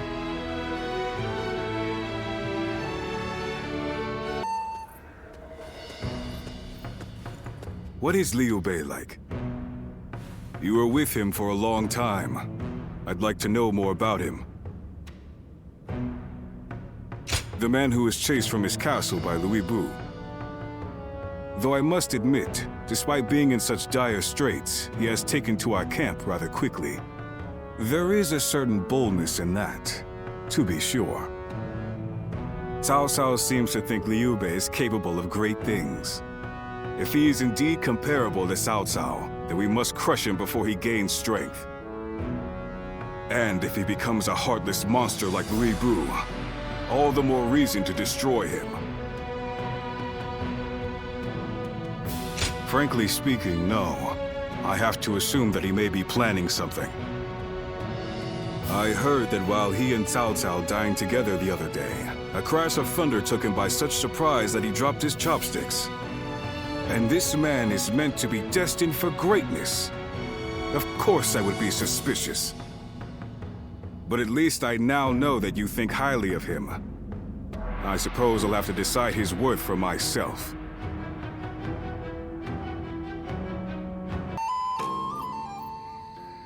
Nothing has changed since Dong Zhuo's rule. Just what is Cao Cao thinking? Treating His Majesty like this? Well, he is the one with full control over the court. To him, the Emperor is a mere puppet.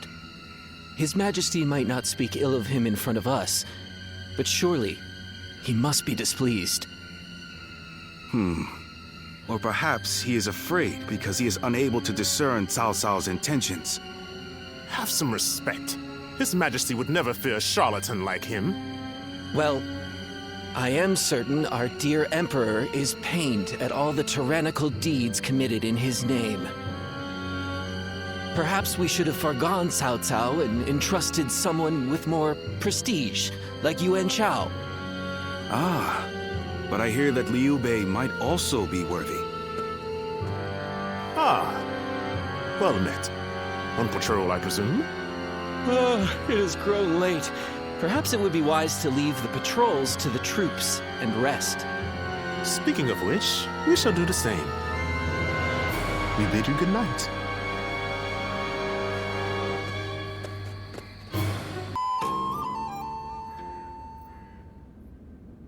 Are you certain, Lord Cao Cao?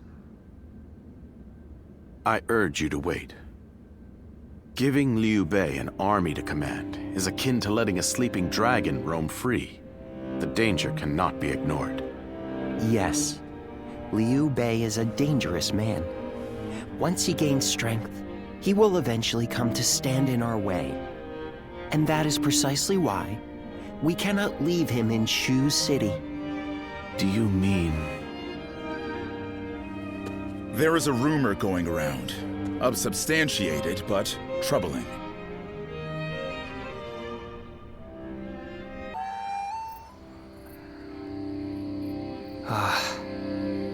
Now I see. Thank you for the report. Sir! Ah, what perfect timing. There is something I wanted you to hear before anyone else. It appears there is a plan in motion to assassinate Lord Cao Cao. Strength invariably arouses spite. We merely need to know in whom. It appears this plan is coming together under the name of His Majesty. The threat is too serious to ignore. I managed to capture and interrogate a few of the schemers. And they all named Liu Bei as a collaborator.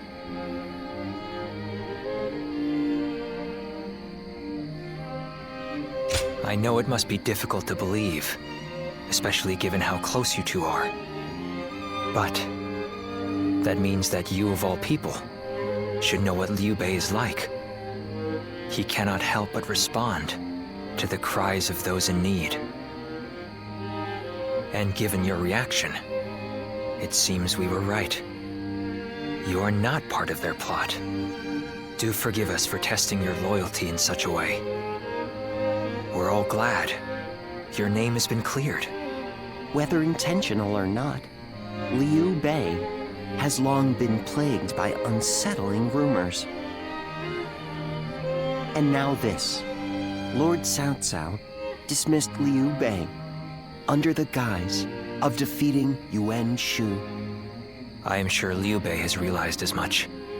It is unlikely he will return to Shu.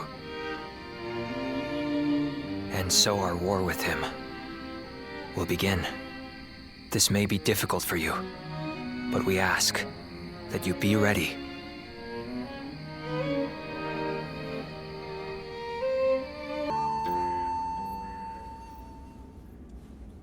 So, Liu Bei has chosen Shi province. Yuan Shu of Shouchen has already fallen. Then our next opponent will be either Yuan Shao or Liu Bei. We should focus on defeating Yuan Shao and gaining control of Hubei. Before we battle Yuan Shao, I would advise first reining in Liu Bei. Liu Bei's forces are small, which makes them quick. While Yuan Shao has your focus, he may strike you from behind. Containing Liu Bei before a battle with Yuan Shao is a viable strategy, especially if we wish to weed out uncertainty. Then we will attack Xiaopei to shake Liu Bei from his seat. I trust you all to see to it that the castle is taken.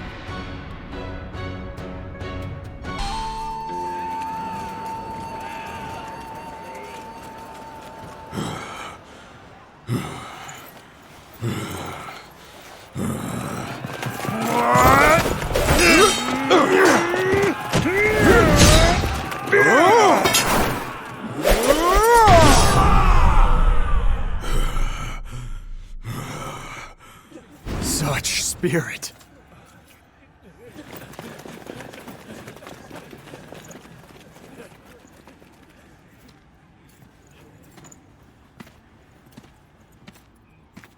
Lord Guan Yu.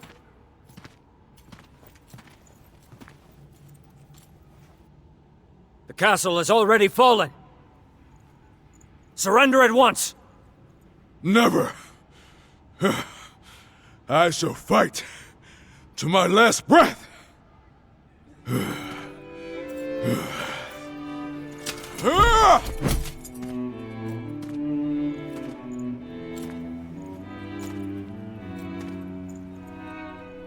You would dishonor yourself out of stubborn pride,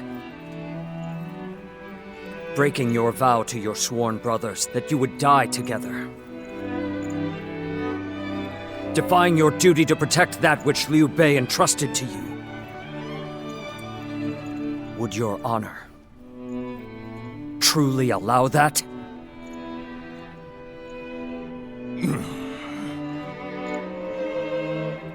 I need 3 promises from you. I will surrender to the Emperor, not to Lord Cao Cao. No harm shall come to the family of Liu Bei. And the moment I find my brothers, I shall run to their side.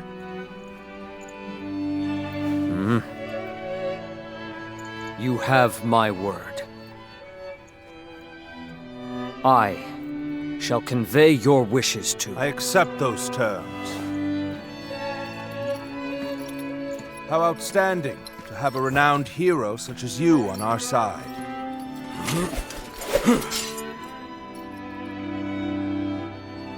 May our acquaintance be long and fruitful.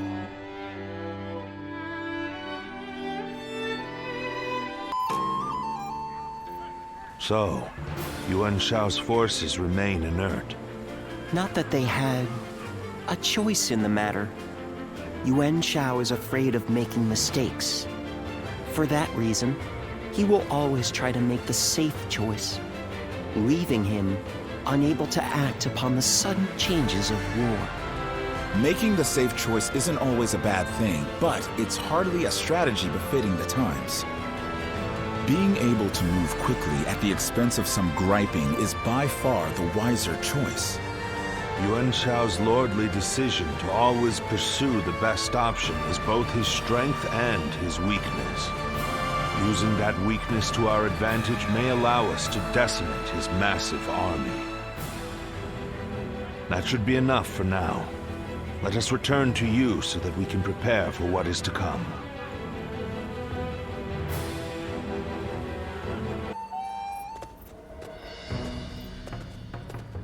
I see Cao Cao's old habits are back in force.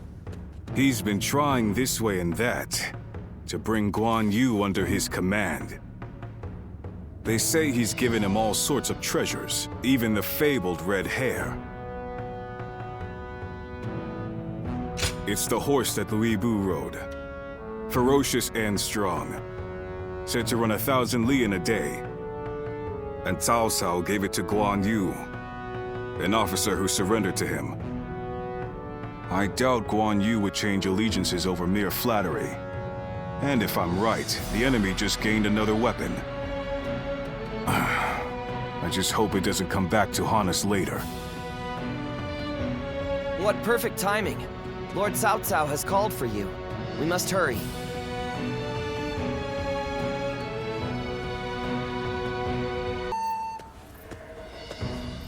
I have a question.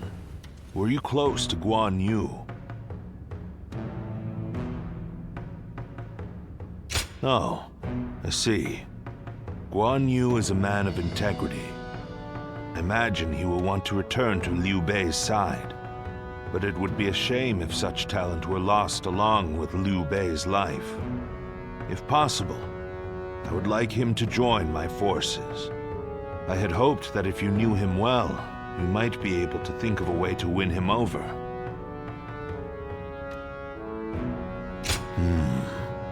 So even you cannot think of a way to bring him over to our side.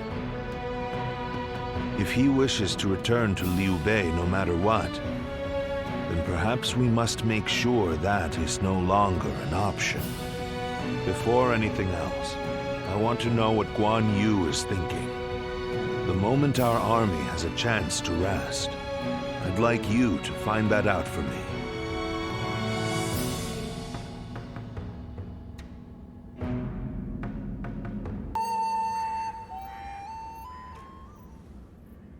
What? You're asking if I want to continue serving Lord Cao Cao? Certainly. He has been incredibly generous and has treated Liu Bei's family well. That is a debt I must repay in full before I leave. But I do not intend to stay here long. I will leave as soon as I know where my brother has gone. I, Guan Yu, will stand with Liu Bei until my death. That is an oath I will not break. Why? I haven't explained it to you, have I? Liu Bei is weaker than Lord Cao Cao. A cause for concern in some ways, I admit. Whenever he sees others suffering or in misery, he is driven to help them, heedless of logic. Because of that, we, and Liu Bei himself, have had to endure countless hardships. Some may see that as foolishness. Others may jeer, calling it a lack of principle. But Liu Bei knows the suffering of the people. He knows the cries of the destitute who lack the power to act.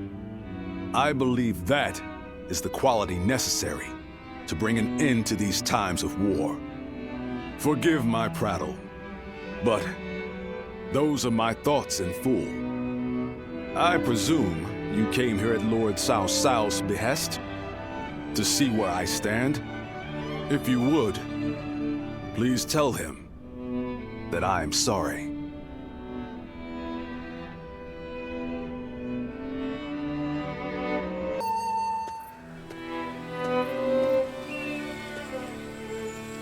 Lord Guan Yu, I hear that Lord Liu Bei is still missing.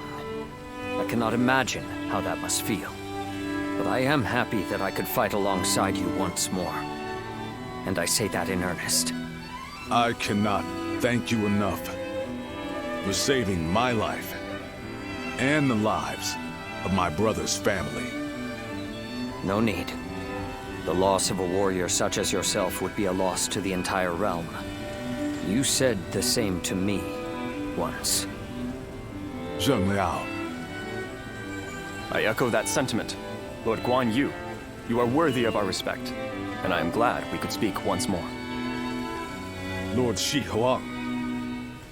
My training with you was my salvation when I lost my way.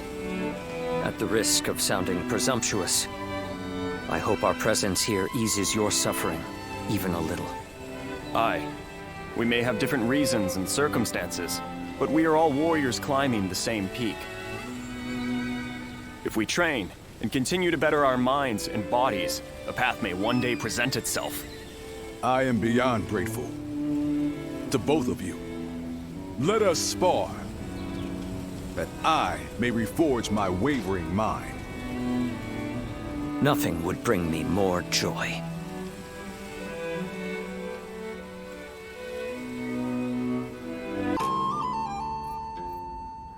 Yuan Shao's forces gathered around Baima greatly outnumber our own. They must be trying to quash our potential strategies with sheer numbers.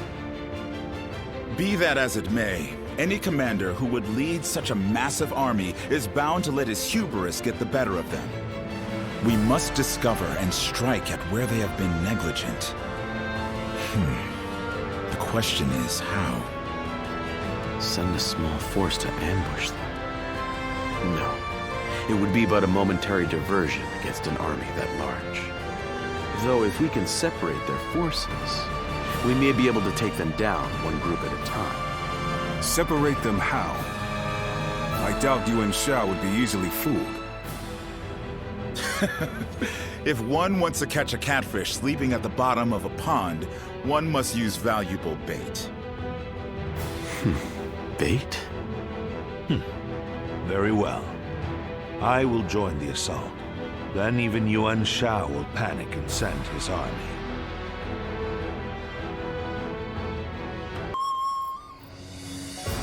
This was a great victory, and it is owed to your wisdom and strength.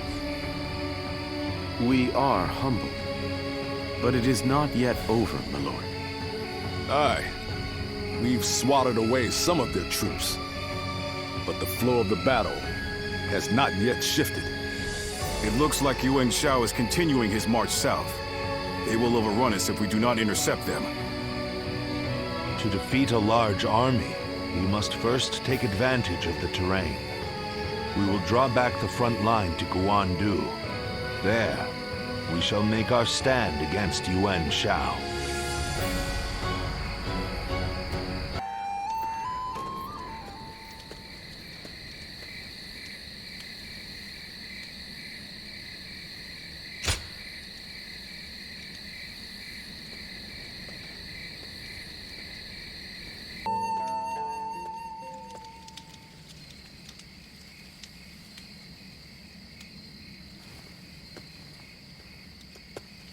Zuluan, it's been too long. So it really was you. I never would have expected this. But why didn't you tell me where you were? What's wrong, Zuluan? Why aren't you saying anything? Don't tell me you've forgotten who I am. You won't answer? Or maybe you can't. Then it's true. You really have forgotten everything. Well, I suppose I should have known. If you had your memories, you wouldn't have allied yourself with Cao Cao, the usurper of the Han. You have forgotten your mission, your ideals, and the promises you made, and now you're floating aimlessly through life. Yet even so, you are unable to escape your fate as a guardian of peace. You submit to a higher power and act as a weapon for them, just as you did as a guardian of peace once before. Though this seems even more pitiful, Juha, what did she say to you in the end? Did she tell you to forget everything and live on, or to pursue true peace? If you can't remember, then let me remind you. Juha is dead. You were there when it happened. And now you're living a carefree life, free from any memory of her death. Perhaps that is the greatest insult of all. Remember, Zuluan!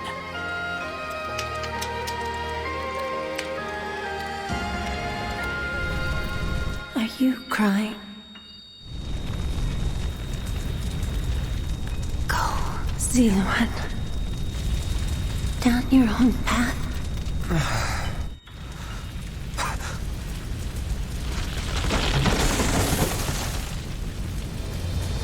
Are you crying? I'm fine.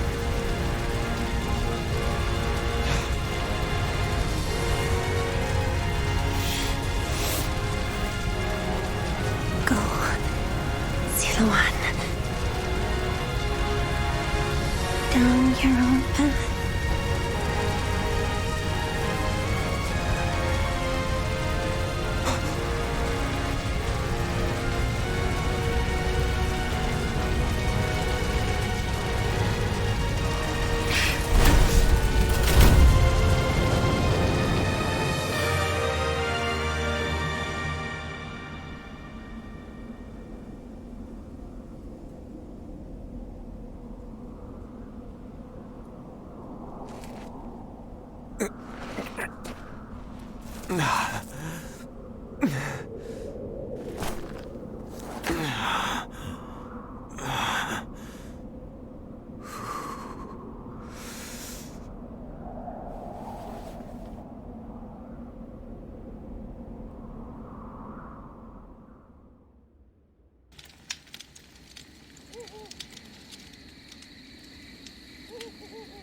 I thought you had both died. I never imagined.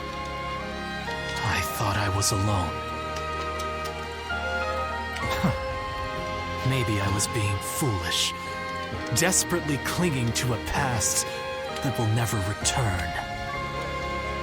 I have some advice for you, Zuluan. If you insist on following the Han and ally with Cao Cao, then I will not hesitate to stand against you once more. You must remember who the Han are to us. Well, the point may be moot if Cao Cao is crushed by Yuan Shao in the next battle. I look forward to seeing him struggle.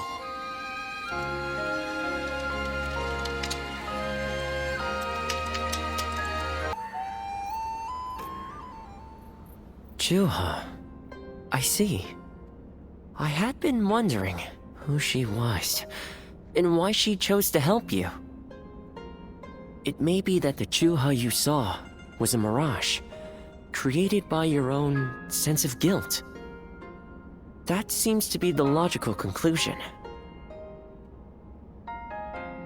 Zuluan, I believe now is the time for you to face the real Juha. You should figure out what it was that all of you staked your lives to accomplish.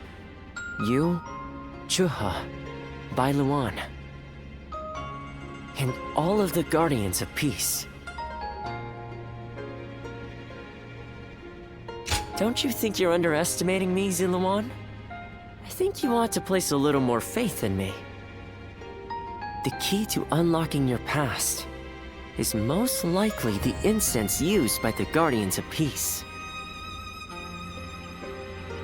I investigated your village and went through just about every relevant text I could find. It took a great deal of time. However, I'm afraid the truth is crueler than you might imagine, Ziluan.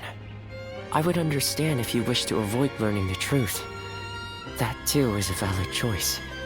But if you do decide you want to unravel your past, it would be my duty as a doctor to offer my full assistance. That said, we had best try out the incense first of all. I will be rather embarrassed if it doesn't help you remember anything.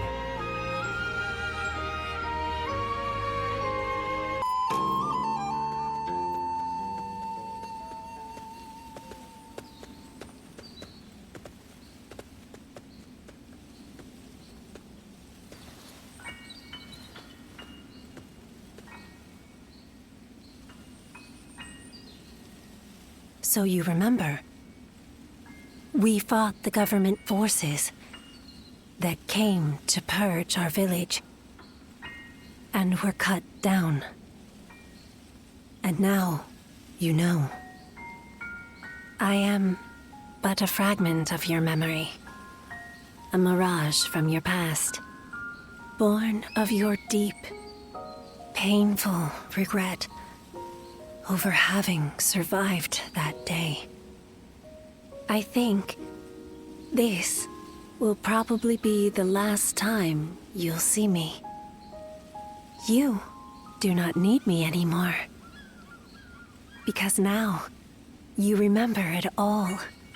The dreams we shared, the path we chose, the hopes that I passed on to you. I made my own choices, my own decisions. I lived my life without regrets.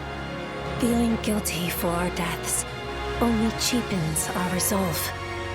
So please, do not blame yourself anymore. From this point on, do not let your desire to atone for your past shape your future. Instead, be guided by your will to see your choices through. Now, go forth. You do not need to look back at us anymore. And thank you. Ziluan, take care of Bailuan for us.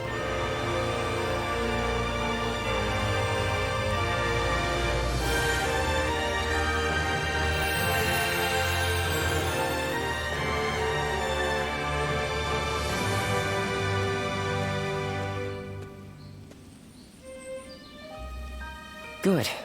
It seems you were able to remember Chuha. That success is a weight off my mind. You did well. I officially pronounce you cured, which means my work is complete. Yes, there is nothing more to be done. Well, I haven't really decided just yet. That's sad. I've always thought of visiting the land where my father studied medicine. Perhaps now is the time. As for you, Ziluan, you will be fine without me. Now that you know who you are, you're free to live your life as you wish.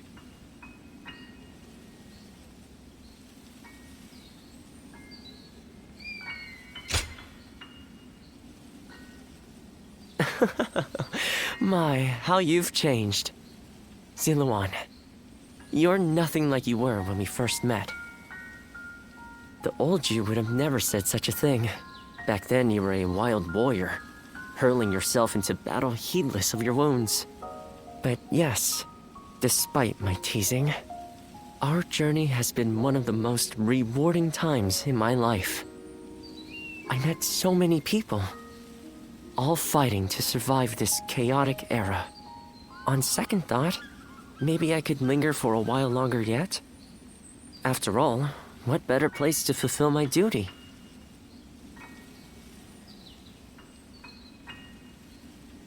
Well, I'd call it a duty, but it's a humble matter compared to the exploits of someone like yourself.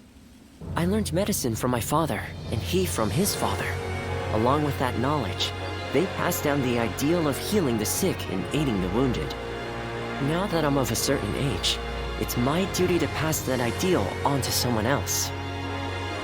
Just as Chuha passed her dreams and ideals on to you. Which is a roundabout way of asking, would you let me travel with you a little while longer? Thank you, Zilawan.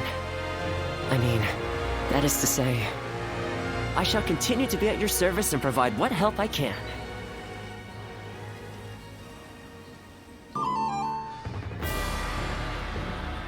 What shall we do, Lord Cao Cao?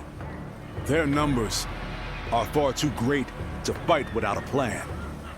Yuan Shao's army is growing cautious as it nears Guandu. It appears their loss in Baima has shaken them. But with our supplies dwindling, Yuan Shao must know that time is on his side. Any news from Shu City, Guojia? Lord Xun Yu says that lords in the vicinity of Shu City are showing signs of revolt. And there are rumors that Liu Bei was spotted among the leaders of the rebellion. Liu Bei? His Majesty has taken a liking to Liu Bei. If he comes to the rescue, then His Majesty will follow him. Then it is imperative that we send more troops to put the rebellion down, yes? Do not be so nervous, Lord Xun Yu. Those who lack the heart of a warrior are destined for defeat. Let us endure for a while longer. Our chance will come to us in time. Brother.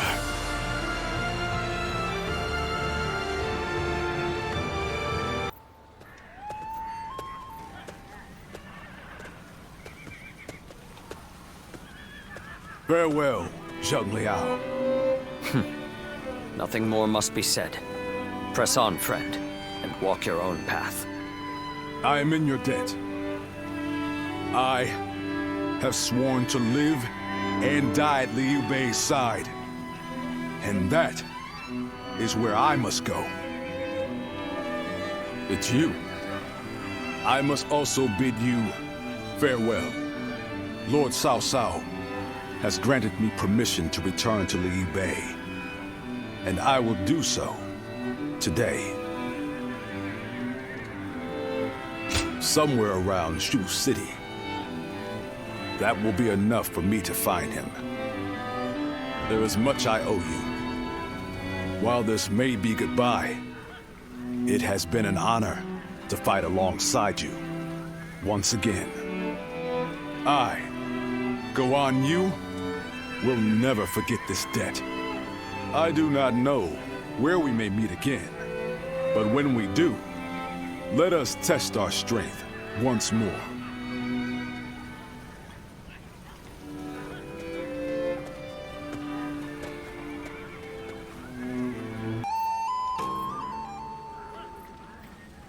Hey, did you hear?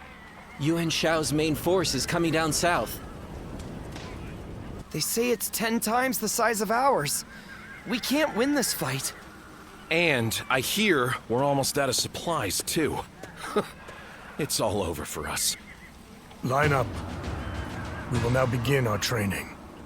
Lord Eugene, surely now isn't the time. Yeah! Why should we train when we're gonna die here? Get moving. Anyone who talks back to a superior officer will be punished. Your job now is not to cower. It is to fulfill your duty as soldiers of Cao Cao's army. Continue to train yourselves until your fear and hesitation are gone. Understood? Sir! Everyone, get in line.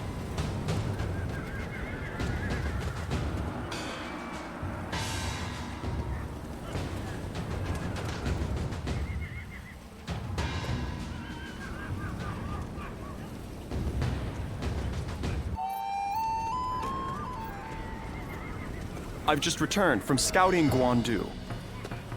Yuan Shao's army is as massive as the rumors say. Maintaining it must require a great deal of supplies. I've heard from Lord Guojia about the battle in Puyang. It sounds as though supplies won the day. And I think that may once again be the deciding factor in this battle. What do you think? My thoughts exactly. Even a massive army cannot wage war without food or weapons. I will go propose striking at their supply routes. I am sure Lord Cao Cao will be open to the idea.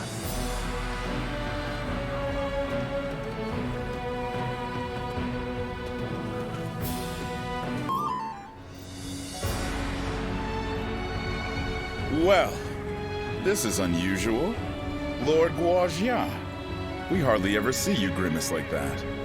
I feel we're still missing something decisive for the upcoming battle. So much already plays to our benefit, but we still lack the final push to guarantee our victory. How unlike you. Weren't you just telling us to wait for opportunities to present themselves? Even I would like some control over the battle's outcome. Ah, there you are. Oh, Lord Shunyo. What is it? Lord Cao Cao is calling for all of you. A letter was brought in from Xu Yo of Yuan Shao's army. A man known to both Lord Cao Cao and Yuan Shao, serving directly under Yuan Shao, I believe. I'm curious to see what a message from an acquaintance like him contains. You must be too, Lord Guojia. I suppose. Let us hope it's good news. One letter could very well turn the tide of war. My, things are becoming interesting. Now that is why everyone's afraid of Lord Guojia.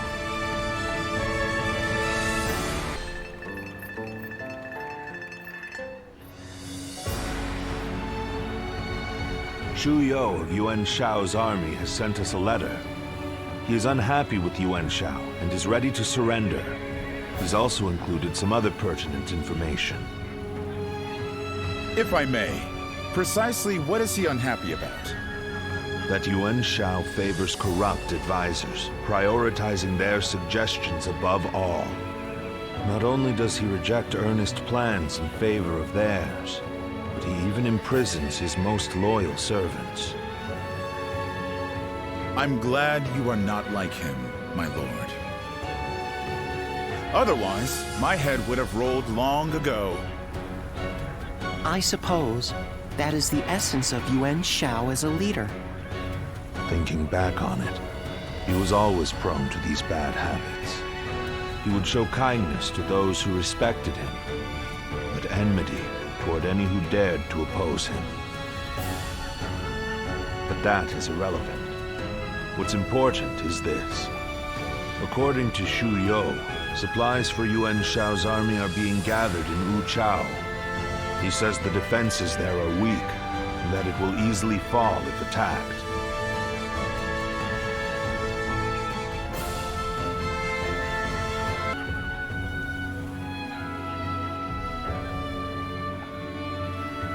The man is selfish and greedy, but he would not try to trick me in such a roundabout way. Then let us gather the officers. Aye, we bring Yuan Shao's fate to an end here.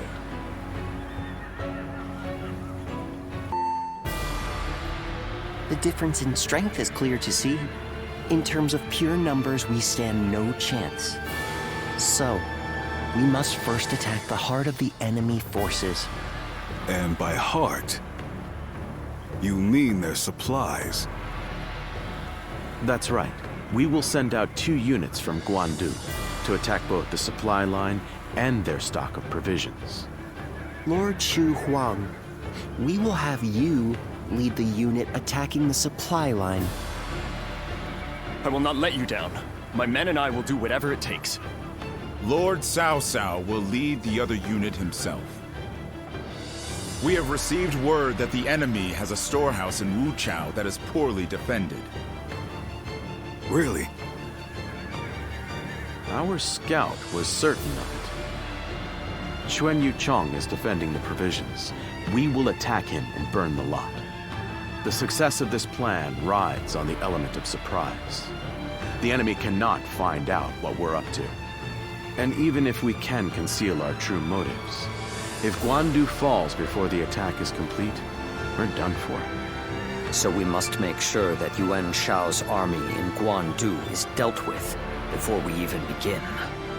An assault to their defenses and a surprise attack. If either fails, then all is lost. Let us all play to our strengths and do everything in our power. If we can accomplish that, then victory is assured. Fear not. In this battle, we will show the world our true strength.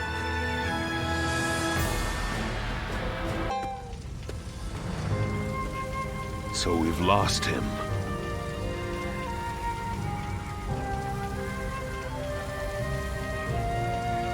No matter. We have done enough. Even he will not be able to recover from such a loss. Yuan Shao. You once told me that you would be the one to restore the entire land. I suppose history will prove who was right. You were a man of true virtue. Another time, you might have been the victor. But it seems history would not accept you as the hero that will bring these wars to an end. Let us go, Zluan. We have stepped over many bodies to get here. We have much left to do. Cao Cao emerged victorious from a decisive battle with Yuan Shao, becoming the most powerful individual in the land. He actively strove to establish hegemony over Hebei, and in turn, the entire land. The Sun clan fell into turmoil after being tragically deprived of their lord once again. However, with their combination of capable youth and dependable seniority, they were able to secure territory for the kingdom of Wu. Their future now lay in the hands of their young leader. Liu Bei had yet to establish his territory and could not realistically attempt to gain supremacy. But he focused on gaining something worthwhile out of his indecision. The turbulent sea of the era turned into a powerful whirlpool, and before long, into a violent torrent. Chapter 5. With Chu Galiang's assistance, Liu Bei decides on a plan to gain power. A decisive battle is held at Chibi.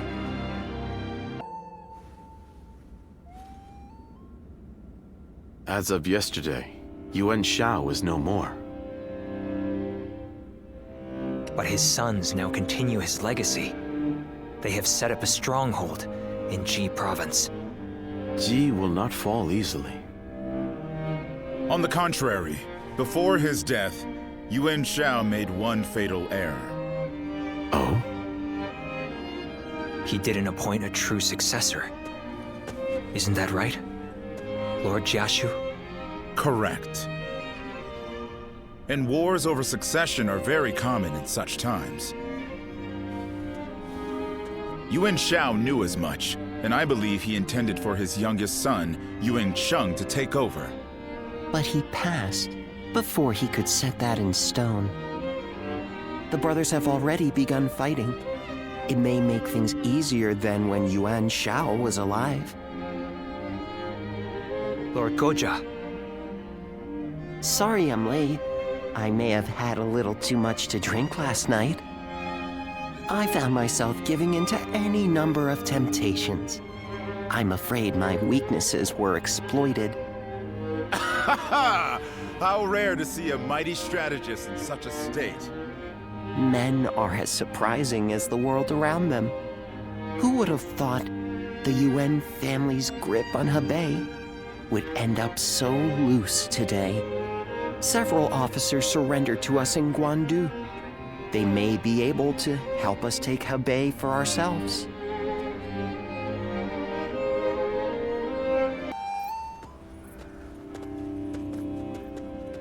Oh, it's you.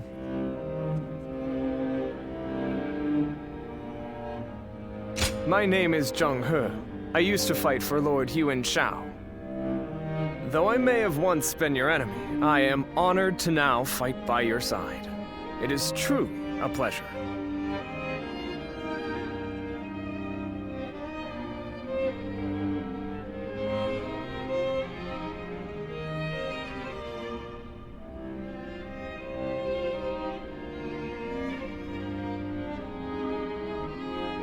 Let us fight bravely for Lord Cao Cao. Still, Lord Yuan Shao's children and the rest of his family remain in control of Hie. It is my hope that they will not be involved in our future battles. Especially knowing that Lord Yuan Shi's wife will protect the Yuan family at all costs. Oh, so you know of Lady Zhen too? Her reputation clearly precedes her. But do not be mistaken. I too am a man of war. Should they stand in our way, I will not hesitate to strike them down. However, in these troubled times, it does not do to be completely heartless.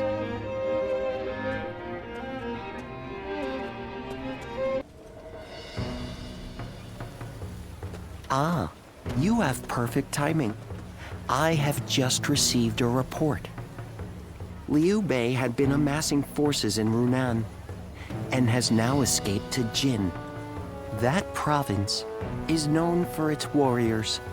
If Liu Bei is able to muster an army, he may become a threat.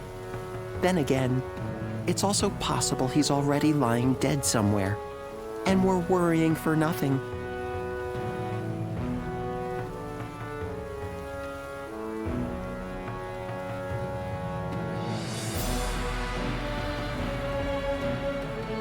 It seems Lord Cao Cao agrees.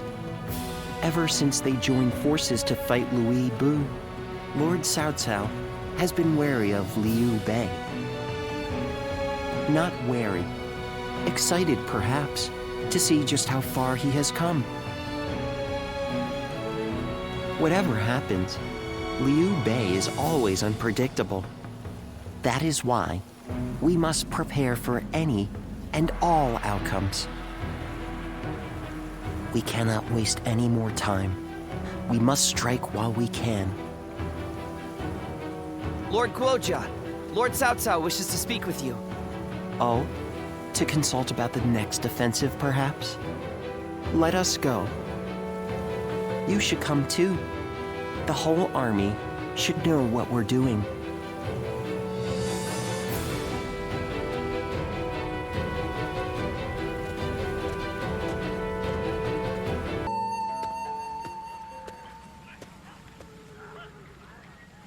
Lord Guan Yu has safely returned to Liu Bei. Though I was glad for his presence, Lord Guan Yu seemed ill at ease during his time here. Like a sword, returned to its scabbard, it seems he is back where he belongs. Now we may finally be able to stop Lord Guan Yu's unwavering blade. We are to be enemies. We must not let our erstwhile friendships stand in our way. That goes without saying. Our personal lives have no bearing on the war. When next we meet, I will put aside my past with Lord Guan Yu and face him with everything I have.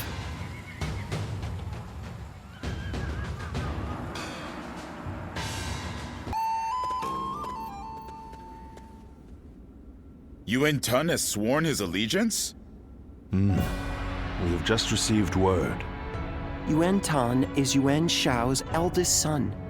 He is locked in a power struggle with his brother, Yuan Shang. I imagine he hopes our strength can shift the battle in his favor. I am certain he has plans to betray us sooner or later, but it will not happen right away. He will take advantage of us for a while yet, as he waits for the opportune moment. Then we should take advantage of Yuan Tan in return and attack the stronghold in Ye. Not a bad idea. He has a great deal of knowledge about Ye. The attack shouldn't take long. Very well. Let it be done. But we must keep an eye on Yuan Tan. Guojia, I'll leave that to you. Understood.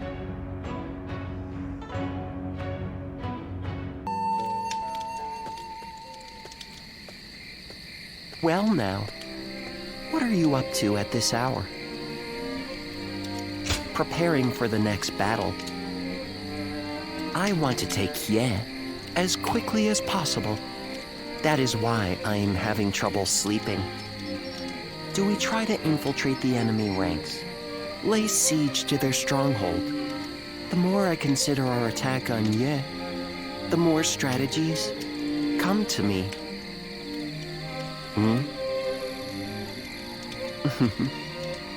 Just seeing your face has made me realize which path we should take. Just like that, the impregnable Ye will fall. Now I just need you to execute my plan. I know you will do well.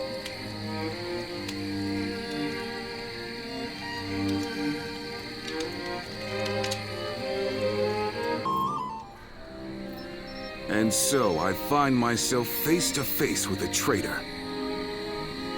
They had hoped a familiar face might be a comfort to you, Lord Yuan Tan. They were sorely mistaken. One man cannot serve two lords. And you turned your back on my father to serve Cao Cao. I once thought of you as loyal, Zhang He. Clearly, I was mistaken. I will accept whatever insults you give. But in this next battle, I hope you will allow me to fight by your side. If something were to happen to you, then I truly would never be able to face Lord Yuan Shao. Empty words. He sees me as a traitor. It is only natural. Even so, Lord Cao Cao is my commander now, and as one of his officers, I shall follow only his orders. So for now, I will pull back from Lord Yuan Tan's side. I wish you good fortune in the battles to come.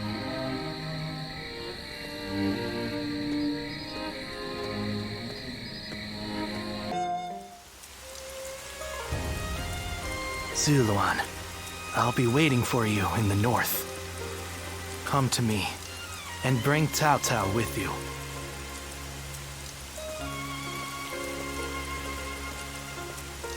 The heart of the sacred bird has grown still and cold. The young boy grew to be a man, and over the years, grief and remorse gave way to rage and hatred. Wandering the boundless world, searching for the purest revenge. Thirsting and starved, bleeding from the body as well as the soul. And then he came upon the people of the North. But how could you possibly fathom what lies within his heart? How can one who has forgotten everything possibly see into the mind of one who remembers everything? The path upon which you both tread has been divided into two. Now, there is only one way to reach the end, through your shared trust and mutual resolve.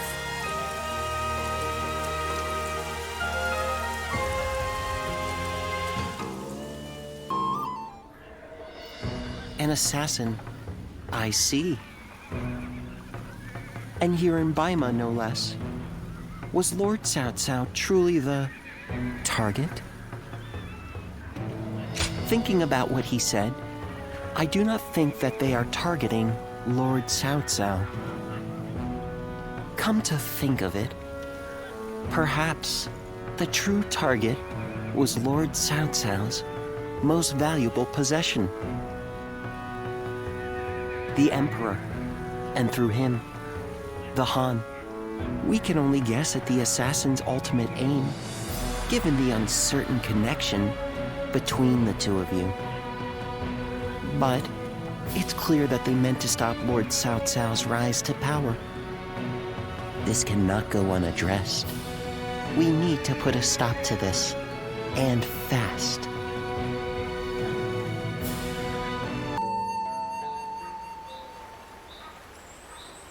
I knew Yuan Shao since we were children. We used to always get into trouble together. We would break into the nobles' houses, and if we were discovered, one of us would take the other by the hand, and off we'd run. And now, I will cut down the son of that dear friend. The road to Dominion is a bloody one indeed.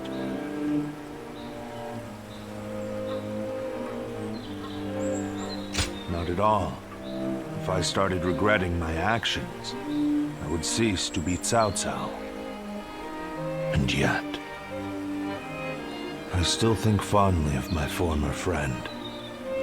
Perhaps that is my weakness. I have made kindling of my ties with officers, family, and friends. But this last weakness refuses to burn. How ridiculous. Yuan Shao. Soon I will take everything from you. I will not ask you not to hate me. But for as long as I live, I will not look back. I will forget you all and carry on. Regrets and apologies can wait until the next life. Zluan, let's go. The next battle will end this feud with the Yuan clan.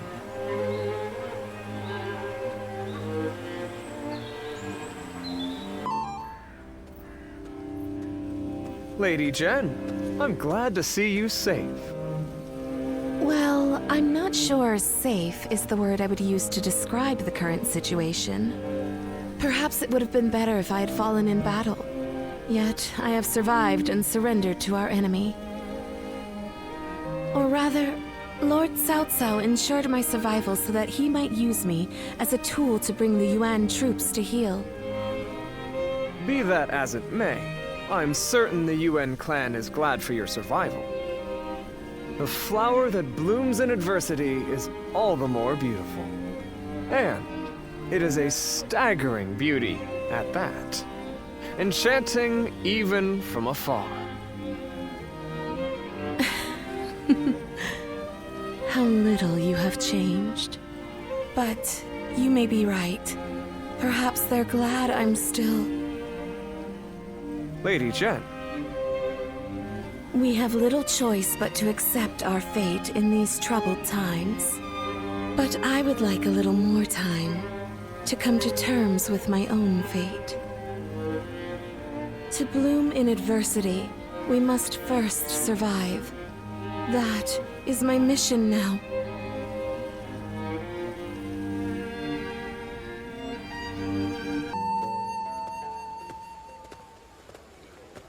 Well, look who it is. Your reputation precedes you. It is an honor to meet you. My name is Jen. After the last battle, I came to join Lord Cao Cao's forces. Do forgive the sudden question, but what kind of person is Lord Cao Cao? Forgive me. I don't mean to trouble you. I was merely looking for advice. I should have died in the last battle, but Lord Cao Cao allowed me to live. What could that possibly mean? I am certain that my next step forward will reveal itself as soon as I find the answer. But where should that step lead me? That is something I must find out for myself.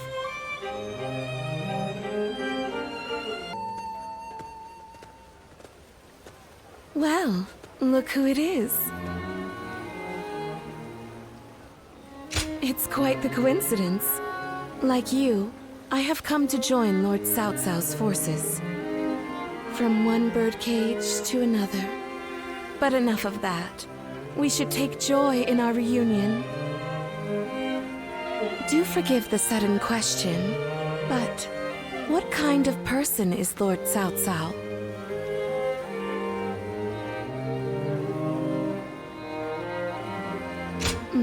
Forgive me. I don't mean to trouble you. I was merely looking for advice. I should have died in the last battle, but Lord Cao Cao allowed me to live. What could that possibly mean? I am certain that my next step forward will reveal itself as soon as I find the answer. But where should that step lead me? That is something I must find out for myself.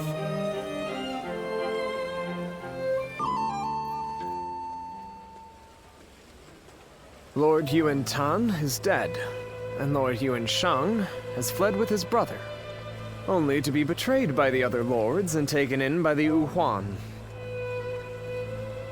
No one could have predicted any of this. When Lord Yuan Shao died, all of Ji mourned his loss. The fact that the Wu Huan accepted Lord Yuan Shao's sons shows just how much they respected him. So little time has passed since his death, but Ji has changed completely. It makes one wonder, if Lord Cao Cao were to fall, how would it shake not just the capital, but the entire realm? Death is inevitable. All men face it one day. But the wise ones know to prepare for such things, and leave behind a legacy. And perhaps that highlights Lord Yuan Shao's foolishness, in a sense. Or maybe his idealism. I do not believe he ever dared to consider his own defeat. If Lord Yuan Shao had given thought to what might happen after his death... Well, I think that's enough sentimentality for today. Besides, I have severed those ties. The Yuan clan is now just another enemy.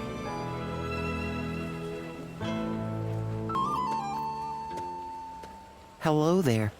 I've returned once again. Ah, Lord Guojia! We've been expecting you. Please, take a seat. Drink your fill. Thank you. I think I will.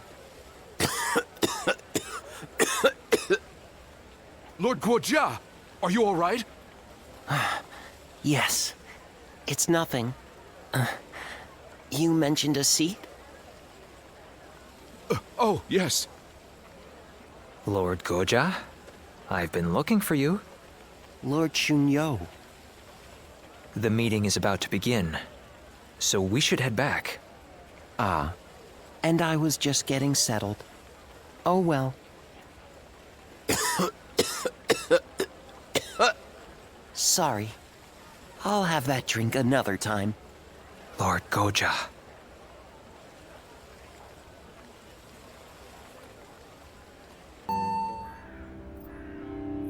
So Yuan Shang and his brother Yuan Shi have fled north to the land of the Wuhan. Then they will not be able to rally their forces again. Right. The Yuan family has lost favor with the nobility. They are no longer of concern to us.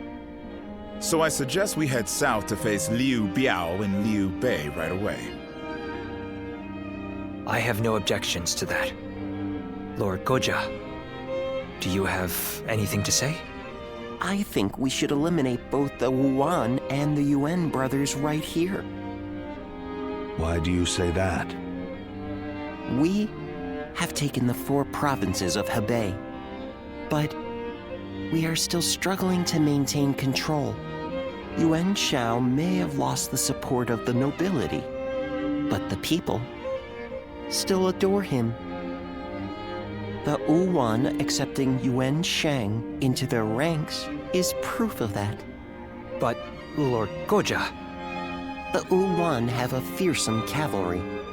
If Yuan Shang ever does return, he will pose a great threat, especially if he rallies the remainder of the Yuan clan. Even putting aside the likelihood of Yuan Shang's return, the Wuhan's cavalry is not to be ignored. But consider, What if we were to persuade them to join us? Like we did with the Qing troops. They would help us take out our future foes, like Liu Biao and Liu Bei. Defeating the enemy right in front of us will help secure our future. We must defeat the Yuan if we are ever to truly rule Hebei. Lord Cao Cao? Very well, Guojia. Let's see how your plan plays out. As you wish.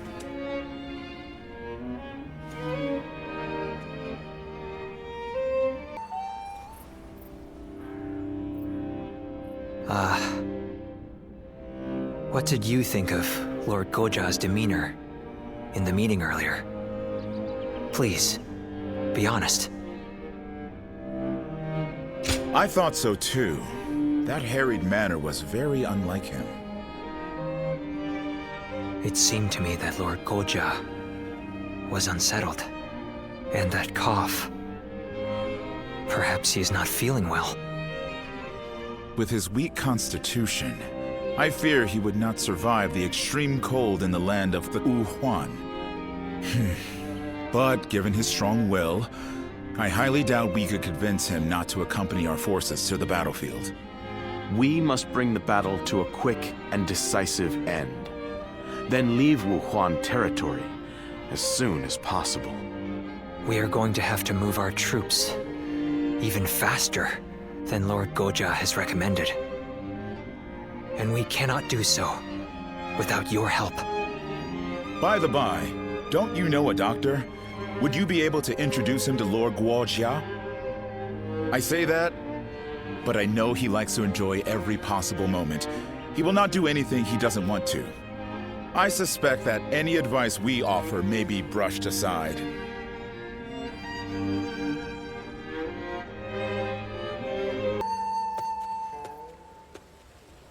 Guojia.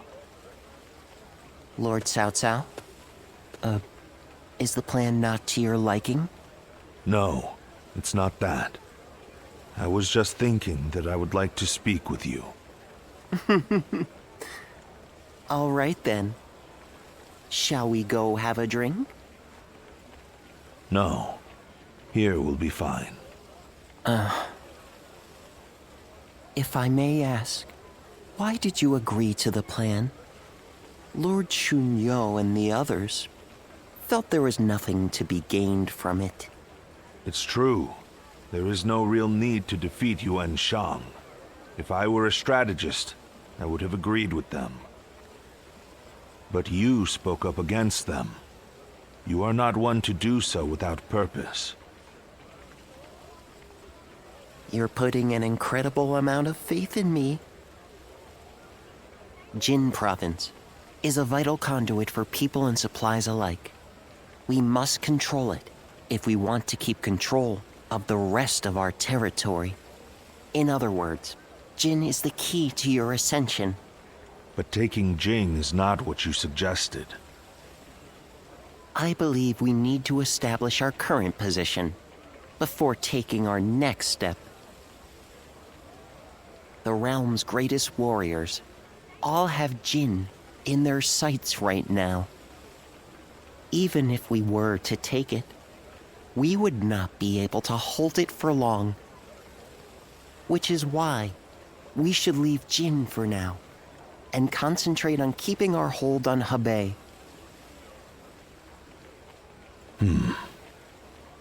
Guojia. Yes? You're flustered.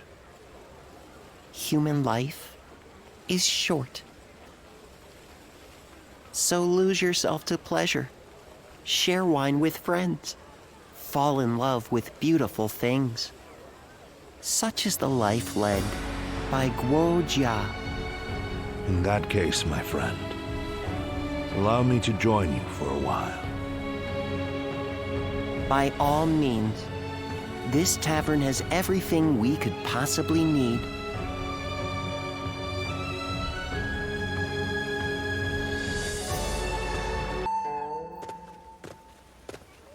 Lord Guojia, You're here when you were supposed to be resting.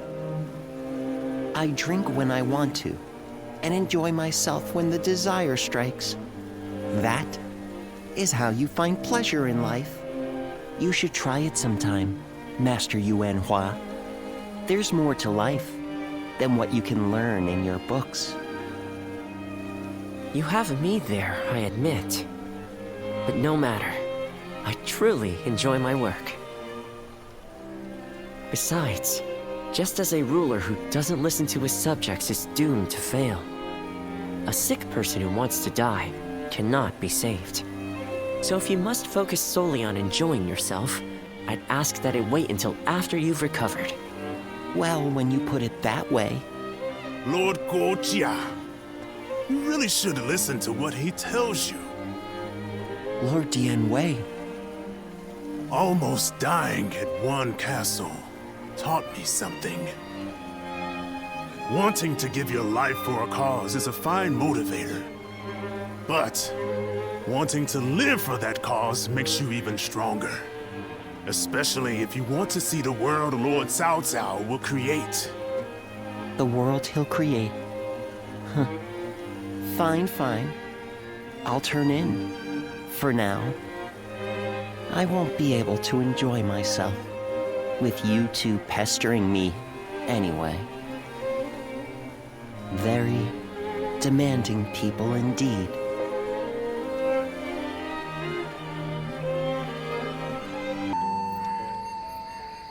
It certainly is cold here. At this rate, it may be snowing even in Ye by the time we return from battle. I like the snow. I enjoy watching it fall as I drink. Though, when I mentioned it to that friend of yours, he told me to stop neglecting my health. You certainly associate with some demanding people. I suppose. He's young, but he is an excellent doctor. I hear he has even treated Lord Cao Cao. Still, no one knows one's own body better than one's self. Oh, that reminds me. I meant to ask. When the battle is over and we return to Ye, will you have a drink with me while watching the snow fall? Ah, I'm looking forward to it already. Let's bring the House of Yuan to an end, quell the Wuan, and return to Ye with all haste. I don't want to miss the snow.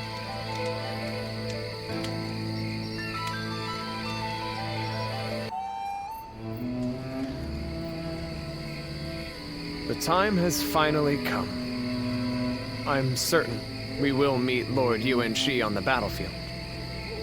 And I have steeled myself. What is my mission? What would you have me do here? I will hesitate no longer, even if I must face my husband and former allies in battle. Astounding! Your nobility is as breathtaking as your beauty. Even I must confess my admiration for you. But to say any more would be mere flattery. From this moment on, we fight side by side as soldiers in Cao Cao's army. Agreed. Now let us bring the House of Yuan to an end. Such is the duty placed upon us.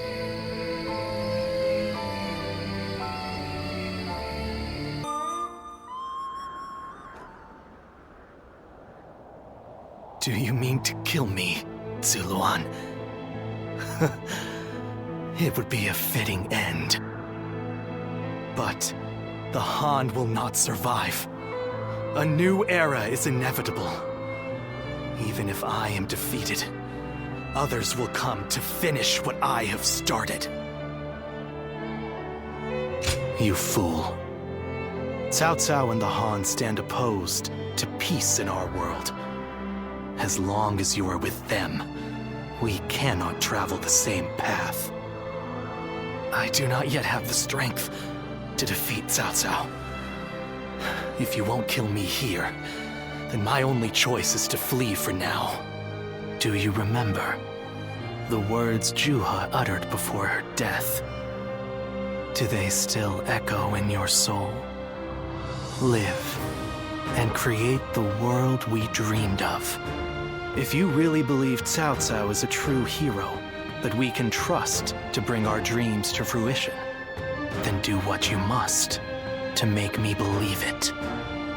But the moment he strays from that path and is deemed unworthy of our trust, the Guardians of Peace will bring him to ruin, no matter how long it takes. Never forget that. Farewell, Zuluan. May we one day fly together.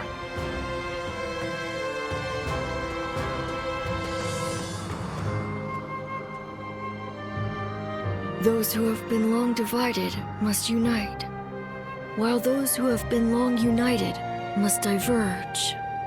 Thus has it always been for empires and their people alike. Guardian of peace, the time has come to part ways. One will champion heroes, striving to bring peace to the world. The other will lurk in the shadows, keeping the heroes true to their path. That is the new way of the Guardians of Peace. And thus shall our purpose be fulfilled. This is the last time I appear before you.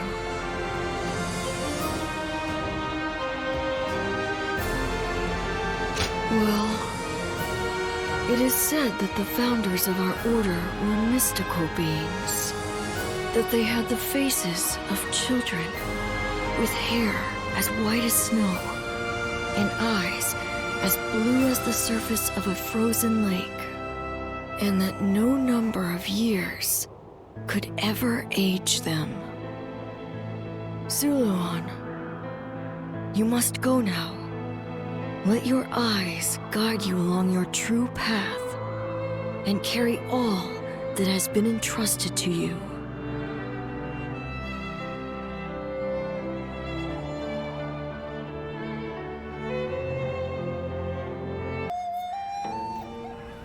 Well fought, all of you. It was an honor, my lord. I'm just glad we could be of use. Lord Guojia, you do not look well. The skies are clouding over. It seems it will snow soon. We should return to Yi while the way is still clear.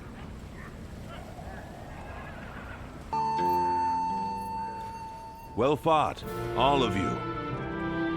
It was an honor, my lord. I'm just glad we could be of use. Lord Guojia, you do not look well. We are lucky the weather is still so mild. Let us return to Yi with all haste while we still can.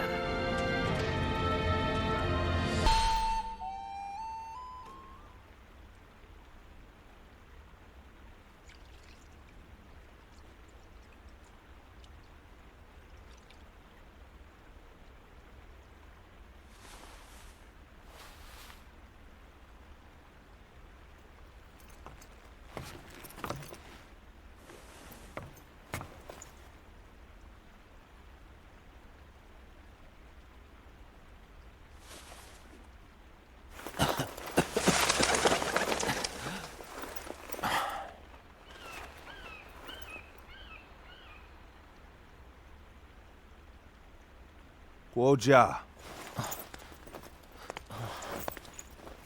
Fluttering snowflakes to complement a drink. How elegant. Will you join me?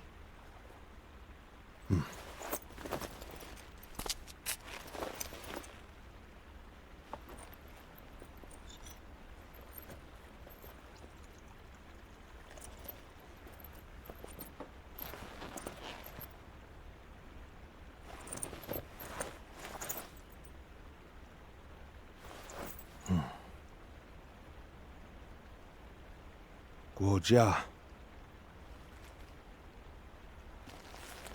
You were splendid indeed.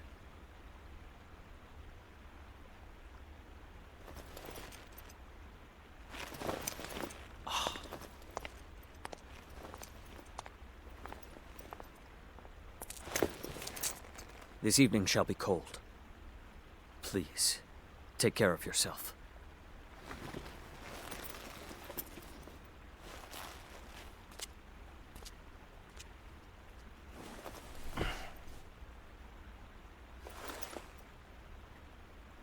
Close my eyes, and I can see the skies of Jing. And in the back of my mind, various stratagems take shape.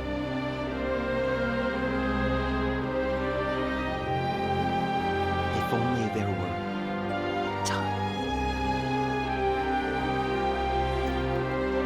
It truly is regrettable.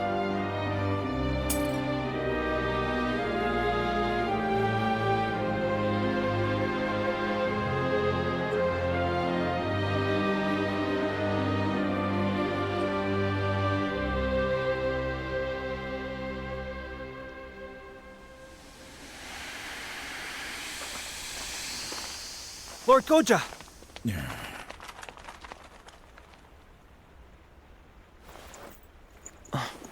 Why? The man assigned to watch over you reported to us, saying you would be sure to go out in the snow, and that we should ensure you kept warm. Honestly, I feel as if I'm dealing with a child. You've all come here just to... From Ye, on horseback at full speed. Let us discuss our plans inside. We aren't about to let you slip away without a word. So you wish to take action, then?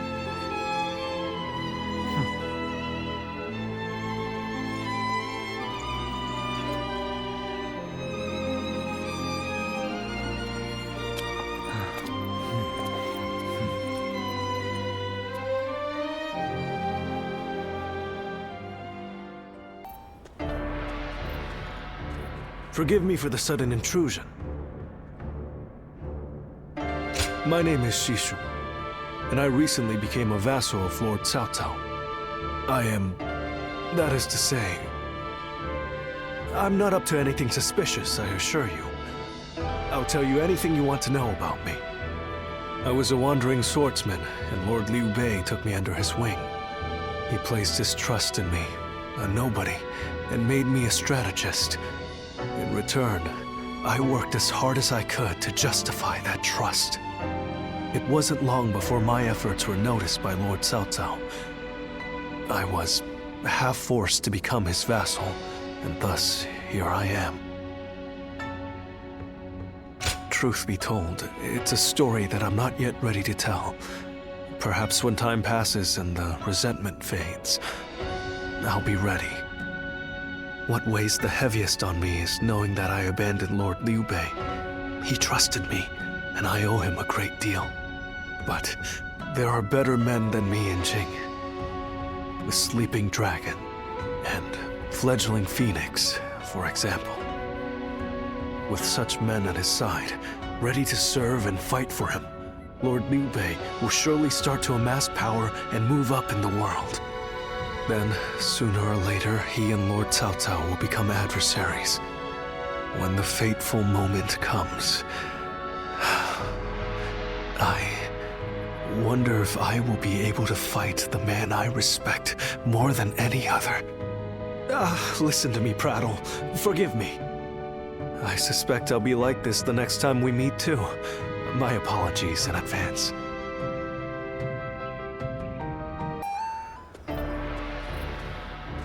Forgive me for the sudden intrusion. Yes, that's right. I'm glad to see you again. A lot has happened since we last met. Would you be willing to listen to my story? I was a wandering swordsman, and Lord Liu Bei took me under his wing. He placed his trust in me, a nobody, and made me a strategist. In return, I worked as hard as I could to justify that trust. It wasn't long before my efforts were noticed by Lord Cao Cao. I was half forced to become his vassal, and thus here I am. Truth be told, it's a story that I'm not yet ready to tell. Perhaps when time passes and the resentment fades, I'll be ready. What weighs the heaviest on me is knowing that I abandoned Lord Liu Bei. He trusted me, and I owe him a great deal. But there are better men than me in Jing. The Sleeping Dragon and Fledgling Phoenix, for example. With such men at his side, ready to serve and fight for him, Lord Liu Bei will surely start to amass power and move up in the world. Then, sooner or later, he and Lord Cao Cao will become adversaries. When the fateful moment comes, I wonder if I will be able to fight the man I respect more than any other. Listen to me prattle. Forgive me. I suspect I'll be like this the next time we meet, too. My apologies in advance.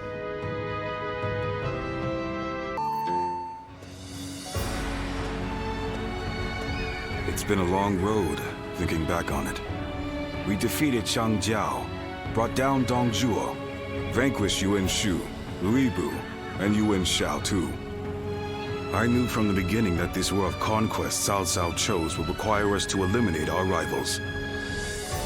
But somehow along the way, the world has changed. Yes, well, perhaps you wouldn't. When you spend your days in the thick of battle, there's not much chance to lift your head from the fray and see the world at large. The North has practically been brought to heel. Now it's time to turn to the South. Our next battle. My lords, it is almost time. Everyone is gathering in the war room. Fine. We'll be right there.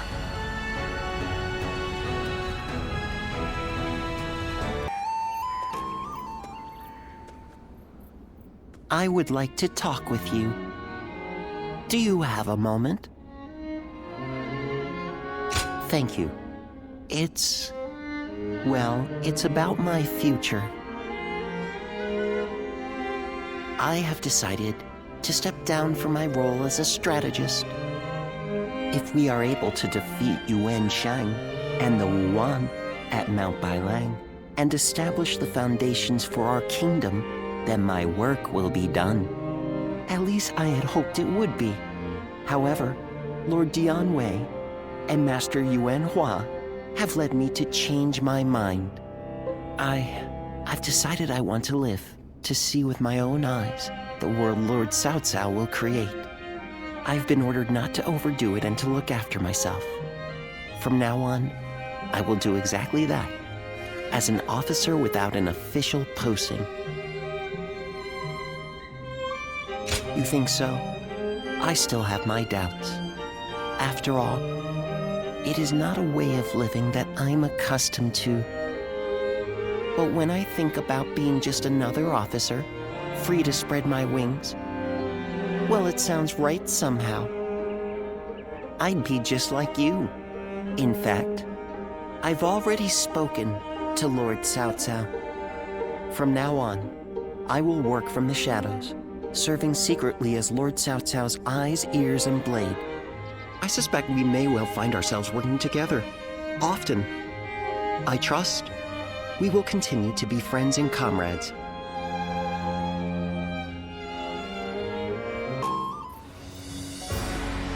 With Yuan Shang's defeat, Hebei is now firmly in our hands. Soon it will be time to march on Jing. Jing is the key. Whatever else happens, the man who controls that region can control the entire realm. Yu Biao is ineffectual, a weak leader. But he has Liu Bei at his side. Liu Bei, of course. You look pleased, my lord. Yes. From the beginning, I thought he might be the one with the ability to stop me. For a while, it seemed he had given up, lost his appetite for the fight. but it appears that is no longer the case. I've been thinking this for some time now, but you're actually fond of him, aren't you? Well, he has something that I don't. What's that? The power to move people with emotion rather than reason. That makes him unpredictable, and all the more dangerous for it. I must defeat him. Until I do, my rule will never truly be secure. Xiahou, I want you to take an advance force into Jing. Understood. You too. I want you to go with him. You know Liu Bei better than any of us. Perhaps you'll know how best to defeat him.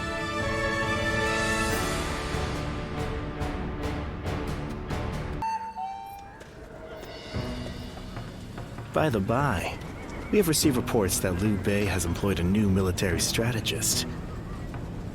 Have you heard about this? There have been rumors of some kind of famous hermit living in Jing. Supposedly, he has talented disciples. One is called the Sleeping Dragon, the other, the Fledgling Phoenix. I believe one of the two, either the Sleeping Dragon or Fledgling Phoenix, now serves Liu Bei as a strategist. I may worry too much, but I can't shake the feeling that this information does not bode well for us. Jing has been long known to attract the best warriors. I hope we can convince them to join our cause. If Liu Bei does indeed have a military strategist, it may complicate things significantly. All the more reason, of course, for us to strike while the iron is hot, and march into Jing.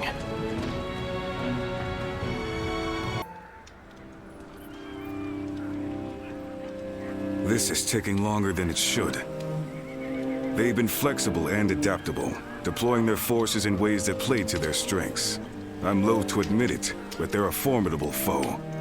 And it seems that with every fight, their individual forces appear to be growing stronger. Liu Bei's army is nothing like the stories we've heard.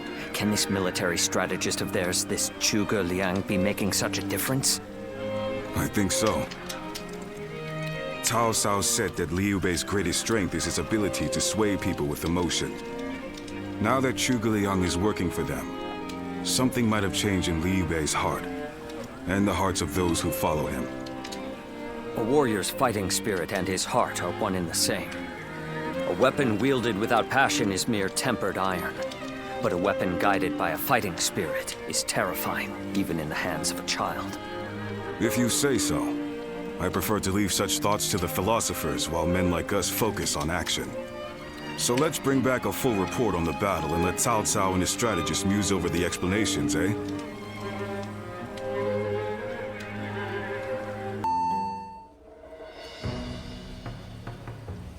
So this is about Zhuge Liang? Yes. You're old acquaintances, aren't you? Can you tell me about him? What kind of man is he? Eccentric without question, but also a genius of the highest order. I'm clever enough, I won't deny it, but I could never match the depth of his understanding and insights. A genius, huh? Can you tell me more? Huh. How about a story? This was a long time ago, back when we were students. There was a group of us, including myself and Zhuge Liang. We were discussing our futures, and Zhuge Liang was telling us what we would become. You'll be a governor, you a regional official, and so on.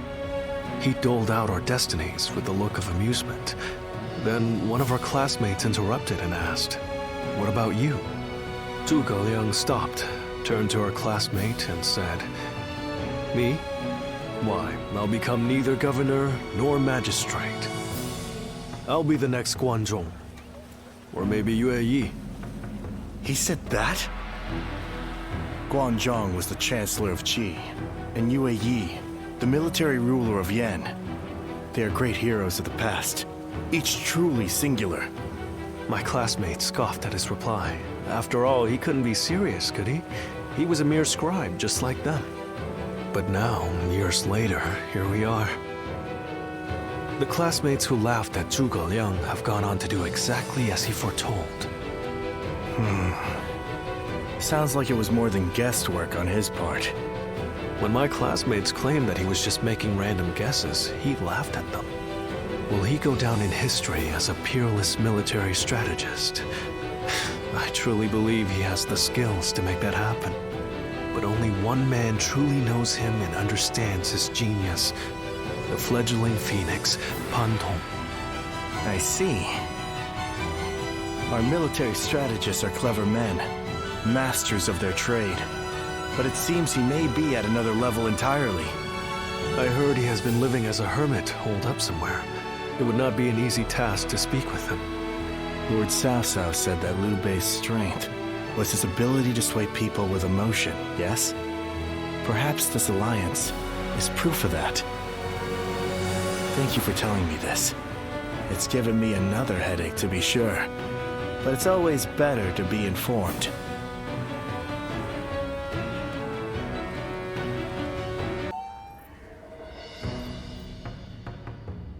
We've been victorious in the initial stage of our invasion of Jing, but I suspect we may yet face a challenge.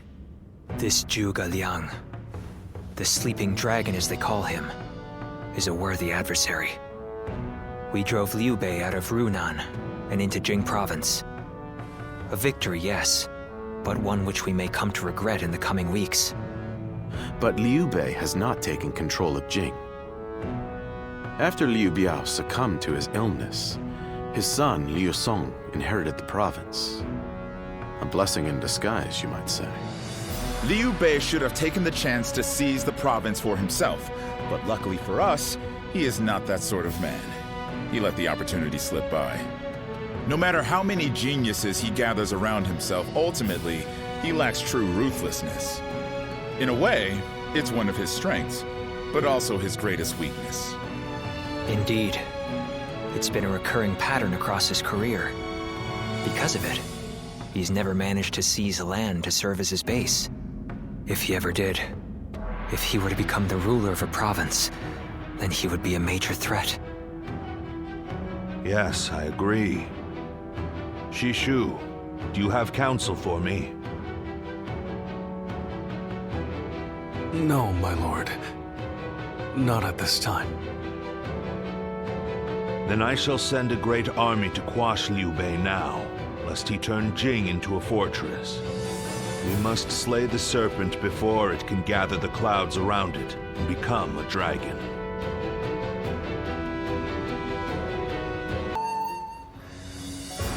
Liu Song was surprisingly quick to make his decision. He hung his head and surrendered as soon as he realized his cause was lost. Liu Bei and his people escaped from Xiangyang. Now he is heading for Jiangxia, no doubt to appeal for aid from Liu Qi, Liu Song's older brother. Liu Bei and his people? That is unusual for both the leader and the peasants who willingly follow him. Not for Liu Bei. He has the power to sway people to his will. It is not surprising he is able to command such loyalty. I would scarce believe it possible, but the evidence is there before us, and I cannot deny it. Now quickly, gather your best men and go after him. We cannot let him reach Jiangxia under any circumstances.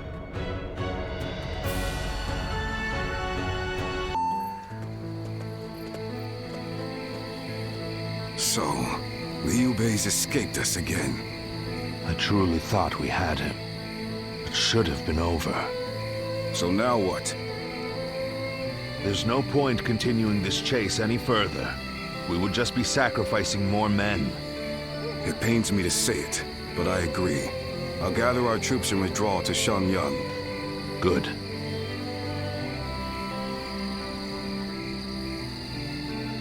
Liu Bei, just as I foresaw, you have become the main obstacle standing in my way. But if you insist on taking to the skies like a dragon, you leave me no choice but to shoot you down. It is down to fate now. When we meet again, we will find out once and for all which of us has been chosen by the heavens.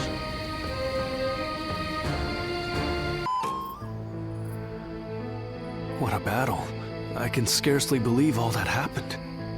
Lord Cao Yun, charging alone through Cao Cao's camp. Lord Zhengfei, standing alone and fighting what seemed like an entire army. Despite knowing the danger, the people of Xiangyang are following Lord Liu Bei all the way to Jiangxia. I doubt anyone ever imagined such a thing was possible. Did you?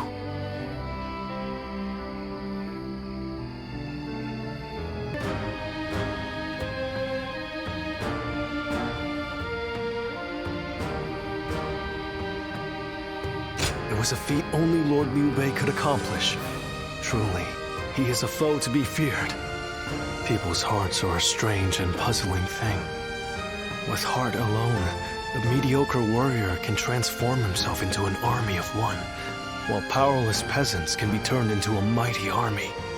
That is why Cao Cao fears Lord Liu Bei, his power to sway the hearts of the people. That alone makes him more formidable than the mightiest warrior. But then, hearts are also fickle and change like the wind. Lord Cao Cao seeks to govern the world with reason. This is a firmer foundation, and that is why I believe he is the stronger of the two.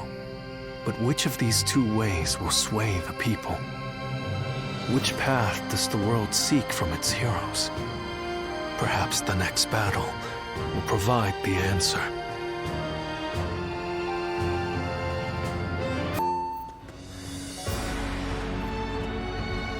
Liu Bei has moved from Jiangxia to Fangkou. He may be seeking refuge with the Sun clan. The Sun clan. They were in their prime under Sun Ce, but since the succession, they have been weakened by internal conflict and intrigue. That said, Wu remains one of the most powerful forces in the realm today, comparable only to ourselves and to Liu Zhang of Bashu. I imagine Liu Bei is carefully considering who to ally with against us. Liu Zhang or Sun Quan? Of those two, Sun Quan is the clear choice. Consider his officers, Cheng Pu, Huang Gai, and Heng Dong, followed by Zhou Yu and Lu Su. A fine mix of age and wisdom with youth and intelligence. Yes, but we have the superior force and an overwhelming advantage in numbers. We could try to contact Wu and ask for their surrender. Yes. If they were wise and the terms were fair, they would surely consider it, especially once they see the size of our army. It's worth a try. Send an envoy. Sun Jian or Sun Ce would simply reject the offer no matter the terms. But with Sun Quan in charge, perhaps they will listen to reason. And if they do refuse our terms, we will simply apply pressure on the Sun clan and fracture their coalition. Yes, and while we wait for a reply, we can continue training our naval forces. Our troops are men of the plains, not the sea. We need experienced naval officers to make them into seafarers. Wu is located on the banks of the Yangtze River, and they likely have sailors aplenty. Whereas I doubt our army holds a single experienced mariner. Perhaps we could enlist the help of the officers we captured in Jing. Many of them are well versed in naval matters. We have little choice in the matter. We cannot avoid a fight on the river and will need their aid. Reorganize our forces, taking into account our disadvantage on the water.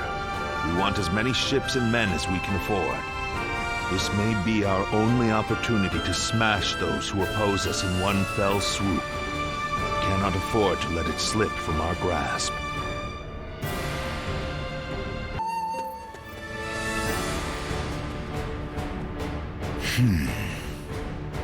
I did not expect them to reject our terms. A wandering general with barely an army to his name convinced them to join him in fighting the greatest army in the realm. By sheer force of will, he's dragged a whole nation into his war. Liu Bei's is as troublesome as I feared. What say you, my lord? It is no small matter to go to war against a nation as powerful as Wu. It changes nothing. Our goal remains the same. We will continue the naval training and trust in our strategy to win the day. If we fool ourselves into thinking he is guided by anything other than emotion and instinct, the road to victory will be hard. We can only defeat Liu Bei with our own logic and reason.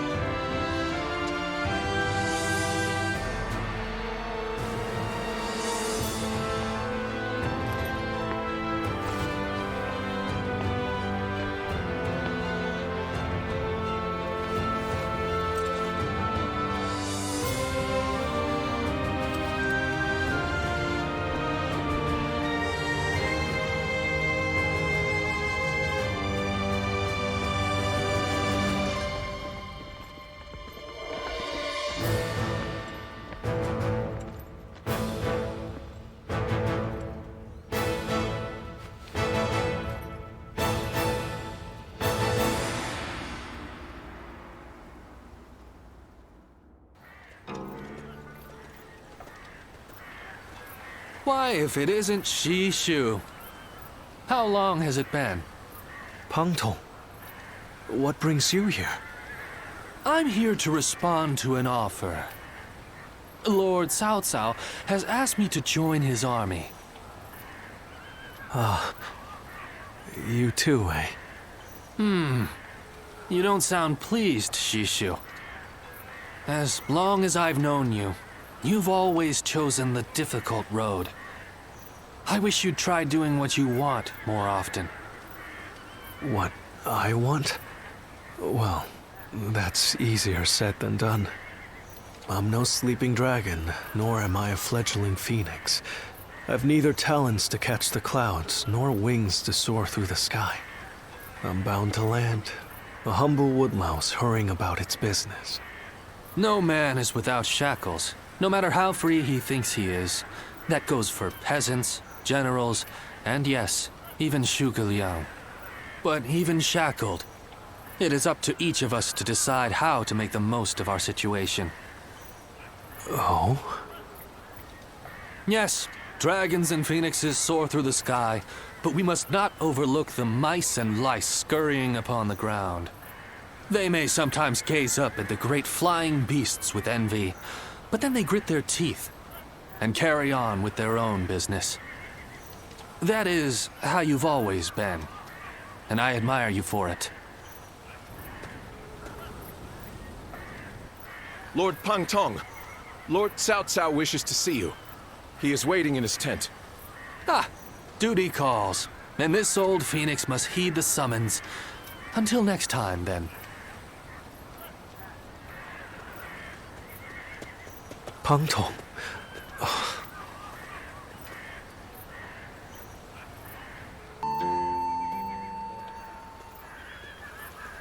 Ah, it's you. But I suppose it's only natural we'd run into each other.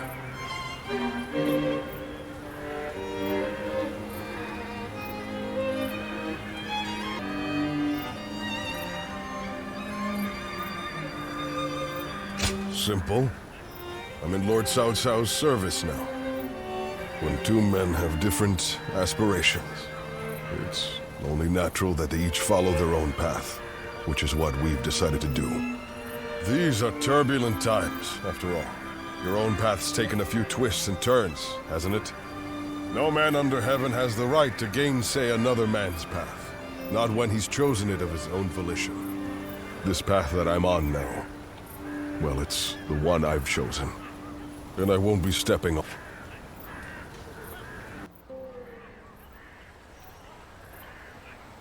We have enough ships and enough men. We also have the fledgling Phoenix as planned, and an insider. We've done all we can to prepare. But even so, the joint forces of Sun Quan and Liu Bei are deployed on the Yangtze River and at Chibi, ready and waiting for our assault. Soldiers are valuable, not to be sacrificed. If the enemy were wise, they would never fight a battle that they thought they were destined to lose. So you're saying they see a path to victory? In numbers, we have the overwhelming advantage, but we must entertain the idea that they have devised the means to level the odds. That makes sense. But what could it be? Here, what worries me most is the chance of a fire attack. A massive fleet of vessels, packed tight on a river, will be a tempting target. But such an attack is risky. It's more than just setting a few fires amongst the enemy. Flame is a fickle enemy. Depending on the direction of the wind, the blaze can easily be swept towards one's own ships and men. The great Sun Tzu himself warned that fire attacks should only be used under certain circumstances. The direction of the prevailing winds on the Yangtze seemed to preclude the possibility of a fire attack. For this reason, I too support Lord Pangtong's proposal. We should chain our ships together and form a stable platform across the river. This would address the problem of our soldiers getting seasick. But what if the winds were to change direction? I doubt that would happen. It's not impossible, I grant you that, but still, unlikely. Which is why we will be counting on you. We may have cause to call upon your power as the guardian of peace. You have the power to read the movement of the air itself, yes? Which means you'll be able to tell us the instant the winds change direction. Thank you. We are counting on you. I've been relying on your extraordinary talents for a long time now. Ever since we fought the Yellow Turbans many moons ago. We mustn't forget that more than any man, I know exactly what you're capable of. Now is the time to claim the mantle of greatness. After all, you are my Zluan, remember?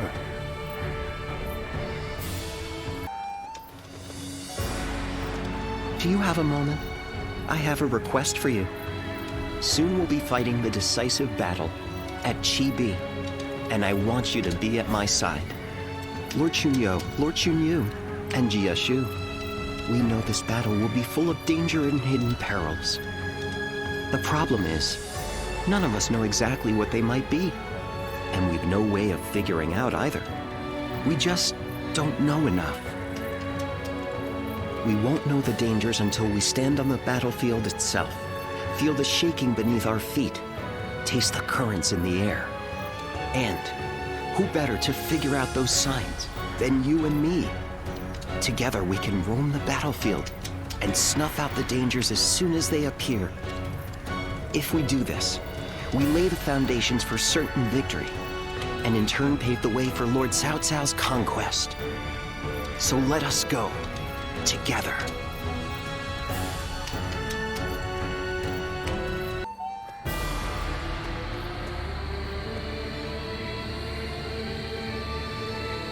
It is almost time to set out. This will be the greatest battle yet. Are you ready for it? Good. Then let us go. From this moment on, you must be on your guard at all times.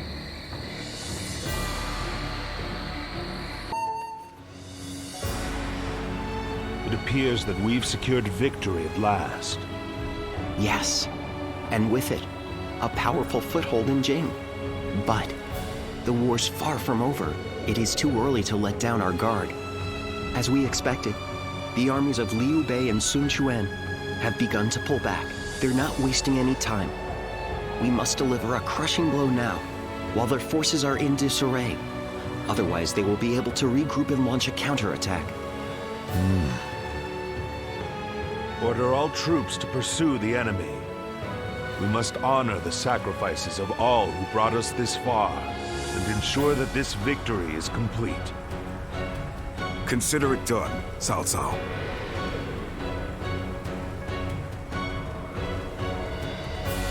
We won this battle by a hair's breadth. If not for all of you, it would have had a very different outcome. I suppose there's no point in humility. We did save the day. But so did everyone else. This was a victory won by your men and your allies, all of them. As much as I'd like to, we can't take all the credit. Still, we all know a great portion of that credit goes to you, and you will have your reward. The world will soon know what you've done today. A reward? Well, if you're offering, I wouldn't say no to a cup of your finest wine. Of course, even that wouldn't be enough on its own. What we really want is a world of justice and fairness where everyone can live in peace. You give us that, and we could truly enjoy our wine.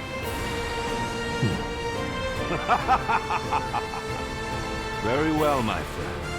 If that is truly your wish, then it shall be yours.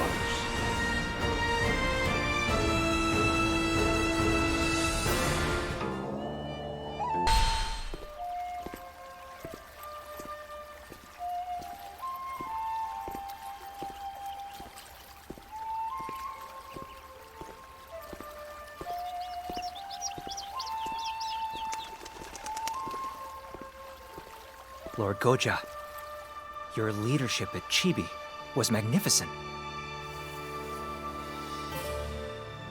The tiger bent the knee, but broke no fang. The dragon headed towards Yi Province in pursuit of territory. On not sure why the result was anything less than perfect. Still, the fact remains that we gained strategic land. It's cause for celebration, to be sure.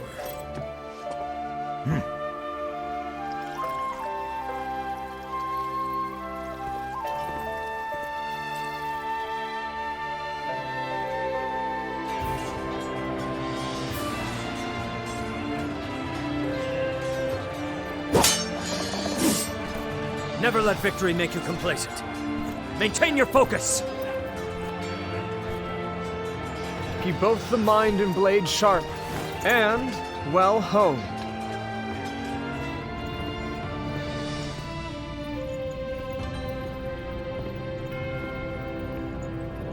Hey, Cao Cao.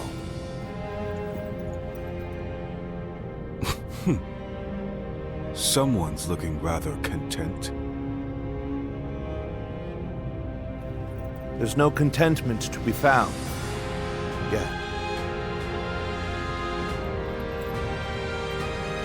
Our new kingdom remains beyond us still.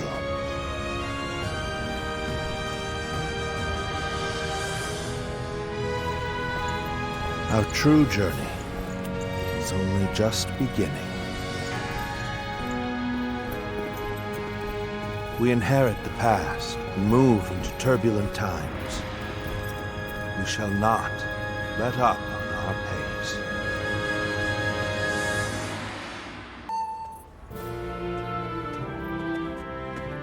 Good timing. We were just thinking about your future with us. Your service under Cao Cao has far exceeded expectations. Protocol dictates that you should be rewarded with a position of some sort.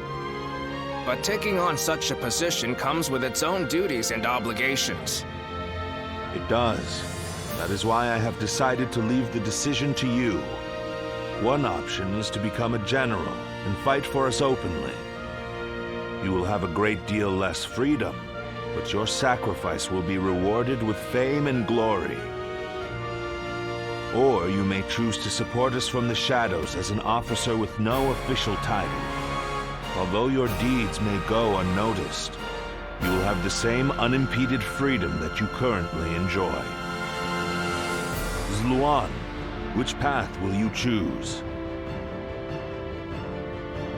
Good. We would be more than happy to have you in our ranks. If that is your choice, then let's take this opportunity to grant you a proper rank and title.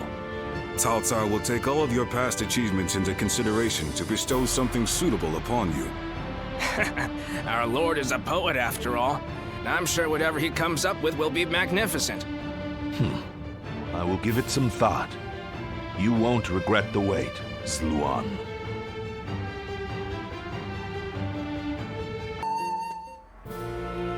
How can I ever thank you enough for curing my father of that dreadful disease? It is I who should be thanking you. Your request allowed me to gain yet another valuable experience as a doctor. And I am always glad to be of service. Please tell him to take care of himself as he recovers. I will. By the way, Master Yuanhua, do you plan on leaving town already? Yes, I do. I've received word that my companion is waiting for me outside the castle. But I am not really sure where we will be going next. And with that, I bid you farewell. I hope you never need to see me again.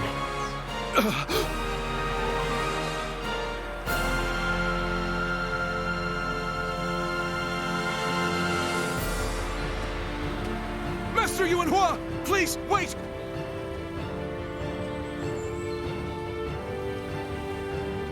Didn't I just say I hoped you'd never need to see me again? Is something wrong? Have I left something behind, perhaps? No, it's just... Would you let me be your apprentice? My apprentice? I've already discussed it with my father. You're the only one who made a real effort to treat him when every doctor in town gave up. And you were the one to finally cure him. Watching you do that, it changed me as a man. I told my father Imagine if I could become a doctor like him! An apprentice? I once would have dismissed the idea as undeserved flattery. But, yes, perhaps it's not such a bad idea. I do need someone to inherit all of the wisdom and knowledge passed down to me after all. Then you... I will accept you as my new apprentice. But know now that I have no idea what I will teach you, or how much. Thank you so much, Master Yuanhua! Oh, Yuanhua is your courtesy name, isn't it? I think I should know the true name of someone who's to be my mentor. Would you mind telling it to me?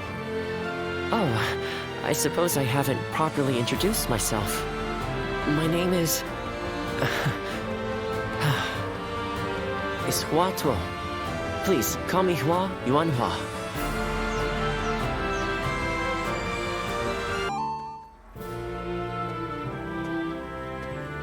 All right, it's a race! I'm next! Wait! I am a bird with no wings, dashed against the earth. Blood clouds my sight, blinding me to the true hero's visage. What sort of peace can possibly be built after so much needless death and so many forsaken ideals? The answer still eludes me. But Cao Cao is the hero you have chosen. And you have decided to carry on Juha's dream for the future. So for now, I'll be watching you, and hoping that the path you choose for the sake of her dream will bring peace to our world.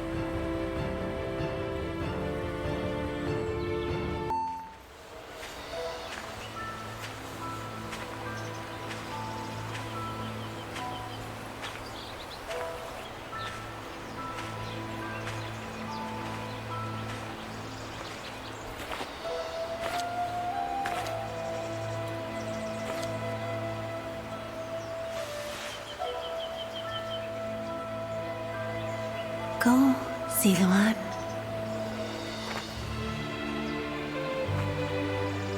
You have found your path. You found comrades to accompany you.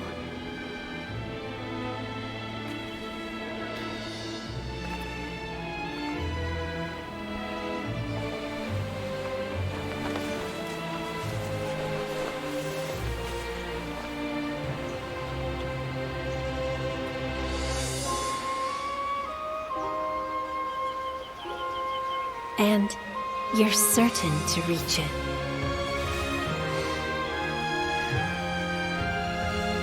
A land of peace